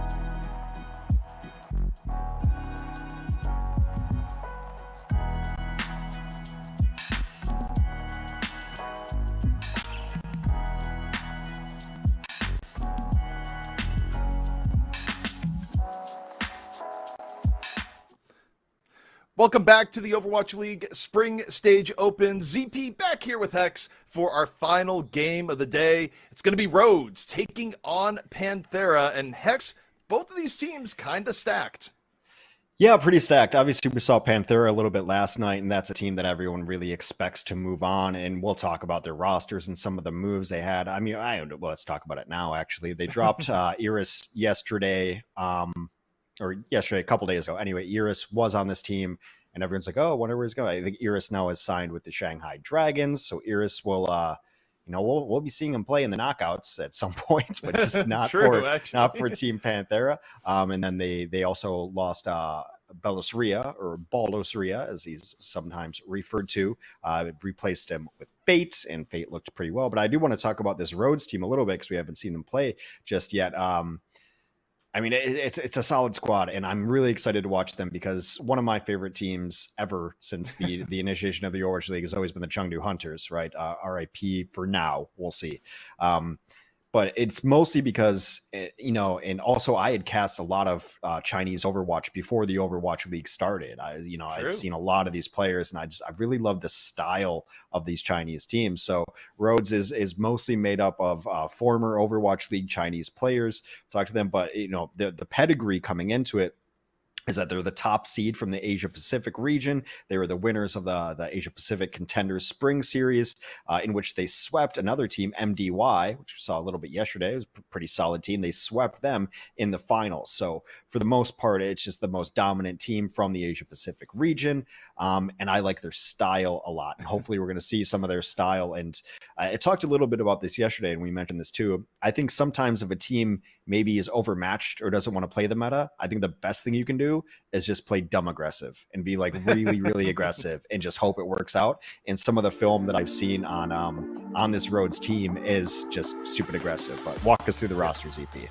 Yeah, we got Brita, Pineapple, Odium, Kaneki, and Coldest, who has now, I guess, name changed back to Coldest for this tournament. Because I remember looking through and, catching up on the teams and prep is like, who's Cold J? It's like, oh, it's just Coldest. That makes a whole lot of sense. It was strange. We've also found out that the logo is of the Greek Isle of Rhodes. So I was hitting up Wikipedia during break. We were able to crack that conundrum of what the logo was. Yep. So Aprita's former Chengdu, former Guangzhou, has been around, was a bench player for a little bit, had some more moments last year. Pineapple is formerly of the Hangzhou Spark. Pineapple has actually had some great plays. We've highlighted him in the Overwatch League several times. And obviously Coldest has been around for a while, Spark and Valiant. Kaneki, I don't recall getting a ton of playtime, but has played on the Chengdu Hunters before as well. Now here is your Panthera team, which also some familiar names, EP. Oh yeah, and like the one that stands out, of course, to me is Fate. You want to talk about a player that has an incredibly storied history in the Overwatch League. Now here in the Spring Opens, looking to get back into the Overwatch League, whether being picked up by a team or simply going there with Panthera.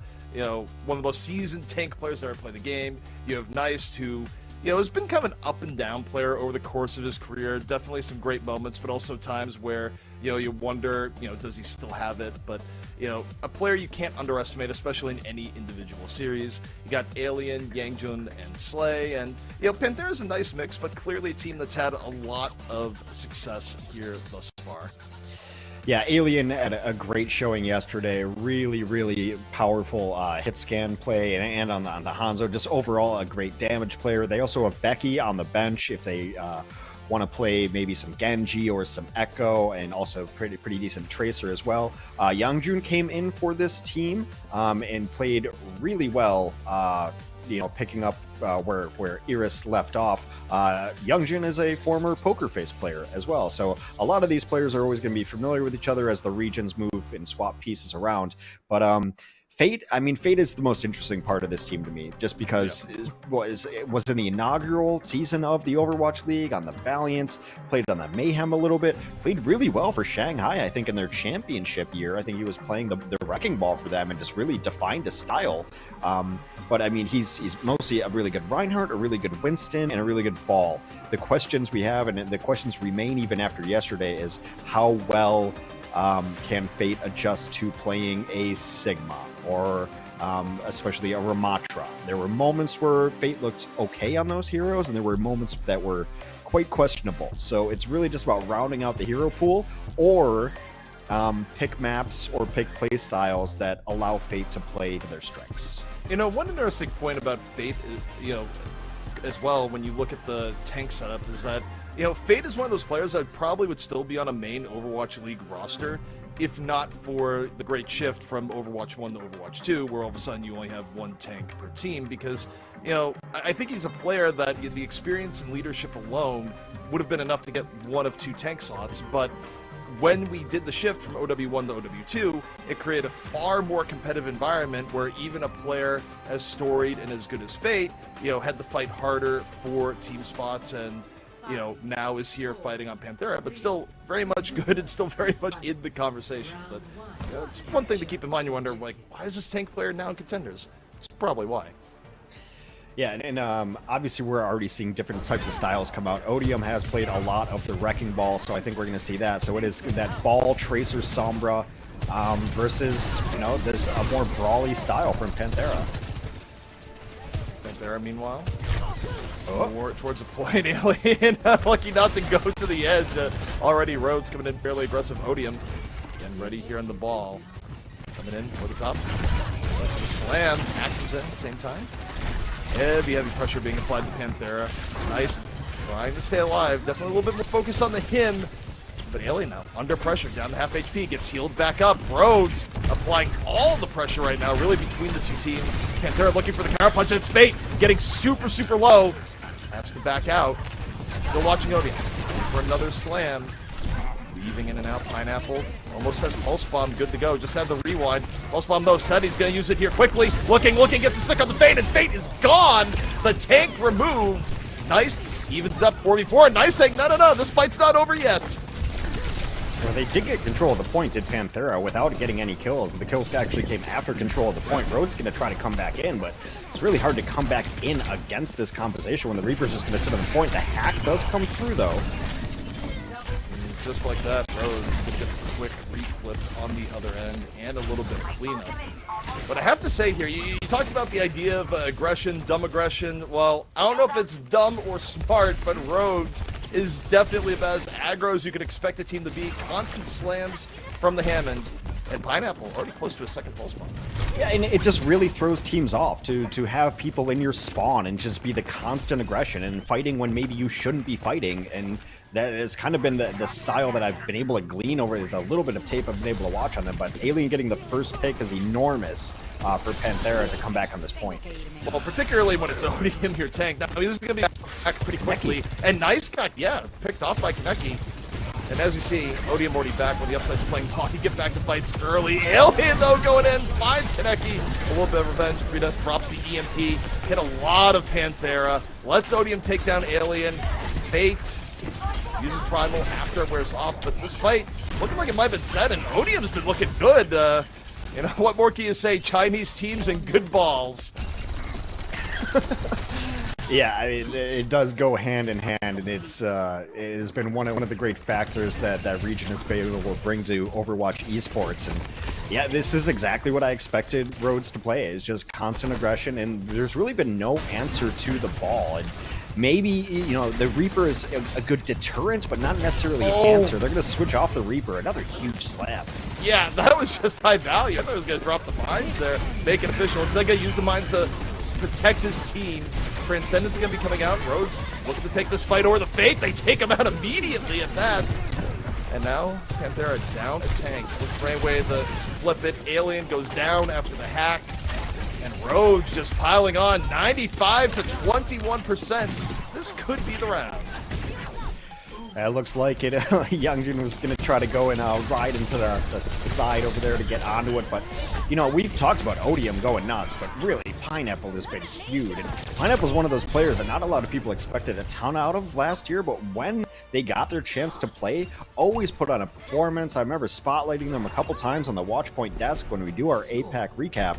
And right there, just unfettered aggression And I don't know if Odium really died more than once. I mean, it's just really impressive ball play.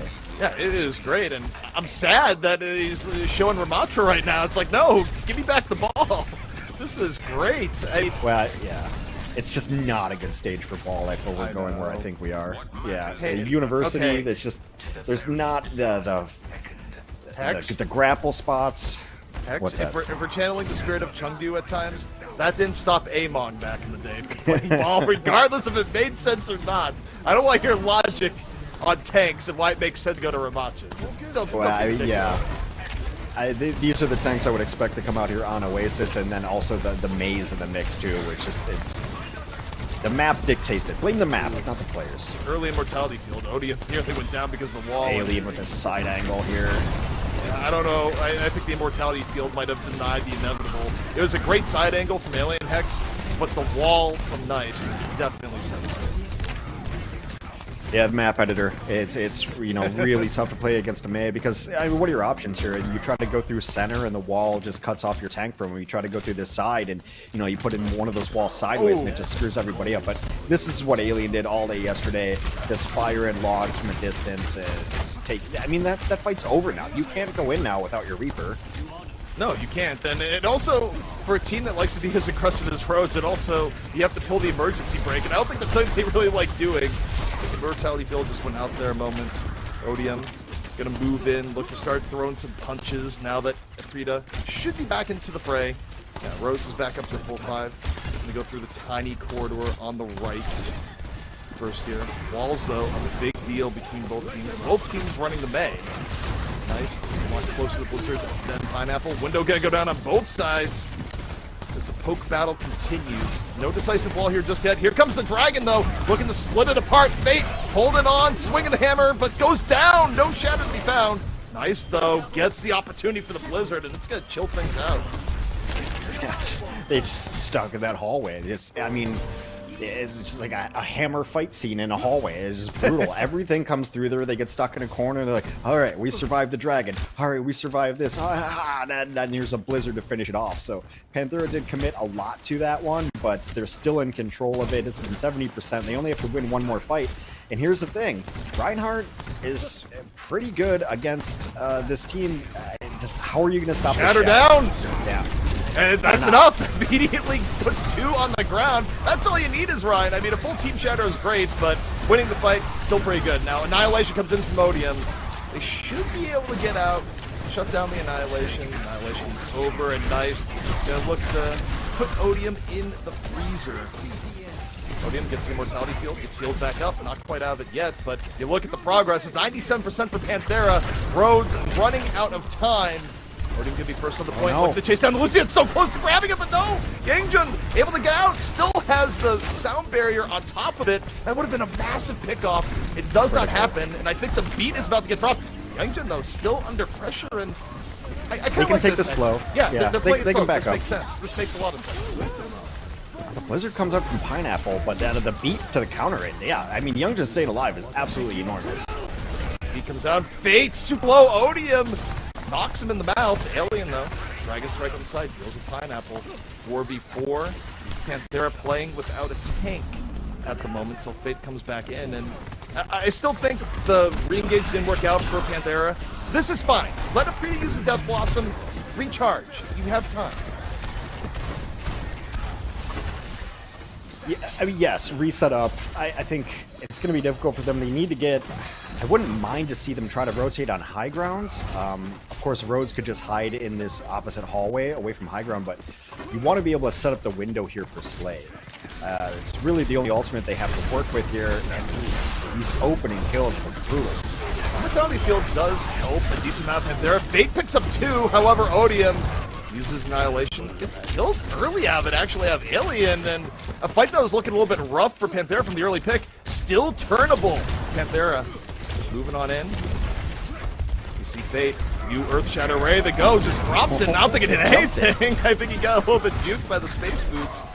And now, Pineapple on the point here I for think Rhodes. it flipped, like entirely, yeah. It's like Yeah. Panthera's come in here and just kind of thrown away ult after ult and got no value out of it. Maybe Alien can do something with this dragon. I mean, it's not the best ultimate, but right now it just seems like they're losing people before they get in. It's reminiscent of, you know, kind of what we saw to NT in the last match. It's tough, and you know, Panthera, they had time to work with, but no longer. Dragon gonna be opening up here. Does force a shift out of the Reaper, nothing else. Now we'll see Alien looking for that one magic arrow over the top. Had Kaneki in his sights, doesn't quite land it. Odium using the window, moving forward, tying the rock socket with fate. They're gonna get Blizzard. Alien gets Kaneki. It's a good early pick for Panthera. The beat, well timed from Yangjun. Nice, able to find a Prita. And this is looking like Panthera is gonna turn it, but they needed every bit of time they could get. About as close as it absolutely could be there, and in the end, it's a tale of two Blizzards. Pineapple didn't get anything out of there. Nice did get something out of his, and I think Alien is just such a difference maker. Such a difference maker on this team. Is able to just get those 1 kills, those 2 kills, but I think maybe people were expecting... no, I'm not going to put it on other people. I was expecting Panthera to look a lot better than they have. Even in the win, kind of sloppy. You know, on one hand, it was sloppy on the comeback. This is the Blizzard at the end. Or no, in the middle, actually. Never mind.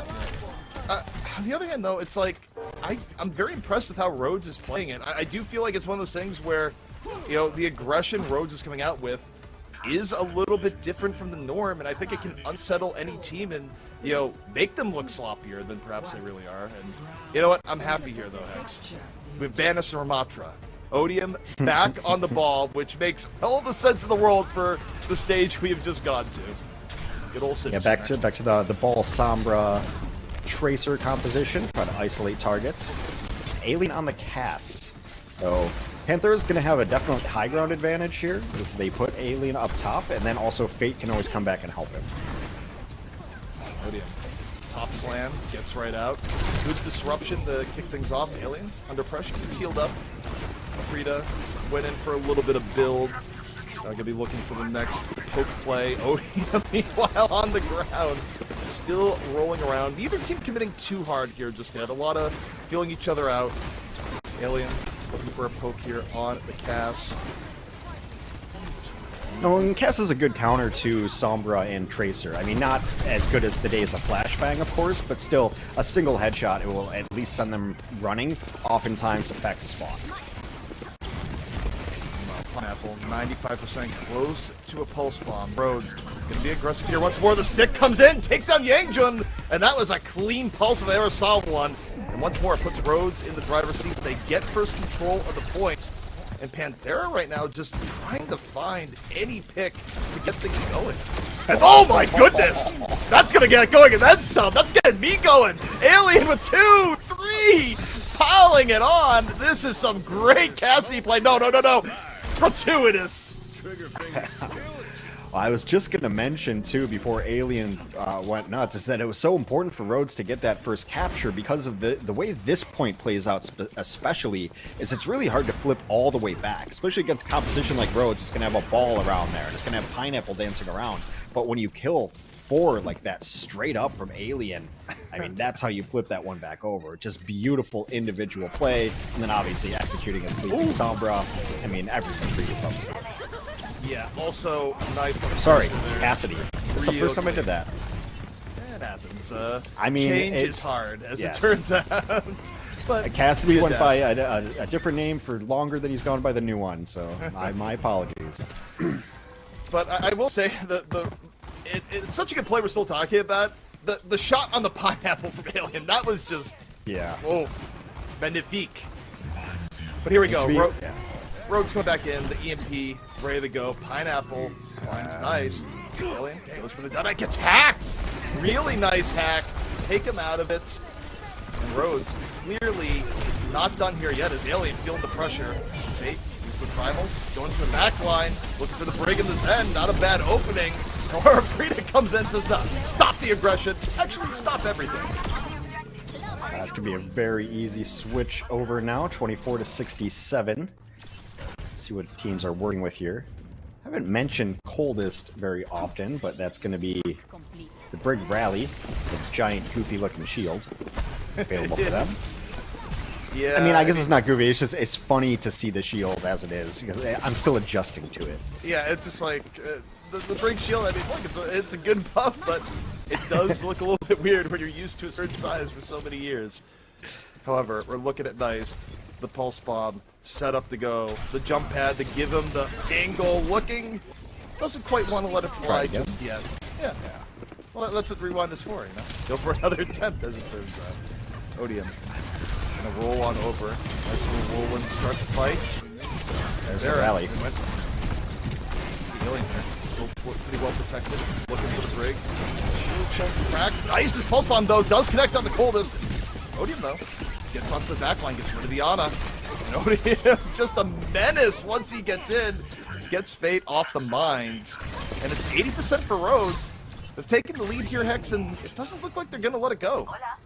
It's just the synergy of which the front three of Rhodes has worked. The Aprita hacks, Pineapple always following Odium and getting that in and getting all the damage done. It just seems like they're on the same page, really in sync with this style.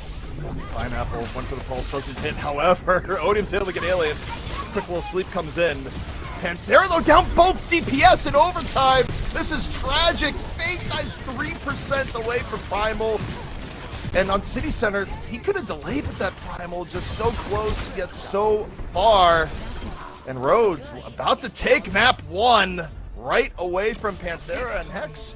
You know, we said we don't know quite what to expect, and Rhodes, arguably an upset, but maybe not if you've been paying close attention. Well, like I mentioned, they're the top seed from Asia Pacific. These are players who have played at the highest level in the Overwatch League for the most part, and that style, once it's perfected, and I think it works especially well on Control, right, where you can play Hammond ball for the most part on a couple of those maps, especially Oasis, not University, as we saw. University was the one they struggled on, even though Panthera didn't look perfect on it. But when those open areas and when ball is so hard to track down, you're putting so much pressure on the Cassidy to not only do something about ball and put in 3 shots on ball so that he feels uncomfortable, but also deal with the Tracer and the Sombra. And like even his position with a Deadeye up top gets hacked. You know, it's just so much pressure on the Cassidy to do something. And it's just like hornets all over the place. And you're just, you know, there's a Sombra here, and now I can't shoot at the Tracer. And it's the way they collapse on it. It's a really cool style. We've seen a lot of teams try to play that style, but it does look like it's Rhodes' bread and butter right there. As we move on to other maps, and we have to go to escorts and hybrids where you're going to see more Hanzo and Widow in long range. It's going to be a test there too.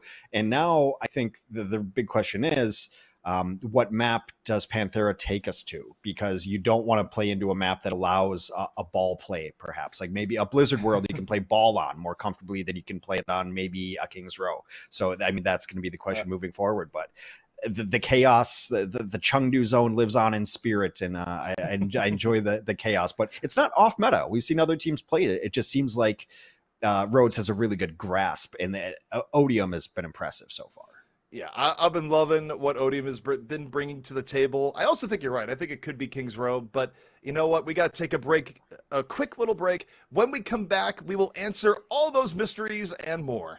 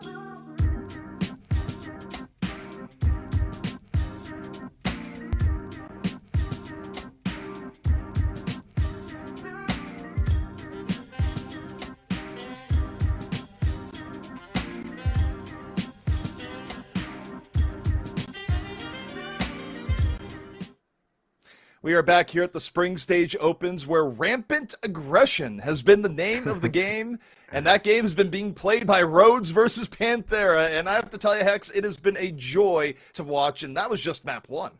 I think everyone always enjoys a good ball play. It's just, it's always a fun thing to watch, especially because I don't always like speaking about my playing experience, but I find it a very difficult hero to master. I'm just slamming into walls and not getting anything done. But to watch the highest level players be able to execute grapples and slams and things are amazing. No substitutions here, but the next map is going to be, we were just talking about this too, one of my favorite maps I don't feel we see enough. We're going to go to Hollywood, one of the first expansion maps, as it were, early on in Overwatch.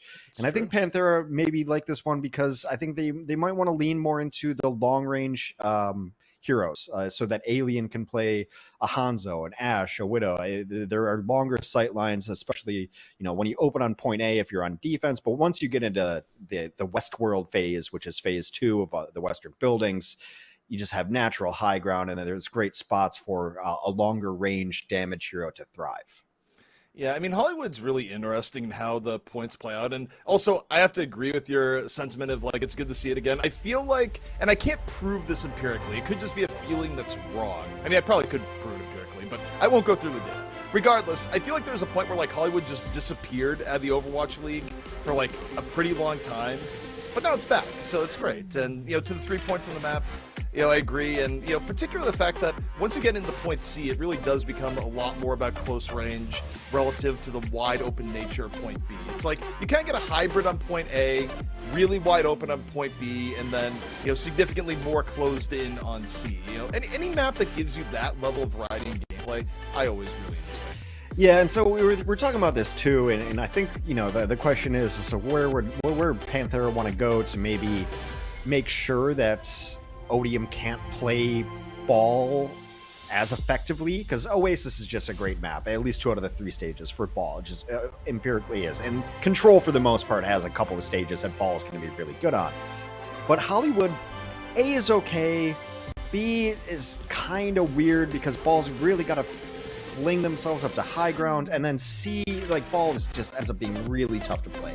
So I think you're seeing some of these map picks be very strategic. Sombra can be very good on this map too, but I mean, it's just gonna be really interesting to see what these teams want to play. And I think maybe the reason that we're here, and this is probably one of the biggest reasons, is, you know, let Alien play the carry role of a Widow or an Ashe or a Hanzo, especially on this defense here. It's so good. It's always been great.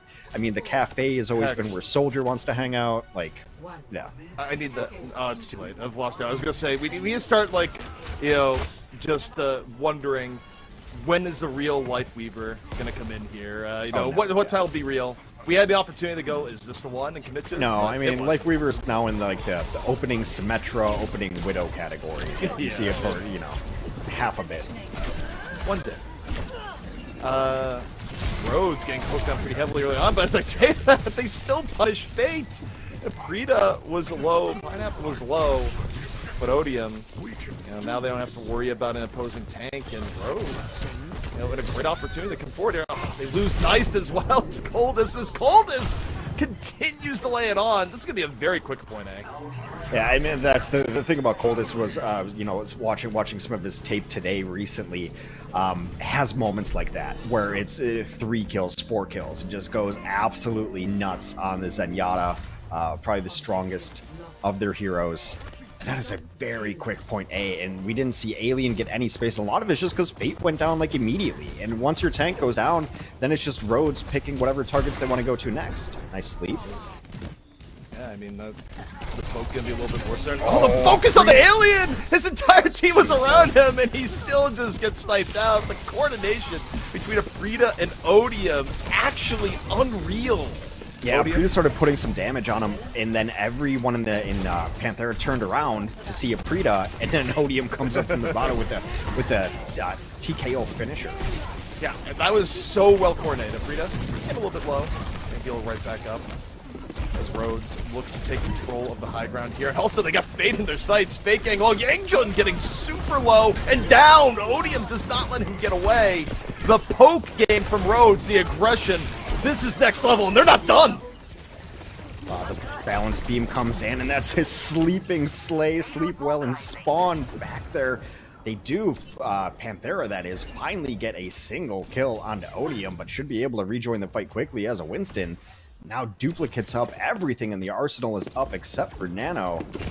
Rhodes is just rolling through this. This has been so swift, so brutal thus far, and I don't see the light at the end of the tunnel. If there is, it's a freight train. Huge EMP, gets 3. Yeah, and Odium's immediately there for the cleanup. Doesn't even have to use the primal. Pineapple on the cloned Winston, jumping on over. And heck, if it was a freight train, I think I hear the horn, because this is getting out of control. Yeah, this has been completely one-sided.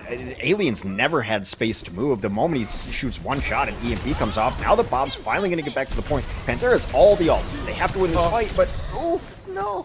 Fate gets bursted down so quickly, he can't even use Primal to delay at the point. Meanwhile, speaking of Primals, Odium's just smacking back here. Goes down, but I feel like even when Odium has died here, Hex, it has been super worthwhile. This is it's not even a bad death. I was watching this Rhodes team, and I watched them spawn camp on Blizzard World, and I knew, I'm like, okay, I'm gonna secretly root for this team, because I've always loved teams that are just all out aggression. It doesn't end. They keep going. They keep going. When you think you're gonna be safe and you've backed up far enough, you have not. They are still going. Fate's gonna counter jump. They need to get something done. Pulse Bomb ready to go here from Nice. As Panthera tries to slow this down. Now, the fact that we're in point C will slow it down naturally a little bit, just because of the advantages that defense can flex here. But, you know, as I say that, let's not take anything for granted the way Rhodes has been playing. Odium right now, dancing with Fate on the payload. A little bit back and forth. Coldness has to transcend to save himself. Would have died, got super low. Sleep comes in on the Fate as he had Primal, puts Rhodes in a good spot. Aprita holds on to the EMP for now, kills Alien. The EMP actually did go out, and as a result, Rhodes just keeping up pressure. Yeah, it's a single EMP, but at least it results in a kill, and now we've got a Nano Winston. He's just going to punch into the corner, gets slapped, but everyone's pushed so back. Aprita with a double cleanup there. Yeah, it just doesn't stop. Pineapple is getting ready to look at Fate and say, I'm your mirror, but I'm your better. Can anyone even touch a point? Yes! Fate gets back in onto the point. Pineapple, likely going to go for the clone soon. Instead, Pineapple's going for the assassination!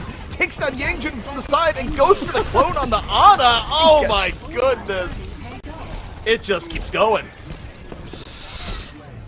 That was one of the fastest Hollywoods that I have seen in quite a long time. 3:03.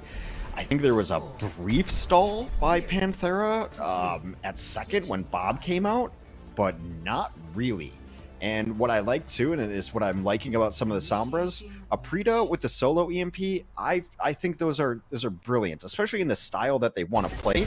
Don't let perfection get in the way of progress. Like, you get something done with it and keep going. And then we have to talk about this echo play. Like, Pineapple, I mean, how many duplicates was that? 3 duplicates? Almost 0 deaths? Like, it was a Pineapple army, and you know, Hex, I also gotta say here, there's something, you know, for our first true day back with no technical issues. You know, we were talking about throwbacks, and we're talking about pineapples on broadcast, or in this case, a player named Pineapple. I love it. But also, Pineapple's plays to say. Very solid on the Echo. Still kind of in love with what Odeon is doing, too, and just keeping the momentum going, because you don't get pressure like Rhodes is getting without really pinpoint tank play that knows just how far to push it without dying. Or if you do die, you get something out of it. Yeah, I was gonna say, even the dying was totally fine. You die and you take 2 with you, and your spawns are equidistant. You're Winston, you got 2 jumps and you're back. So, I mean, I guess the question is here now. We've seen Odium look really good on ball. The Winston looked good. Now, Rhodes doesn't have another player on this roster, so their Sigma specialist is Odium. We'll see how Odium's able to play that. Imagine being a team that has to sub out your tank for Sigma. Odium, just gonna do it all. We'll see if the results back that up. Still a very different style of play relative to what he is beyond. Coldest in the back. Alien now in the Hanzo. We've seen in this series alone how deadly Alien can be on the Hanzo and finding early picks. Panthera's offense, though, Hex, a lot slower than Rhodes in how they're approaching this. Yeah, already a slower time, you know.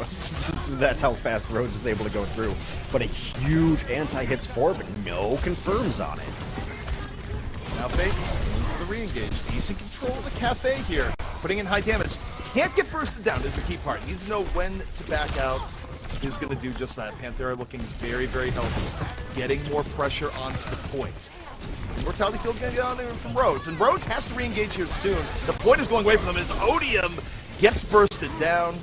Alien can look for a little bit high ground. Pineapple and Aprita, though, able to get 2. It definitely is not over yet. Especially when you get an Ashe with that level of sight line. And, you know, Panthera, I wonder if they dove a little bit too deep away from the point there. They're going to nano Fate to try to hunt down this Ashe. Well, that's just unfair. That's just bullying. That was not particularly a winnable fight for Aprita. That's, yeah, good day, sir. You've checkmated me. Well, Odium comes back on the Doomfist, and I think a lot of this is just to stagger out the point, like try to buy as much time as possible.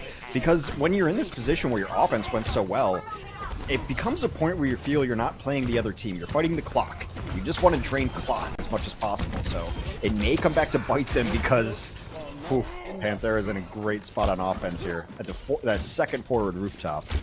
Yeah. Also, in terms of trying to see how many heroes you can play in a match, Odium onto yet another on the D.Va. Yeah. Odium trying to win a versatility award. Well, I guess fourth tank if you count the offense. Yeah. Yeah. Here we go. Odium going to high ground, focusing on Fate. Fate healthy with the orb on him. Going to use Primal pretty early, and although as he uses Primal, he starts getting bursted. Primal or no. That could have been very dangerous for Fade. Be able to leap back over to the payload, keep himself in a good spot. Rally's still on deck for Panthera. Fade gets the Bionade, and the kill Fade trade still continues as Fade has to run for his life.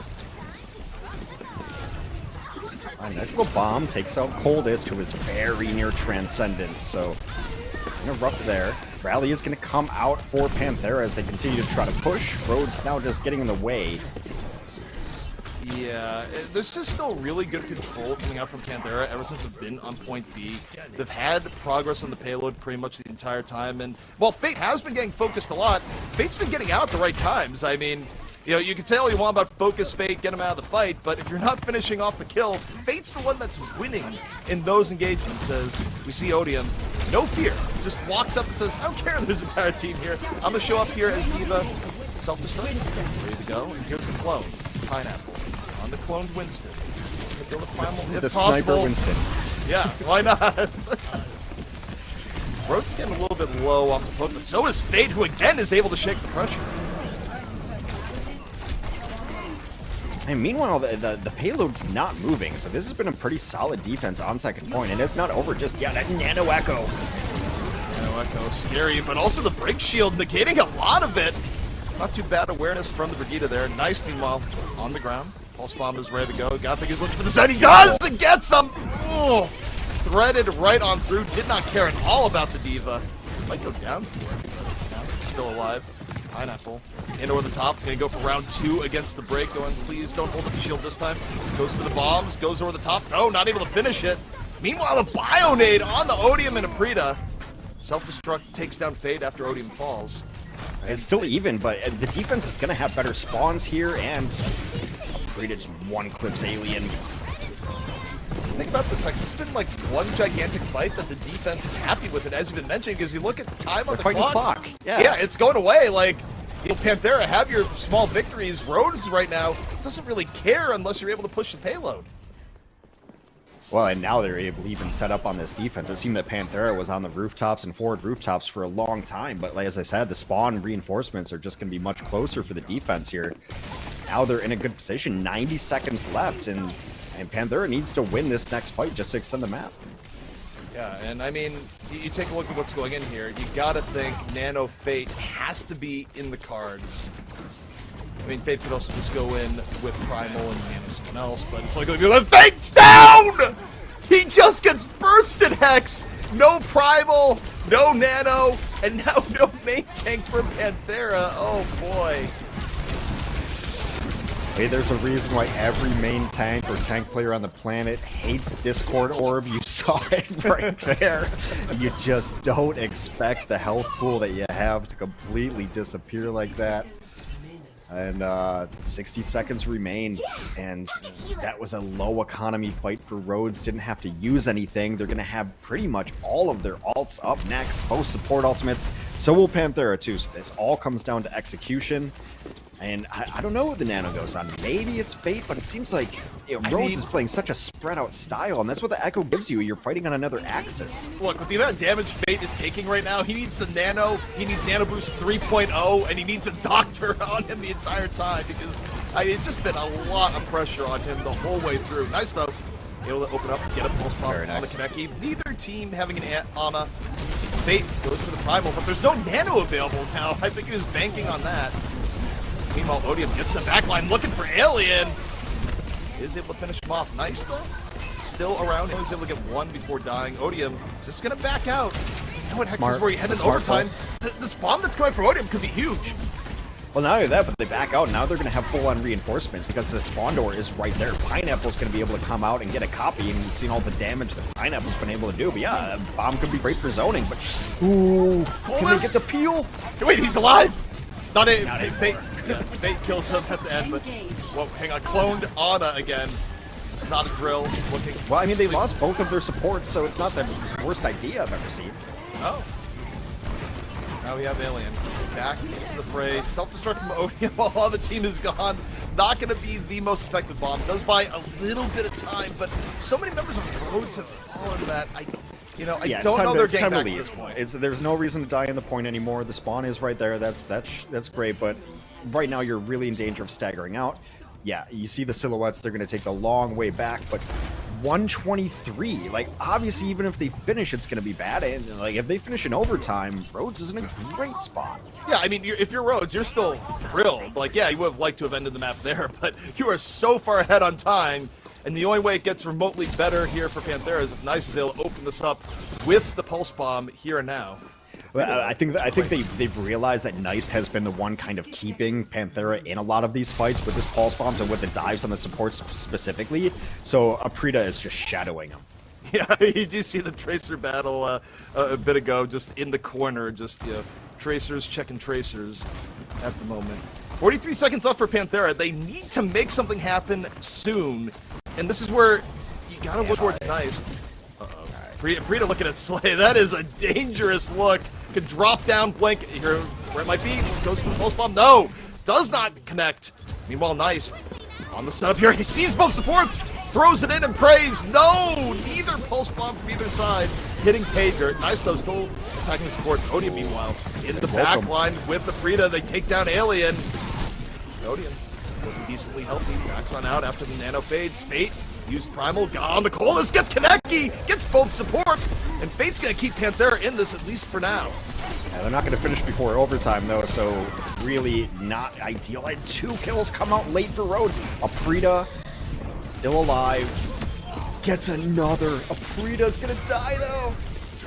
Rita goes down, and yeah, you're right, this is gonna be a bitter victory for Panthera in the round, should they get here, just because they're not gonna have time for another attack, but hey, play for the draw, if nothing else.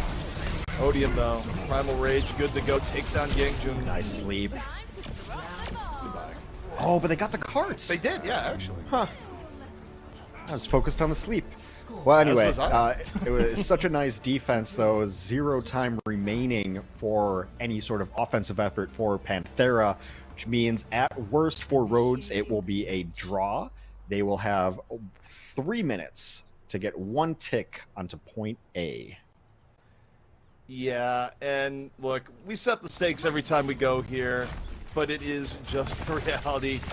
The best case scenario here for Panthera is drawable.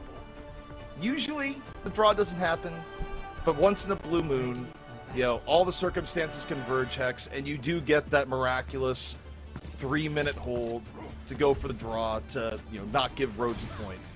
But most of the time, the attacking team is going to get the point here, so you just have to wonder, is this going to be a moment of Overwatch history where Panthera pulls out a truly miraculous hold? Just have to see. Yeah, I mean, considering Panthera's very first defense across the whole map was akin to paper mache, I'm expecting Rhodes to be able to pull this off. But Panthera has made a switch. Remember, they started off on the Ashe on their defense, and the Ashe never had any space and just kept constantly getting dove. Alien's going to switch over to the Cass here instead. A little bit better against just getting constant pressured on. At least you have the mag, and you've got a fan of hammer if you need to. Ashe, once you use your coach gun, you're just dead with whoever wants to die by you. Yeah, and I think the swap here makes a lot of sense for everything you just said. Also, I just think Aprita on Tracer and Pineapple on Echo have been terrifying to look at here thus far. And remember, all they need is 1 good fight here. They don't even need the full point, they just need 33%. And here comes Dive. And already, Alien is down, and it wasn't really for the time. Coldest and Ana both able to find him. So almost get it immediately. Odium super low. Is Odium gonna live? There's 2 down, and yet Odium Still trouble. alive here. Hoops over the back. He had 16 HP. He had 16 HP Hex away from the stagger. And the pressure's going to come back in real fast against They Pantera. were like 0.01 away from getting that first points, but Nice was able to jump on it as the Tracer. Back to the drawing board. That's 1 minute. 1 minute down. It's like that fight didn't even happen. Yeah, I mean, it didn't happen in some respects. In other respects, Rhodes able to get pressure back in here a little bit earlier just from preventing the staggers. Now Odium. Here on the top. Be a little bit more measured here. Stein still on Rhodes' side. Elliot, meanwhile, looking for it here. Ends up dying in the melee. Becky, though, falls at the same time. Yeah, it's a decent trade. Odium, though, able to take down Slay. It's Odium and Aprita going wild on top. Nice is desperately trying to keep it even. Both Tracers and Winstons on both teams doing some work here, and Rhodes actually getting the worst end of it. This is so stressful. Okay, Panthera used a couple of things that they had there. The Primal did go out, and the Pulse Bomb went out. On the other side, Primal and Pulse Bomb will be ready as we talk about Tracer and Winston Wars. Also, it looks like the Nano's going to be up just a little bit. The window's closed though now, so the Nano's going to come up for both sides. Rita, Pulse Bomb connects! Huge. Takes down Yangjun and even gets Slay! Oh boy! That's MVP right there. Yangjun Yeah. is so close to rally. Yeah, you just take down both supports as Tracer. You've done your job and then some. Cash your check and take the map. Rhodes up 2-0 over Panthera, and they do it with style. The damage line has been so strong. I mean, it's just, you can almost take out any one of these heroes and any one of these players and take out a moment where they're done. But my biases will get the best of me. I mean, Aprita has played so well, and to come in and just take out both supports like that, it's just game winning right there. But not only that I talked about the window of maybe the Nanos coming up, but also to take down the Brig before the rally. And as a Tracer, taking down a Brig just feels like sweet justice from Brig's Tracer Eraser days, where you couldn't even look at a Tracer without dying. Tracer or look at a Brig. Eraser. Yeah, the Tracer Eraser Brig days. So Aprita's been playing really well. Odium's looking as versatile as ever. It looked really solid. There were some moments, though. I mean, I think that the strongest parts right now for this Panthera team have been their Winston and Tracer play as well. So Panthera back to the drawing board and pick another map. But I mean, I knew this Rhodes team was good, and I know there's pedigree, but I think everyone always looks at this Panthera squad and be like, well, of course, Panthera. But Yeah. I wasn't expecting a 2-0 and not the 2-0 in the fashion we just saw, because even though it took extra rounds on Hollywood, that map felt entirely like it was Rhodes map from the beginning. Yeah, I mean, to use a often used sports term here, Rhodes feels like they came into this with a chip on their shoulder, as if, they had something to prove and they were just going to bring the fight to Panthera in every way imaginable. It's been unchecked aggression. It's been hero plays across the entire roster. And the fact that, after all the good things we've seen from Odium, I don't even know if he'll get player of the match, because we see Aprita come in there and just bully two supports and make the point for Rhodes pretty much on his own. It's truly ridiculous how well Rhodes is playing as a cohesive unit, the coordination they're showing. And here, Hex, they are one map away from finishing it off and knocking Panthera to the lower bracket. Will Panthera rally, or will Rhodes continue to dominate? We're going to see in just a few minutes.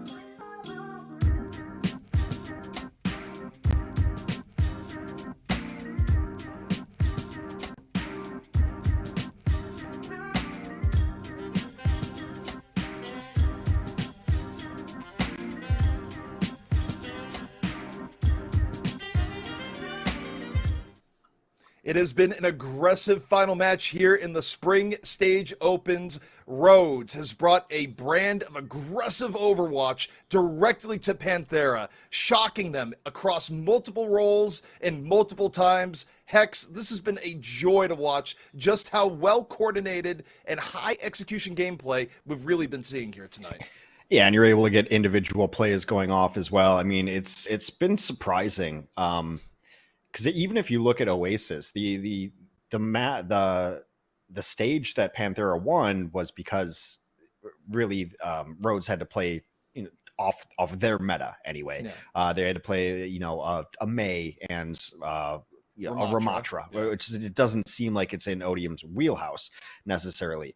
But the other two stages where Ball was out there, like it was completely different. So I think we're definitely seeing the style that they want to run. And it's not like they're running anything crazy. We've seen all these heroes run before, like the Tracer, Sombra, Ball. We've seen other teams do this, but it just seems like they're running it a little bit better. And mostly there's a feel about this squad of, even when they're running the Winston and the Echo, it's a relentlessness. Maybe not aggression is the right word, but it's just relentless. They're always there, always around. And I think I really like the introduction of the Echo play too, because it's just another axis of fear that you're adding in there. Is there something above me or behind me now? It's crazy. Next up is going to be Rialto ZP, and we also have a substitution. Yep, the substitution coming in is that it's going to be Alien out and Becky in.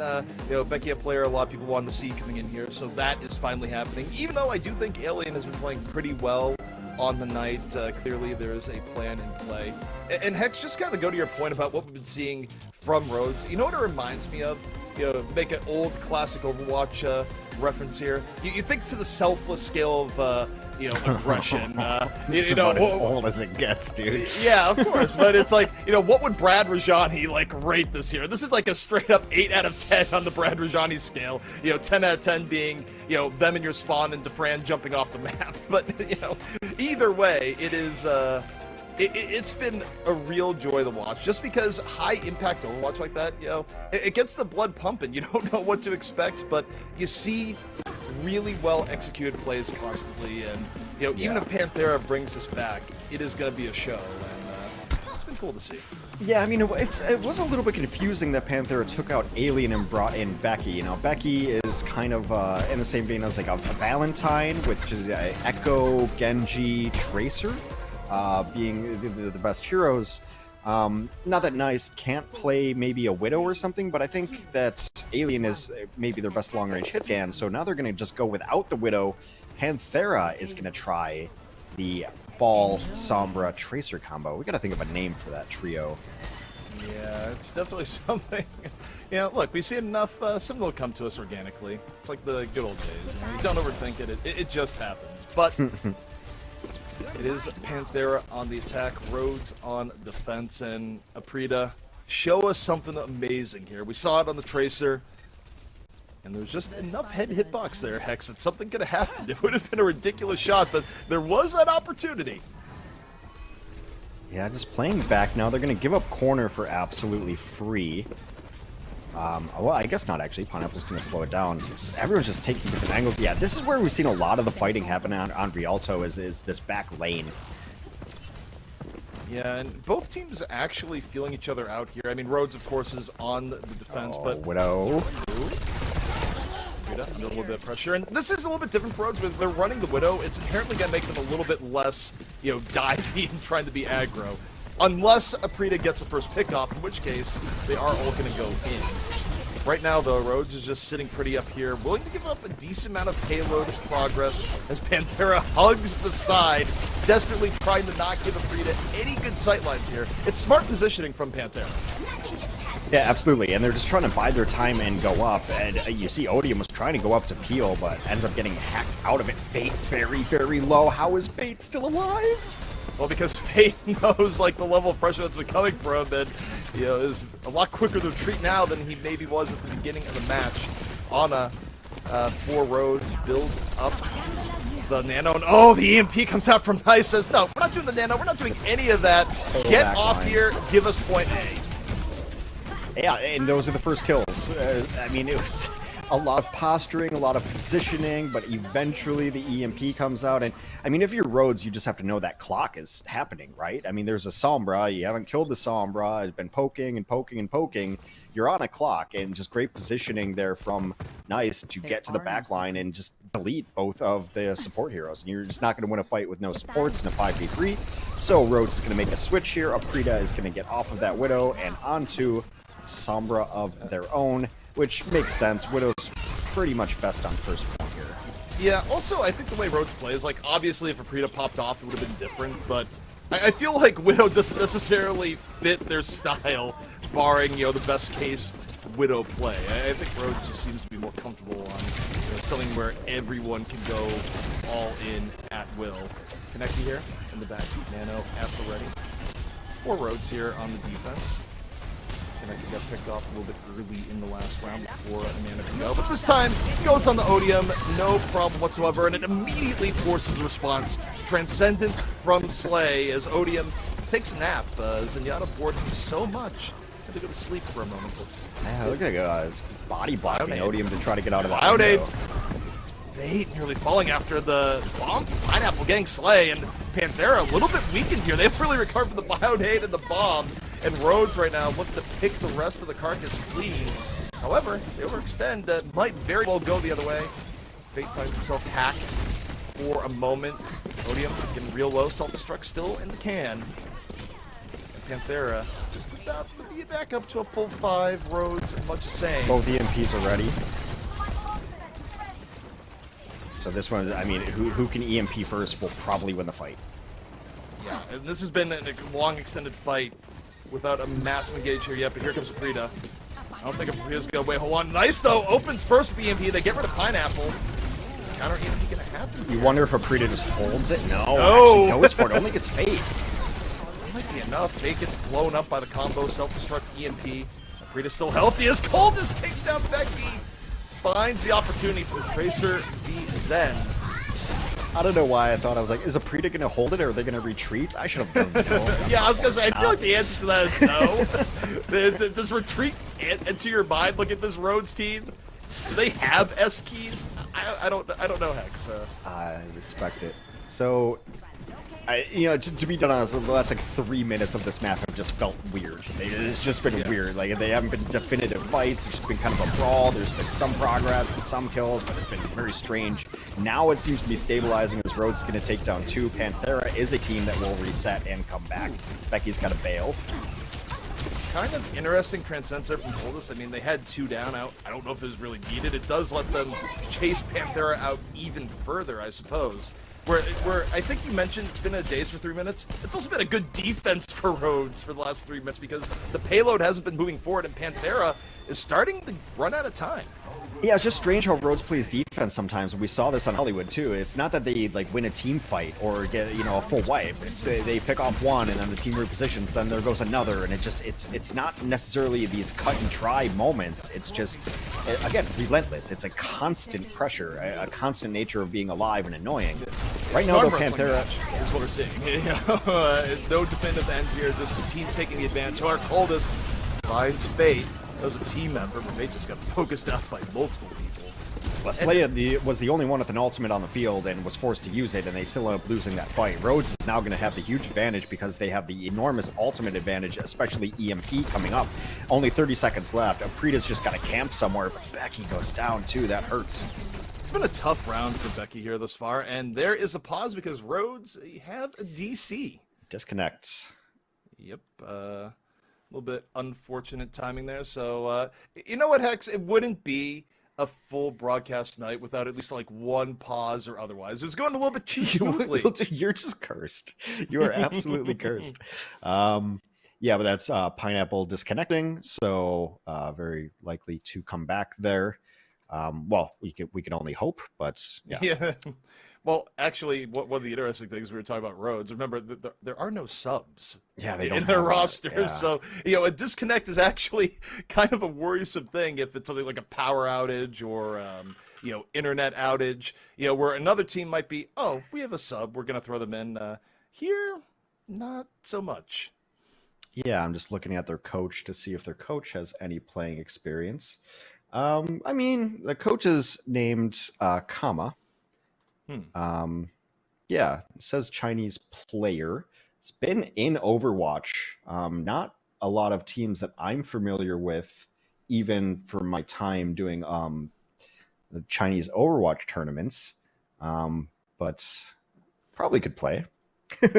Yeah, I mean, you say that, but that's like, okay, do we have the rule book? And to production, we're mostly memeing. That'd be super serious. Where I mean, I guess you could find the answer, but don't. Well, I mean, it's like, look, could the coach play if need be? And yeah, but let's be honest. I mean, like a lot of Overwatch League teams are having player coaches now to kind of skirt some of these rules a little bit.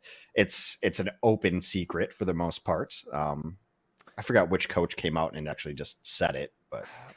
Yeah, I forget to. I know if I heard it. We're back. It doesn't matter. Okay, good. We don't have to go through all these doom scenarios here, but look, I was prepared to fill for the next 20 minutes if it was a catastrophic DC as we went through various scenarios. So here's what I was talking about. Rhodes is in a perfect position to win this because they've got the EMP, while Nice is still 70% away. So Aprita is just going to look for anything. I think if you find 1 or 2 quality targets, you go for it. Now just playing it kind of safe. Yeah, and they can play that very safe because all the pressure is on Panthera to just keep touching the payload. Overtime is now in progress, so that pressure is on as Nice goes down the Coldest. Oh, wow. Coldest just is continually... Just jam this. Yeah, it's been so good here so far, and you look at Aprita. EMP good to go. Waiting. As I say, I think, damn it, I think waiting for too good of an opportunity is a mistake here. Odium has self-destruct ready. Overtime still in progress. Panthera at the risk of not being on the payload at points here. As Coldest strikes again! Oh, wow. You get to save EMP. Coldest is going to celebrate with a Transcendence. Coldest was breaking like I backs. said, yeah, I mean, I watched a clip of Coldest earlier today on a Blizzard World defense where it was a 5v3 and he comes in and just kills 3 immediately. Zen versus he didn't even have any help around. It was kind of crazy. Coldest does have that ceiling there too. And Odium's played really well on this D.Va. The Ball and D.Va have been the best, but also the Winston play was rock solid on Hollywood. I've been very impressed.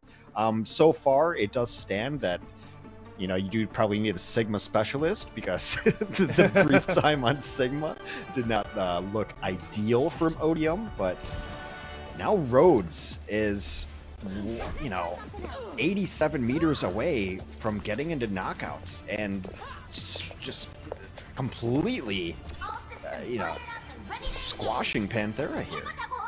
Yeah, I mean, to remind you of what's at stake going in here, all Rhodes has to do is get, basically halfway through Rialto, and they are into the knockouts. Panthera, arguably could have been favored going in here, but I say arguably because I feel like some of this could have been seen coming if you're paying real close attention. Right.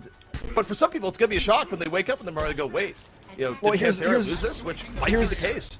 Look, the cold hard reality of it is everyone looks at the Korean region as stronger than all the other regions. So if you're second or third best in Korea, it's still considered that you're probably better than every other team. I think that's the reality of the Overwatch scene as it is. But sometimes you can overrate and you can underrate, and this is a combination of the two, as Rhodes has been looking very, very good here thus far. Pineapple on the Hanzo. Lots of damage going into Fate. Fate goes down to half. Still under pressure. Pineapple's not letting it go. Fate gets hit with the Bionade and falls. That just escalated. That went from small danger to big danger real fast. The Fate Sigma goes down early, although they do get a trade out as Pineapple goes down to Becky. Now Becky's got free reign. Nice peel there from Odium, keeping Coldest alive. Pineapple's going to switch to the cast. Swap.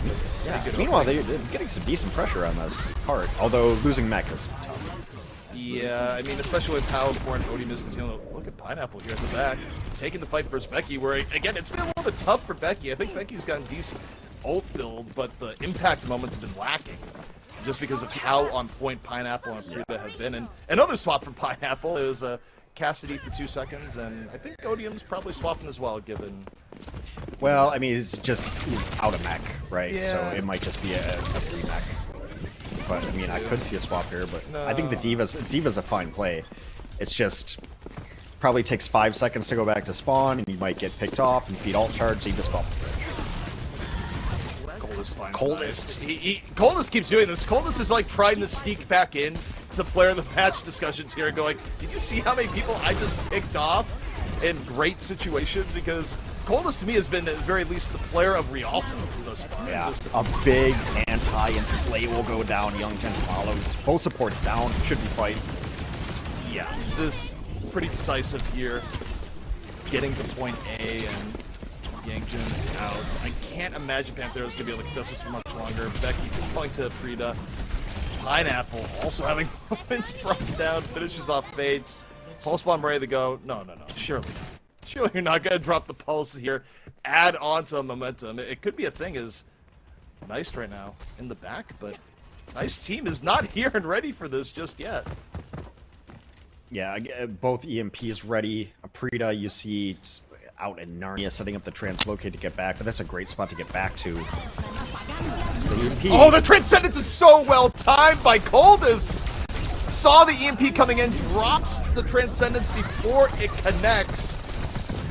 Becky, though, getting some redemption, gets two even after. So, I mean, it was a great Transcendence by Coldest, but the fall-through was still really, really good by Panthera. the counter EMP did absolutely nothing from Aprita, which is rare because Aprita's been really good on this Sombra so far. When he comes back in and able to get absolutely nothing from it. Becky with the double cleanup. We'll check the other Tracer. So 3 minutes and 13 on this defense, 40 more meters to go. Not a long distance here, X. Normally you look at this and go, it's not bad if you have the entire map. But you don't. And Aprita takes down Slay. And the post bomb Eden from Odium. Great protection on the Diva. And now Panthera just getting forced back a little bit. Becky nearly goes down after the bio nade got so incredibly low. Becky, though, gonna heal back up. Becky close to the nano here from Rhodes. Self-destruct in the tank. Not gonna come out here. Kaneki super close to the nano.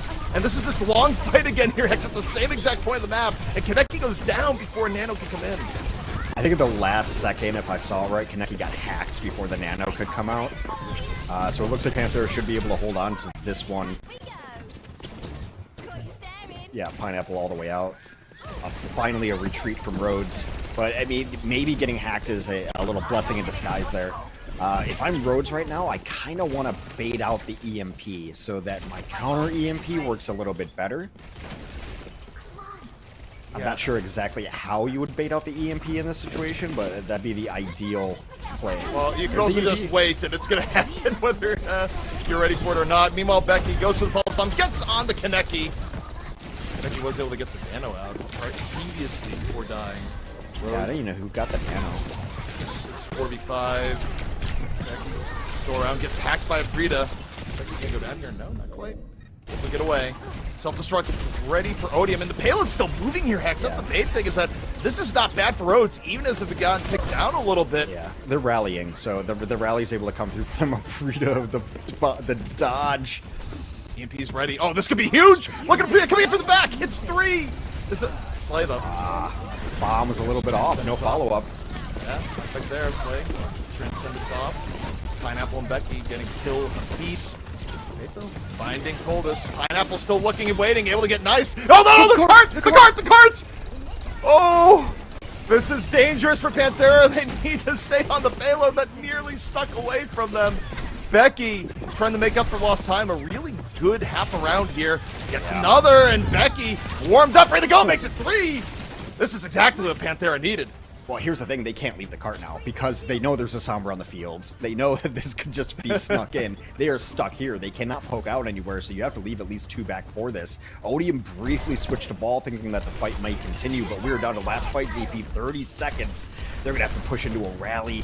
Maybe Aprita can charge this EMP. Maybe. Panthera, though, has nearly done it here, Hex, and it's Becky coming alive. We mentioned at the beginning of the round that it was a little bit rough for Becky getting things done, and oh man, a little warm-up does wonders. See if Becky can finish off strong. Takes down Pineapple with the aid of Nice. Pulse bomb, ready to go. Only 10 seconds left. Pressure on the Roads. A touch of payload here. Becky's waiting. Waiting and waiting. They're going to touch on the Oh, no. Aprita going for it. They are aware of the touch attempt coming in here. Aprita just takes a shield and down. Is anyone else going to be able to touch? Here comes Pineapple. Moves on in. EMP dropped from Nice. Didn't really get too much. Rhodes still potentially coming in. And a boost out from Kaneki. Here's the post bomb. Pineapple, no kill off of that. Becky takes down Odium's mech. Nice. Over teleport out. Panthera is firmly in control right now, Hex, so long as no miracle pickoff comes in. And Yangjung more than willing to clean up. Transcendence in from Slay. See how much it can heal. Coldest in on the cart. Coles gets Becky, and somehow Rhodes is still staying in this. It is not over yet, despite the advantage Panthera has had. It's kind of crazy that they've been able to kind of juggle these touches, but it will finally go down. Coldest did his best there. Panthera will not go down quietly. Jeez, that was close, but you got to give props to Becky. I mean, just great play comes alive, and I think you're right. I mean, some of it's just a warm-up. It's really hard coming in cold. Also, I mean, this is an aside, and I'm just taking my, a second to recoup after the mayhem that was that map. Becky's one of my favorite handles in all of Overwatch. I don't know, it just reminds me of a sitcom character with big hair from the 90s. And I think just Becky is a great name.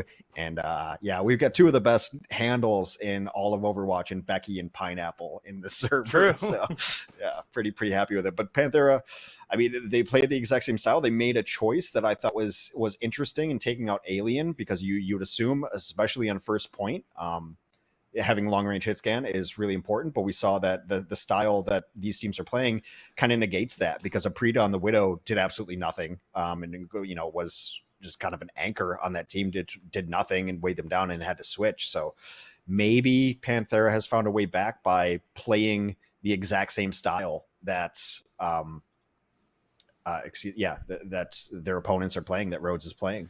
Yeah, I mean, I think it was good adjustments coming from Panthera. Becky went from like warm to red hot at the very end, and that choke point on Rialto just really posing troubles to both teams' offenses, but it was the defense of Panthera that came out on top in the end.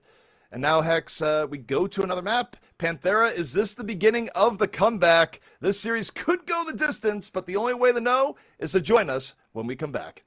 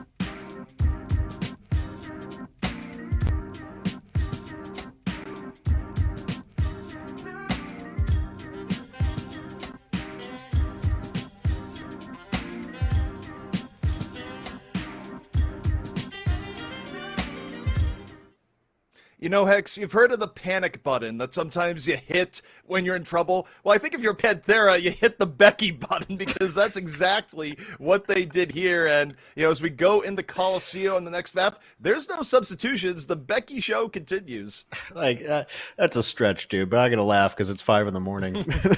Good old Becky button. I mean, if you watch the highlights as we went to break of Becky, that payload was 0.24 away from it and the back cap. All right. And it's a Sombra and a Tracer, the other team trying to push it in. And Becky ends up with 2 kills and then the melee confirm onto a Prita, who's retreating as the Sombra. And anytime you can kill a Sombra, it's so enormous because 10 seconds spent in spawn and coming back is 30% ult charge, and it just resets the EMP timer so much in your favor that, you know, Sombra is so annoying to try to kill because translocate and things like that. So to get the melee confirm actually is a huge clutch play, and you ride the hot hand as we go into the next map, which is going to be push. You almost have to run a Tracer on. I mean, it doesn't matter. It's just such an important part of the game because a lot of it's going to be ground play. It's not necessarily these, verticality issues, which Tracer can struggle on. Tracer can be behind and going everywhere. So I would imagine we're going to see it. I'd imagine we're probably going to see pretty much the same thing we've seen so far anyway. It's going to be a Tracer and a Sombra, and both teams might even run the Wrecking Ball too. Definitely can be a play on Coliseum. So we'll see how that goes. It's been a great matchup so far. Panther finally showing some signs of life in the last match. And we'll see. Rhodes still only 1 map away from going to the knockouts.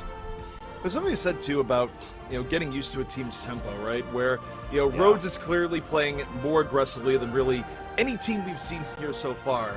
And if that has not been your norm, what you're dealing with as a team, yeah, it's going to take a little bit to get used to it. But, you know, after 2 maps, Panthera found something that worked for them.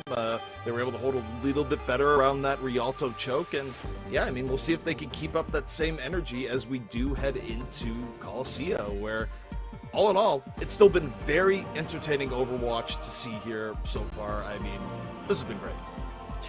Yeah, absolutely. And I mean, I do want to give some big props to the tanks too. And I think, you know, one thing that might force the tanks off of a Wrecking Ball and onto maybe a Diva or something like that, it has been just the phenomenal Tracer play on both sides. The Divas are needed there to peel for their backlines and fall away. But so far, oddly enough, it's going to be Panthera who's going to run the Wrecking Ball. It's not that odd because Fate is a great Wrecking Ball, but Odium and Pineapple switching things up. So it's going to be a Winston Reaper from the side of Rhodes. I kind of like this from Rhodes here. I mean, Pineapple's going to be able to apply a lot of pressure to Fate as Fate goes in, on top of the fact that the hack is there, which has never been Hammond's best friend, to say the least. I think Fate could be in for a real rough time here. Playing ball into this, it's going to be tough. Yeah, I completely agree, but the hack was not able to come down first. Now Fate goes does on Fate. get hacked.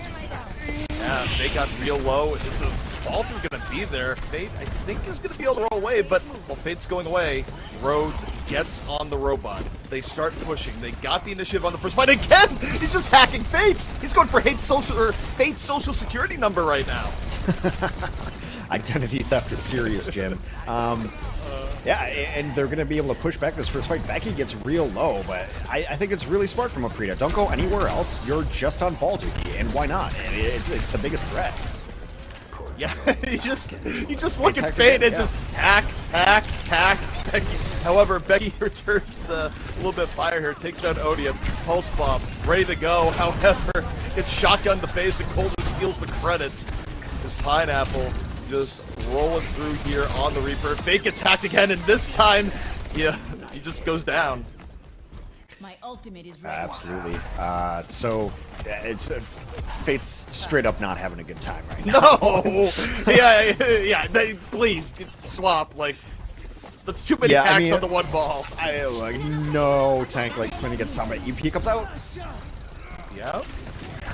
Oh, wow. Becky. Yeah, I mean, there's Becky, Pineapple, they go from Death Blossom, Neki down. Trades on both ends. Priya's able to take down Becky. Yeah, well, they did force out the sound barrier, so some ultimate trades there. Oh, Aprita, did Translocate die somewhere in that? Because that's must have. It must have. There's no way Aprita's just hiding in a corner. I don't know, but probably took every ounce of self-control for Fate not to just sit there and keep shooting Aprita's body after what happened on ball the first time around. Surprised there wasn't a tactical crouch there. Yeah, would have been warranted. Nice though, gonna drop the EMP. Becky there in the fall through, immediately gets rid of Pineapple, no shift in that situation. That was a great beat. The beat counter from Coldest comes out to completely negate that EMP. It's not bad at all, and Becky goes out and Death Blossom, doesn't need to get rid of Aprita. Where is Aprita's translocates at? I'm just really curious, because very rarely do you see Sombra die like that 2 times in a row. Either the translocator got destroyed, or, you know, sometimes you're just not quick enough and the shotgun does too much damage. Is what I would go with here. Both these are still playing back and forth over the robot. Death Blossom coming out this time from Becky. Gets 2, really well timed. And again, I feel like Becky has been the breath of fresh air for Panthera here on the DPS. That's looked solid so far. They're going to come up on this corner and try to tie it up about 8 meters away. Now, Rhodes, if I'm Rhodes, I throw this Primal in there. You never want to give up the lead on push. Ever. Ever, ever, ever. No. It's so important. Well, you say that, and we'll see if Odium does the Primal. I do think it's going to happen, and yeah, you called it. Immediate Primal coming out here from Odium. Meanwhile, Frida here in the bottom, teaming up with Odium and Pineapple. That's 3 down in a hurry, and that was expertly played by Rhodes. Ult economy on point, and just the right time to engage. Well, because it ends up being about 100-meter difference right now, because the robot's jogging as you get back to where your push point is. So yeah, it's critically important, and also if they can win this next fight, they're going to get forward spawns. Oh yeah. Now you see nice one for the EMP. Single Only hit. EMP. Yeah, it's a single EMP, but Kaneki did just get mugged in the corner there. Still could be enough for Panthera to win the fight. Slay though under pressure on the other end. Fate though, use the combo, got 1. Pineapple, massive 3 in the underpass off the Death Blossom. Just when you think Panthera might be turning it, Pineapple looking real juicy right now. Oh man, the Reaper play, just an emo album and a prayer, and he gets it done. Like that, I did not expect that to get as much work as it did. Huge though, because now at this point they're going to be able to get the forward spawns. Hold us in a little bit of trouble, but not hacked, so able to use the dislocation. Neki. See me here, and also got hacked at the same time. Still able to get the ultimate out. Odium finds Fate. Pineapple, the menace down to the Reaper Reaper. And you look at Becky, shooting away. Increased fire speed, looking for it. Both teams, though, trading up back and forth. The robot, though, is going the right way for Panthera after the fight. Yeah, Priya's been caught out a lot. It's been uncharacteristic here of just getting caught out without translocate, getting just kind of decloaked with some spam. Huge EMP though. Yeah, Aprita heard you and says, but look at this EMP, I'm going to take your mind off that. Becky gets a Death Blossom off after, only gets 1.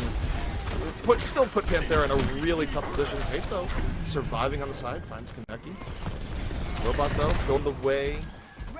Other way right now, and Panthera staying alive. Yeah, and the important thing is Nice is going to have an EMP of their own as they gently push back. Meanwhile, Pineapple getting close to a Death Blossom. And getting chased down, though. This is a big chase down. That's Fate and Becky combining and just double clotheslining him.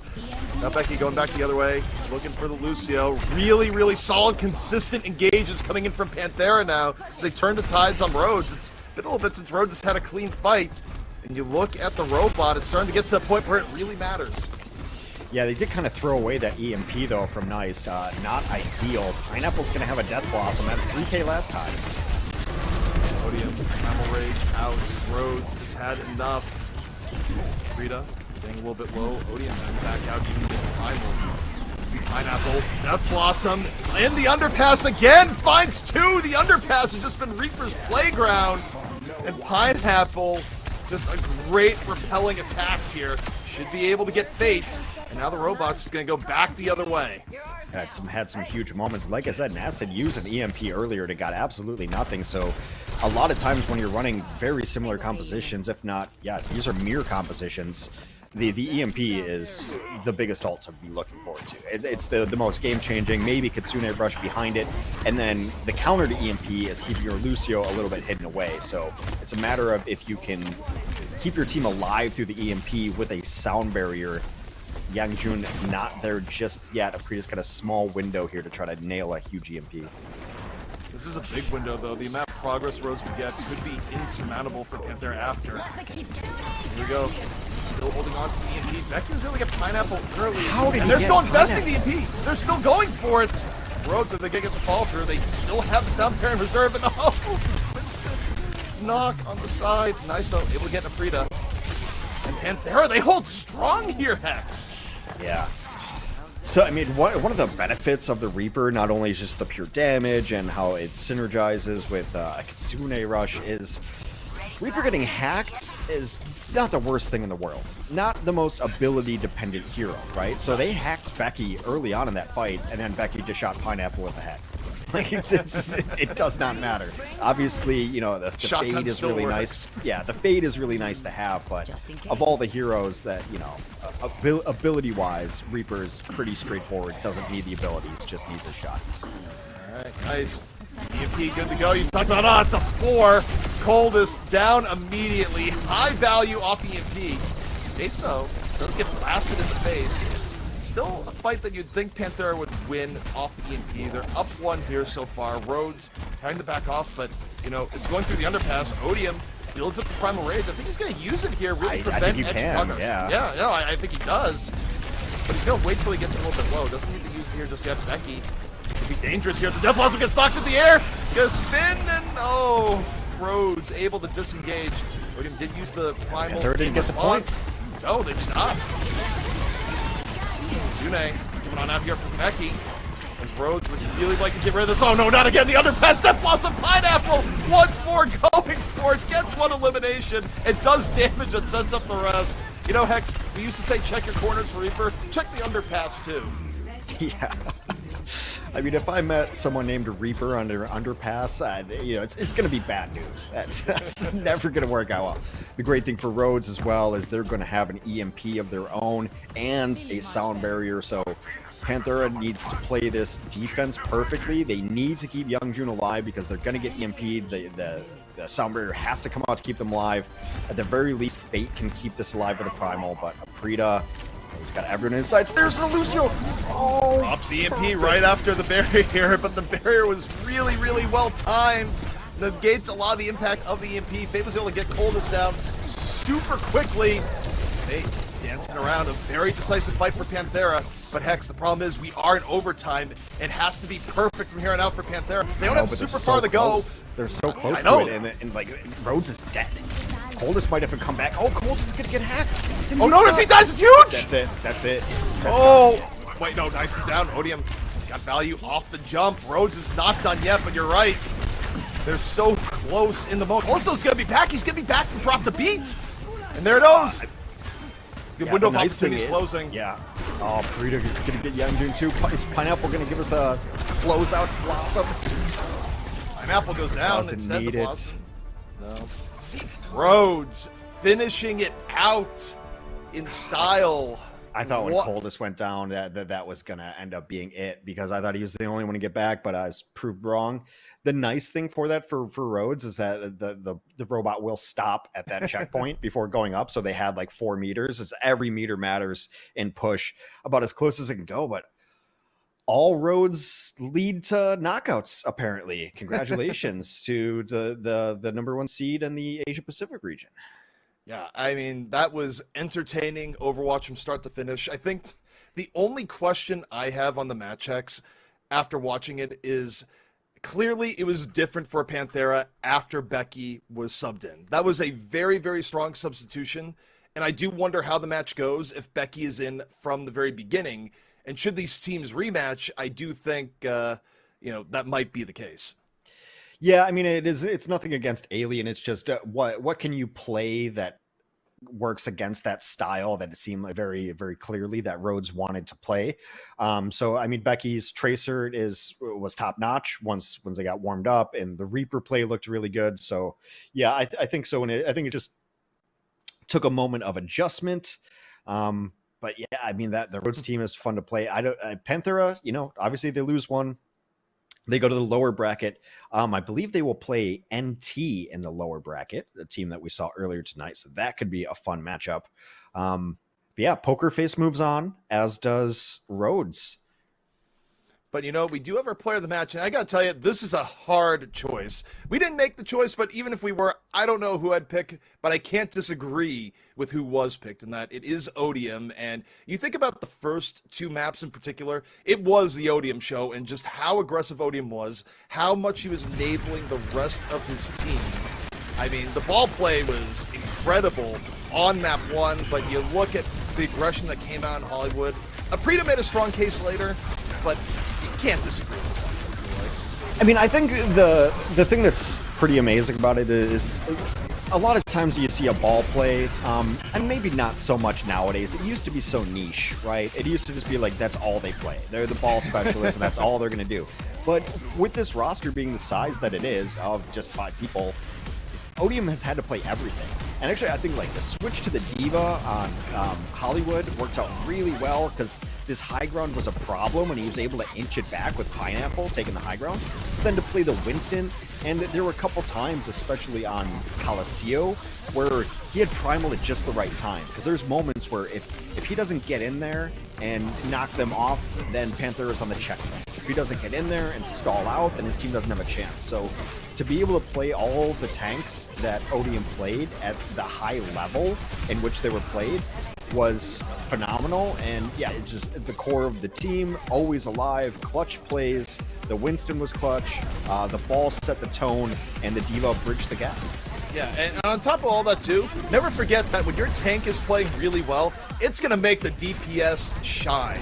You make more opportunities, and you make the DPS look good at the same point. Not that Aprita is not just incredible, but it does help when you have Odium making that much space. But here are the results on the day.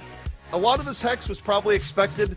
The final match here, definitely, I think people may be surprised when they wake up, especially if they weren't paying close attention to Rhodes before today.